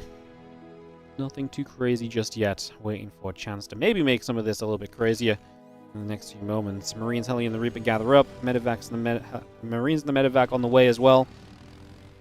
Just going to see the army still moving across a little. And again, just Clem with the early units would like to take a little bit of map control wherever possible. Take a chance to step out onto this map and really apply a bit of pressure if you get the chance to. Again, the Reaper and the Hellion looking for that right now as we head toward the top. Stalker just going to be chilling there, patrolling backwards and forwards. We're up the facility. A couple gateways coming through. The probes are going to produce. There's the Medevac loading up a Widow Mine and 6 Marines. So we're going to take those straight away over to the upper right-hand side. So they're going to get moving immediately there.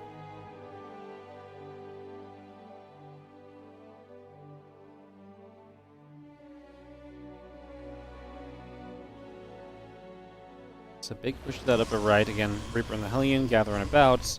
Chance to get into the main base next few moments. Robo facility gateway building through. A couple of units can begin to unload perhaps in the next couple of moments as well, so just get that on the go.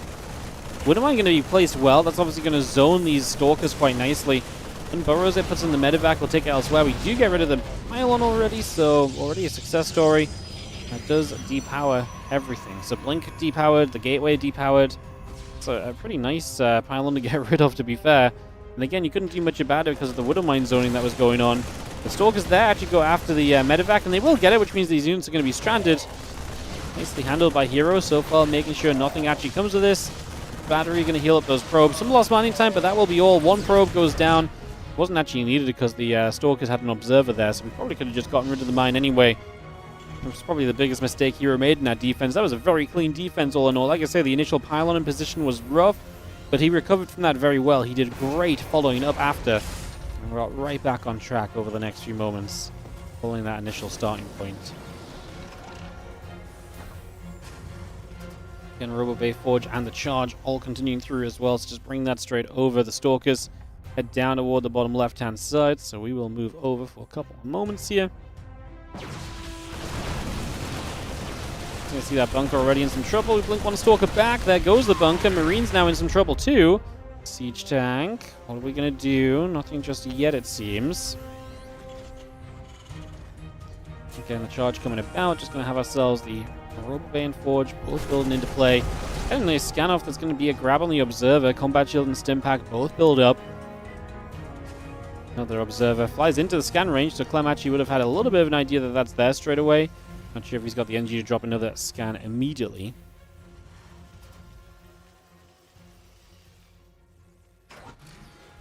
Just growing up. Marines pulling back, and Marauder as well.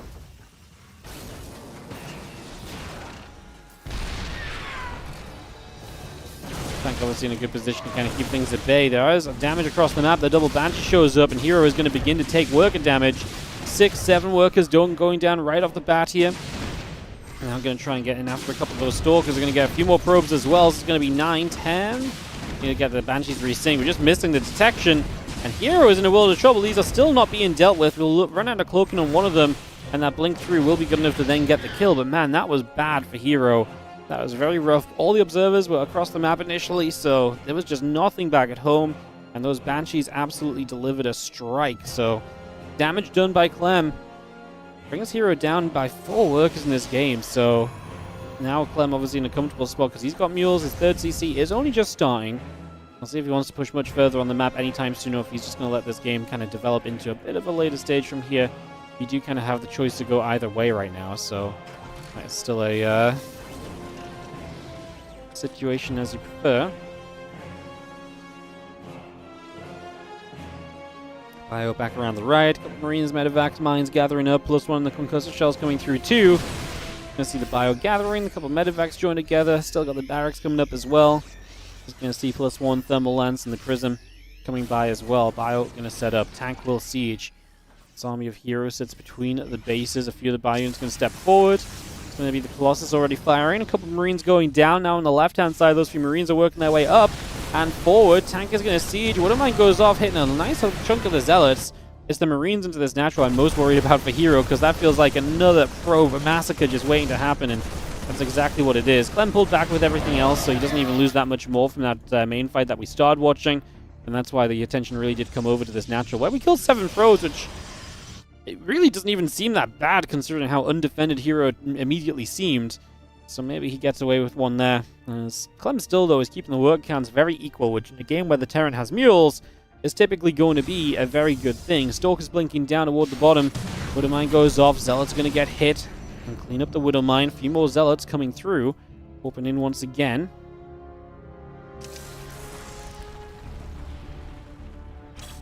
Mines will burrow. The observer watching overhead, keeping an eye on things here. Bio pulls back around the right side. Just going to morph the orbital in on the bottom right as well. Marine the Marauders coming through. The Stalker's still stepping up. Pirate's going to step over in return. And again, we have the Observer coming by. Colossus gathering together.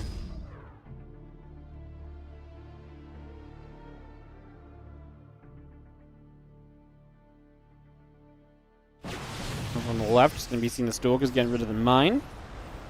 Bio coming back through, pushing up toward the top. Again, Vikings coming around. Another scan coming in.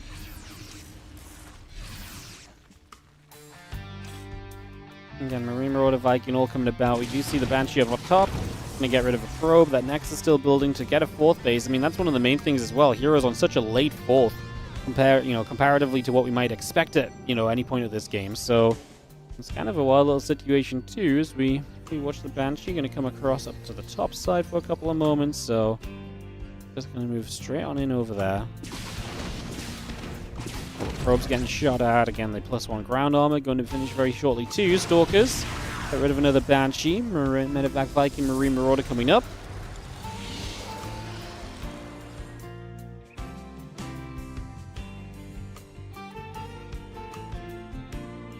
Two still building about our Nexus.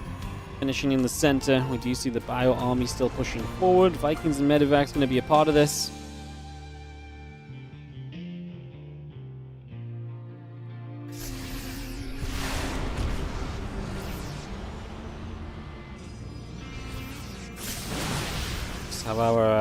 That's a massive Terran army. herO going to step forward. We see the Stalkers and the Colossus will start to do some damage. We go back and forth. Couple of Vikings getting shot at. Few hits coming through. Bio is going to get a jump onto this Nexus here. This pylon, the battery will be going down again. The Zealots are going to continue to run forward. SCVs will be going down. Command Center going to get surrounded at the front, so that's going to end up being cancelled as well. So that will also be dropping straight away now. 13 workers going down. The Vikings coming back around the other side. A lot of repositioning being done. We see the Medevacs now going down too, so another nice little grab. Bio stemming up through the center. A lot of Stalkers going down. Another Viking getting picked off already. Now Clem is a 3-base Terran, and it's going to be a little bit of a pain point here because I feel like herO was, yes, very late to kind of get towards, he's still trying to get towards his 4th base now. But if Clem can't get up to 4 bases himself, maybe the lateness of this 4th herO never gets taken advantage of, right? It's a bit of a weird game. Both players are kind of playing away from some of the, the typical kind of setups. herO down 35 supply or so right now. Building Disruptors already. He will hit 2 tunes. He's got a very solid upgrade lead. We'll see maybe some fights from that. Could potentially help herO out. Chasing down for one more Stalker kill already. The Marine coming around. Marines and a couple of Medevacs building up. +1 ship weapons coming through. 2-2 on the way. We have the Ghost Academy coming up as well from Clem. Bringing that straight by as the Stalkers get there. Marine will fall.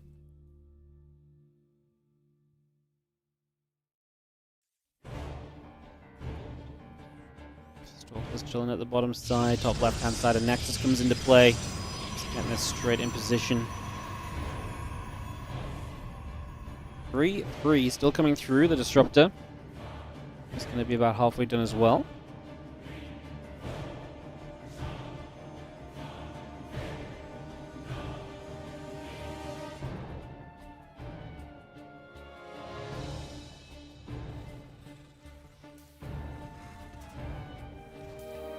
Again, +3 attack, +3 armor still coming through. The Shadow Stride coming about. The Zealots are going to get around to that left-hand side. Bio will come around. Just going to be actually looking for a surround on these Stalkers. Yeah, blinking away straight into this big chunk of Bio we stimmed across. There's going to be a bunch of units showing up on the left side that Clem will have to go deal with. But he's going to kill the majority of these Stalkers, which cannot be kind of, laughed out of this. We do lose 10 SCVs. The Zealots showing up there. Going to be good for a little bit of damage. It's actually the DTs that are getting damage done in the natural. And we actually get away from the scan. We're going to force a second scan here, which is a frustration. It's just an extra little bit of cost from Clem. Here we're getting towards maxing out. He did not waste time going from 4th base to 5th base here, so he's going to get that 5th base started pretty much immediately now.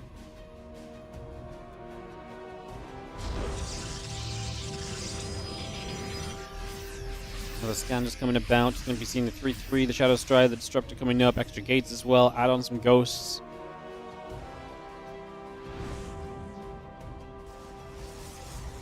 Again, a lot of bits and pieces going through. Disruptor and the upgrades coming about. The Shadow Stride, like I say, coming online. You can see the Zealots coming up over there as we just have the Bayons in position with the Vikings to help push things away.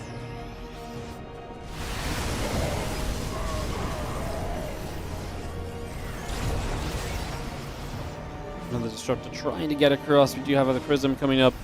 Going to be another Stalker coming in. The Vikings getting rid of a Colossus. Trying to get rid of 2 quickly, and he will get rid of a couple. Just 5 Colossus in this army, which is a little bit crazy to think about, really. Just going to see the Zealot Stalker coming back over. The Zealots are going to charge through. Disruptors coming by. Vikings want to try and get a little bit more going. Just going to keep pulling back there. Another Disruptor shot landing on the Marauder, landing on the Marine. Back on the right side will pull back through as well. Once again, repositioning for a couple of moments.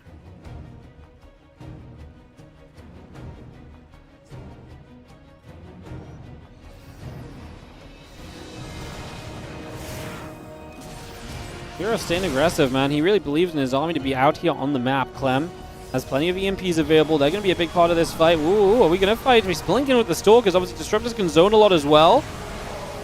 Very slow EMPs from Clem. Still has a bunch of drop that he hasn't dropped yet. First Disruptor shot, second Disruptor shot, going to clip a couple of the Ghosts. The rest of the Marine Marauder coming through too.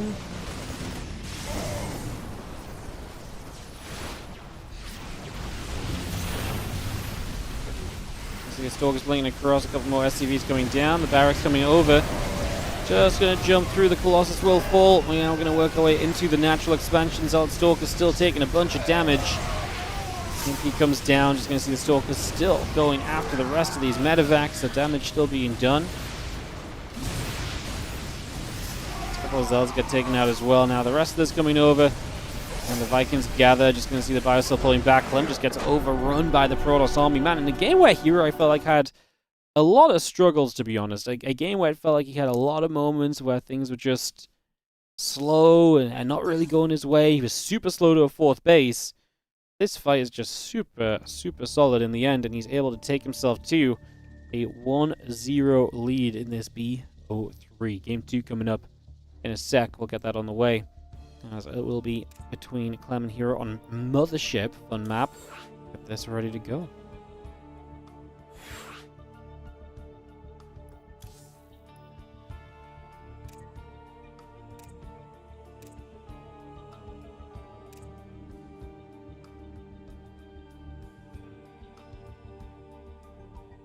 Alright guys, game number 2.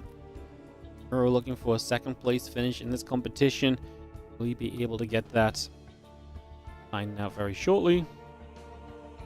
Very exciting here. And then of course we will fill out a bunch of this bracket on the 2025 championship, which is super exciting as well. We'll have our full bracket set up. It's looking very exciting, I think. Very, very exciting. Hey, what's up? Palkin Tokachi, how you doing for the 68-month resub? Thank you so very much. Let me get you on the tree. Man, I was busy getting so many people on the tree earlier, and it's chilled out a bit for a while, but that's okay.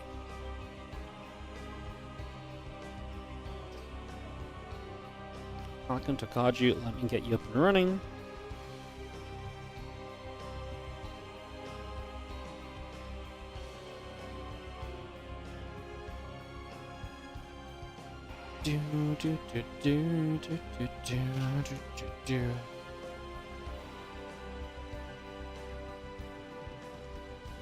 There's a nice open spot in the upper left. Really?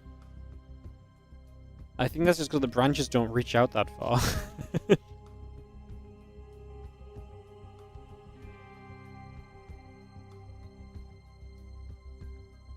And thanks for all the viewership today, guys. 2,000 on Twitch. We've got over 400 on YouTube. We've been poking toward that 500 mark, which doesn't happen a lot on YouTube either. So appreciate all the support today. Glad you're all here with us and having a good time. Thank you, Palkin Takashi. Let me get you on the tree. I'm so done with standing up today. I actually see there's a bunch of branches here that I've somehow got no decorations on, which is crazy. Alrighty, let's get into game number 2. Get this one started up. See what happens.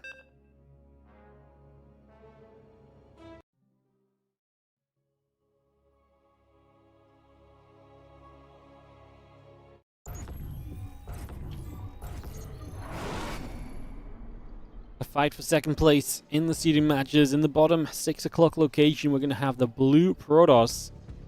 It is going to be herO.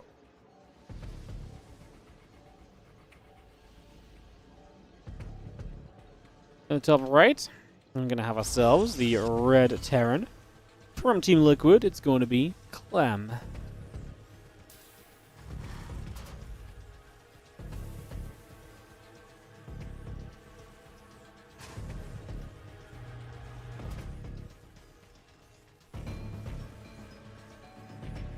Hey guys, herO knew he was going to have RSL today, so because of that he pre-played his matches. The 3 series we had after the herO ShoWTimE match to start the day, the ShoWTimE Shin games and Clem versus ShoWTimE games, they were live. So anything that didn't involve herO today was live. The other matches were replays because obviously herO knew he was already in the final day of RSL. So we just played that ahead to obviously avoid any complications or anything. Just make it nice and easy. Don't want people rushing back and stuff like that. So.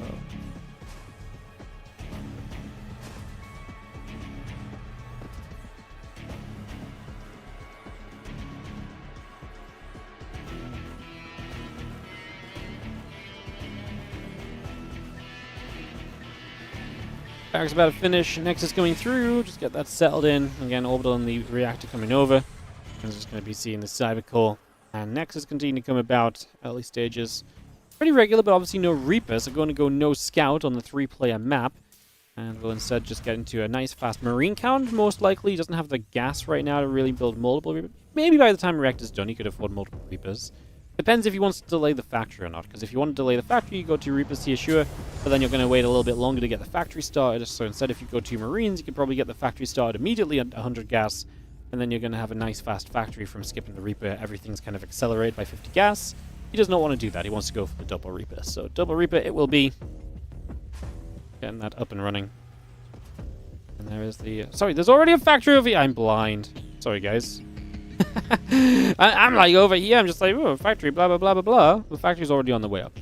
Cool, that makes even more sense. Because now it's just going to be multiple Reapers and multiple Hellions to put some pressure on in the early stages. So, my bad. Always got to make a couple mistakes here and there, otherwise you guys would ask if I was even real, right? Probably not, but... yeah, so it is just going to be multiple Reapers at this point, and we're going to go into 2 more after that as well. So yeah, factory is already on the way up. And we just have this Reaper heading to the bottom right side to see a little bit of what's going on over there. Obviously, wants to figure out where his opponent's at. Just starts to nibble here at the first probe. Drops a little grenade in as well. Pulls away. We're just going to be seeing the Twilight Council finishing in a few moments as well. So just going to get that completed soon. A couple probes, the Stalker and the Wolfgate all coming over.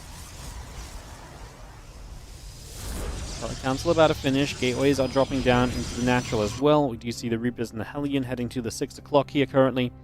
So bringing those straight across. Again, the Blink and the Gates coming through. The probes on the way up. Again, Reapers and the Hellion right now will make their way down to the bottom.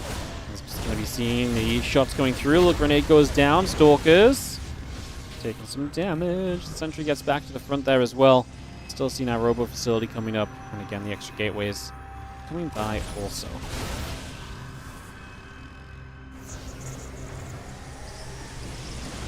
Pop into the high ground.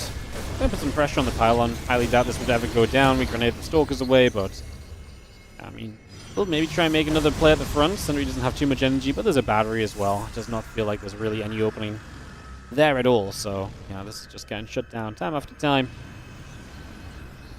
Medevac, tank, and marines building through. Barracks on the way. Robo facility and a couple of stalkers building by. The blink is still coming up as well. Need to get that up and running.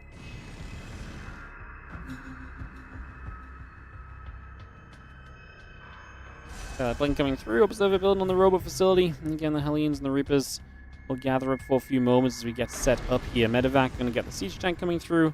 Again, the blink coming about. The forge is on the way up. It's going to see that tank heading to the front, and we are going to start picking our way through the pylon here initially. Pylon in some trouble. We'll lose one Hellion. I mean, it's the siege tank that needs to stay safe. We'll lose the sentry quickly as well.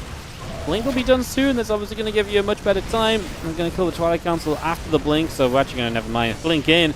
Kills the tank, gets after the medevac. Good grenade, but not really much to follow up on anyway. Stalkers are still being shot at, but we can blink them away to safety now as well.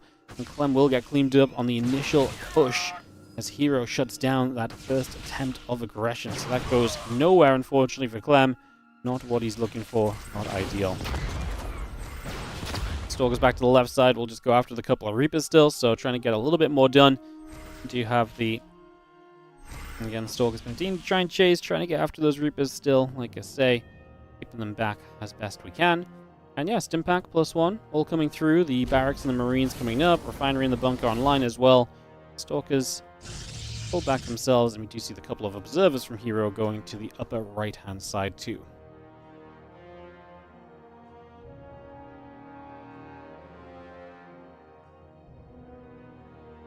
So obviously the upper right, a couple of Reapers still moving about. Stim combat and +1 will all build into play right now.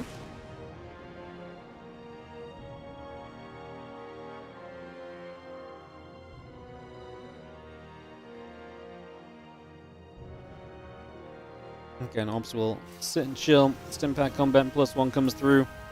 Robo Bay halfway, Nexus halfway.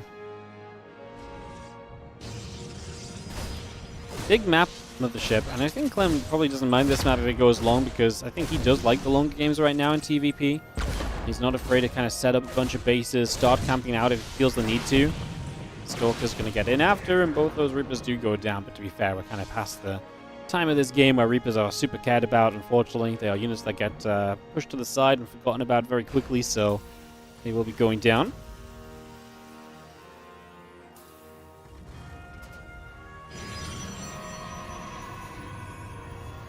Chrono boosting out on this Nexus, so some probes coming on through, +1 attack, thermal lance, and the charge coming up. Again, the concussor shells building on the side of Clem as well. CC will be halfway, the couple of Widow Mines building through. Just have ourselves the army wanting to maybe move out. Clem is going to unsiege, and he is going to begin to make a little bit of an effort to head across to the bottom side of the map, so just going to start moving over there. Again, Marine Marauder Medevac coming through. The couple of Widow Mines are coming up. +1 attack upgrade coming about as well. Fire will fly. A couple of Stalkers take some shots straight away. Again, we continue to push back down to the bottom here. And the Stalkers will be chased out of here for the moment. So, a little bit of chasing around. A little bit of shutting this down right there. And you see the Colossus coming around as well. Also going to try and gather up for the moment. Thermal Lance +2, +1. And the Robo Bay, again, that Thermal Lance going to be a big part of this. Keep those Colossus nice and safe and nice and alive. If that situation arises, we will see the couple of Widow Mines already burrowing up. Tanks will siege as well as this Bio Army sets up to come around here. Zealot's going to be in some trouble. We are going to see the Nexus under fire. That's going to be a cancel on the Nexus and a cancel on the Pylon. Tanks are actually in a great position covering this ramp. So we're going to get rid of the 4th base. And you can't really come down the ramp to defend it as herO. That's the frustrating part of that, because yeah, the tanks are very well placed to hit the majority of the pathway down into that location. We do see herO immediately saying, cool, I'm going to counterattack you. I don't like being the one under attack. herO plays better as an aggressor than a defender. And he's going to initiate some aggression now with the Zealots across the other side. He re-expands into the center, which will be interesting to see if that's a difficulty to hold on to or not. Clem immediately meets these first few zealots with bio and just says, nope, get out of here. So easily shuts down the first bit of aggression there. Loses maybe one SCV, but that's about it for the moment. The Stalkers back around on the other side, seeing where else they can go. Clem actually still has a massive army here. herO's now just double expanding. One base on the center, one base to the left. This one gets cancelled again immediately, so Clem at least now is maintaining herO into a 4-base Protoss essentially when this comes up. Unless he can swing around and deny that too, but I think that might be... well, to be fair, it's actually kind of open right now. I don't know if Clem's really realizing that that's something that's going on, though. So that actually might be, you know, something more than anything else here. I wouldn't mind still burrow up. Clem is backing away. Don't think he's going to commit any further into this. I think this really is a point at which it's all well and done already. A bit more of that army coming through. Again, the Dark Shrine coming up. The Nexus finishing. Colossus still producing on the Robo facility. Just going to have ourselves the Nexus finishing also. Assimilator coming down. Bio will collect. Tanks will gather. Vikings coming back over to the right-hand side. 3, 2 upgrades coming about. Dark Shrine and the Gateway is still building online. The Vikings coming up as well. The army of herO still gathering up on the right just for the next few moments.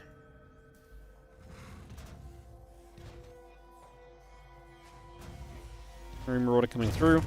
Fire just going to shoot through. A couple Stalkers getting shot at. We are going to be seeing the Stalkers still getting chased. And again, Dark Shrine, Gateways coming up and online for the moment. Clem just getting his 4th base ready to go, which makes a lot of sense at this point. You're kind of setting up to play the longer macro game, so getting that ready to rumble. You're going to want to start matching these expansions of herO sooner rather than later, so...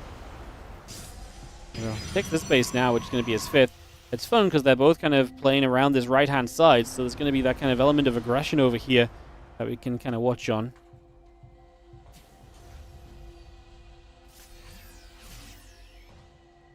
Maybe a lot of kind of standoff kind of behavior, considering the setup right now. A few zealots peel back over to the left side. Again, Viking bio gathering over some medevacs here as well. 2 upgrades coming over. Ghost Academy about to complete. Starport will be done momentarily.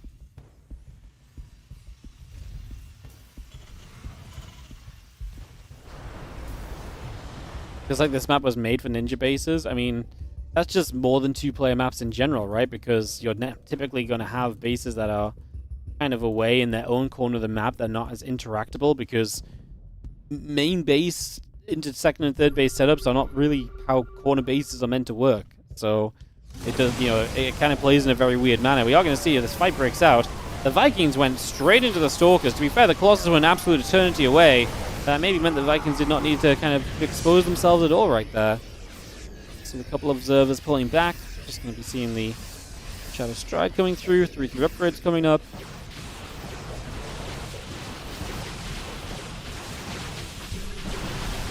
Just going to get our way through this set of rocks. We do scan, get rid of a observer also.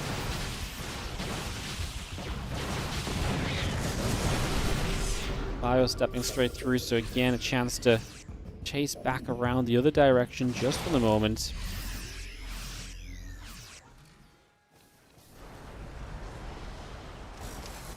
I'm a little bit worried that herO finds himself on 6 bases and Clem is needing to kind of get toward 4. It's fine if he gets to the 4th base, but he needs to get there. And that's going to be the challenge over the next few moments, making sure this 4th base stays alive on the top. So I'm just concerned because obviously we're fighting here, but if this Zealot DT runs to that top side, I feel like Clem loses the 4th quickly. Apparently this is a threatening enough attack that herO pulls the DTs and the Zealots back. Will go after the siege tanks. Vikings get rid of the Colossus already. They will land, try and add damage into the Stalks and the Immortals. The DTs blink on top of this army. That actually might be one of the main plays of clearing this out as herO continues to push Clem away. Supplies have both plummeted to 120 and 130. And we are going to see Clem having to keep running away from here. The last few units are putting in work. The Stalkers being able to chase the blink is amazing in this scenario, because you can capitalize on the unit advantage and make the absolute most out of that. My goodness, what a fight that was. Like I say, I was afraid of this base initially because I saw the Zealots and the DTs thinking about going there, and then that wasn't even on the agenda, not in the slightest, because we had to pull back. We had to take that fight as herO does a great job playing cleanup on that position. Right now we're going to have the extra couple of Zealots, the Archon coming through. Just going to be having the 3-3 coming about. Again, the few zealots peel away over to the right side. The rest of the Stalkers moving up as well, so they're also going to go and make a little bit of a push and a shove up toward the top.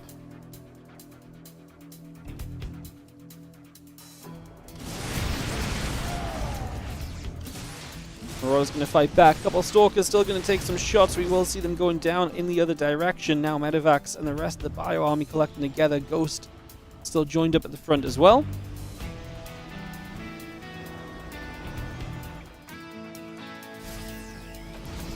Couple units going over the right side. Just a Marine also stimming across. Clem is not rebuilding as quickly as herO is. herO's about to be maxed, and he is standing right at the front as though he might want to be aggressive again and just force another fight.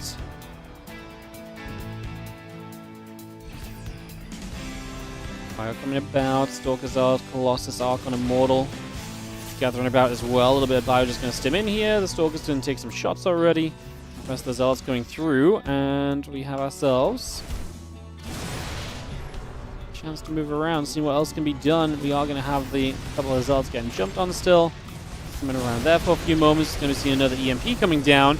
Zealots going to try and charge into this. The Bio Army trying to try and pull away. A few hits coming down across the board right there, as we are just going to chase straight on through. Just going to have the Bio having to run away. Zealots, the Stalkers, the Archon's going to be there. The Vikings are going to try and loop back around the other direction, but they're just going to get caught by the Stalkers again. The Bio has to retreat. Clem is just kind of pushed around everywhere. He's going to try and stim into this, pulling the SCVs, but herO is going to be too strong on the day, and it's a 2-0 for herO, who's going to take second place then in this group. How awesome is that for our Protoss? And that does mean our bracket is going to be completely, and I truly mean completely, set up. Alrighty.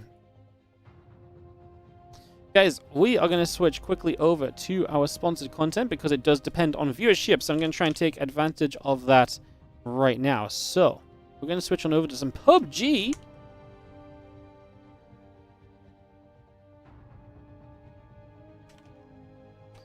Which is going to be sponsored. So we are going to be heading into some sponsored content with PUBG. Let me just make sure that everything updated there. I think it did. Let me see how I do this.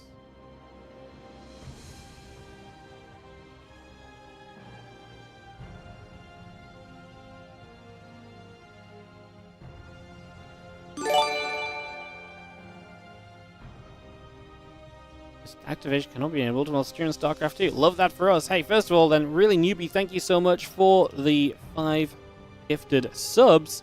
Go now to Genesis314. Fienend, Kalanakos, Sosiska74, and Kaveni25. Thank you so much. If you are there, you can, well, you should be there. You just gifted some subs. You can pick a decoration color for the tree for the 5 gifted. Super appreciate it, like I say. Thank you so much. Let me know what you want. There's orange, red, gold, purple, pink, green. They're all the colors that remain. So if you have a preference, let me know. Otherwise, I'll just whack a random one on there. Let's go for pink. Love it. Let's do it. Let's go for pink. Glittery pink. Beautiful. Glittery pink. Love that.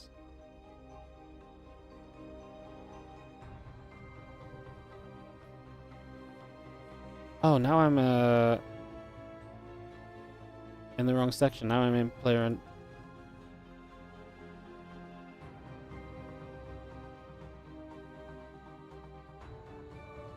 now as in player and Battlegrounds mobile. I love that for me. All right.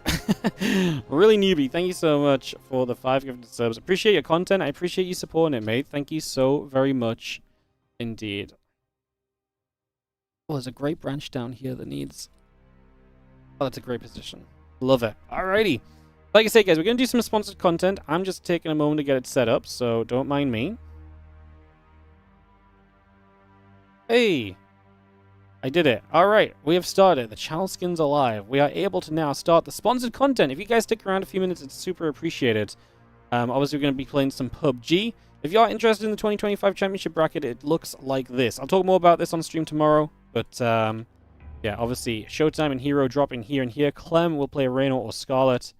That's going to be a whole bunch of fun. But yeah, we're going to play some PUBG, guys. I've not played PUBG in a hot second, so I think this is going to be some good fun. A little bit crazy. Should be a good time, I think. So, we're going to dive on in and play some PUBG for an hour or so. I actually have a couple of things to say about it. Can I do this at the same time is what I'm wondering. Can I also do the ad read?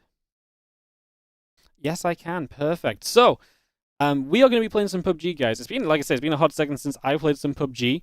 But obviously, we are sponsored by PUBG Battlegrounds today. Have to say that. Have to let you know we're hashtag sponsored. And what we're going to be doing is we're going to be moving our way through. Well, we're going to be playing a couple of games, and we can nowadays experience the legendary Erangel map transformed by the Sub-Zero anomaly. I actually have no idea what that means, but I'm sure we'll find out when we play. But basically, the OG PUBG map. If you watched me playing some PUBG back in the day, you'll know what that means. So yeah, so familiar yet unpredictable. Apparently, there's all new environmental twists and changing conditions that challenge even seasoned survivors. So if you guys see me die, you're gonna know why. It's not me. It's the new twists and turns and everything else that takes place. And yeah, basically TLDR, it's not my fault if I die. Is what we're learning. So as usual, all the best parts of PUBG. Pick your drop location, figure out where you want to go, just enhanced by the new mode. And there's even lore-related content on PUBG's social media channels on YouTube and X. If you want to dig more into the story. I didn't even know you could have a story for like PUBG maps. That's kind of crazy. That's crazy. All right. Cool. What are we doing? Can we only play the random map? I'm gonna play solos for sure. Oh, there we go. Erangel. Erangel. I never learned how to say this. I keep calling it Erangel, but it's actually like Erangel or Erangel. I don't think it's gel. I think it's Erangel.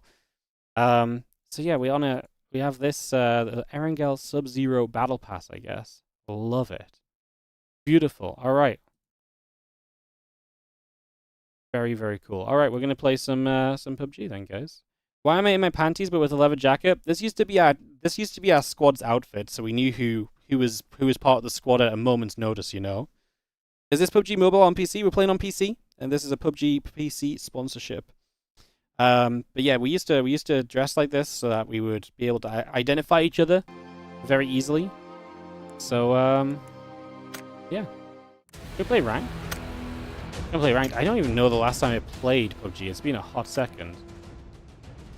And they have so much stuff now. There's training. You can play customs. There's arcade. And then there's ranked and there's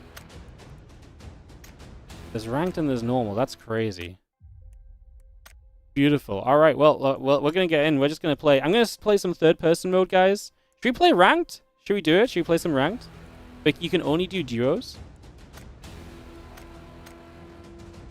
I don't want to do that. I want to play solo. All right, we're not going to do rank. We're going to play casual.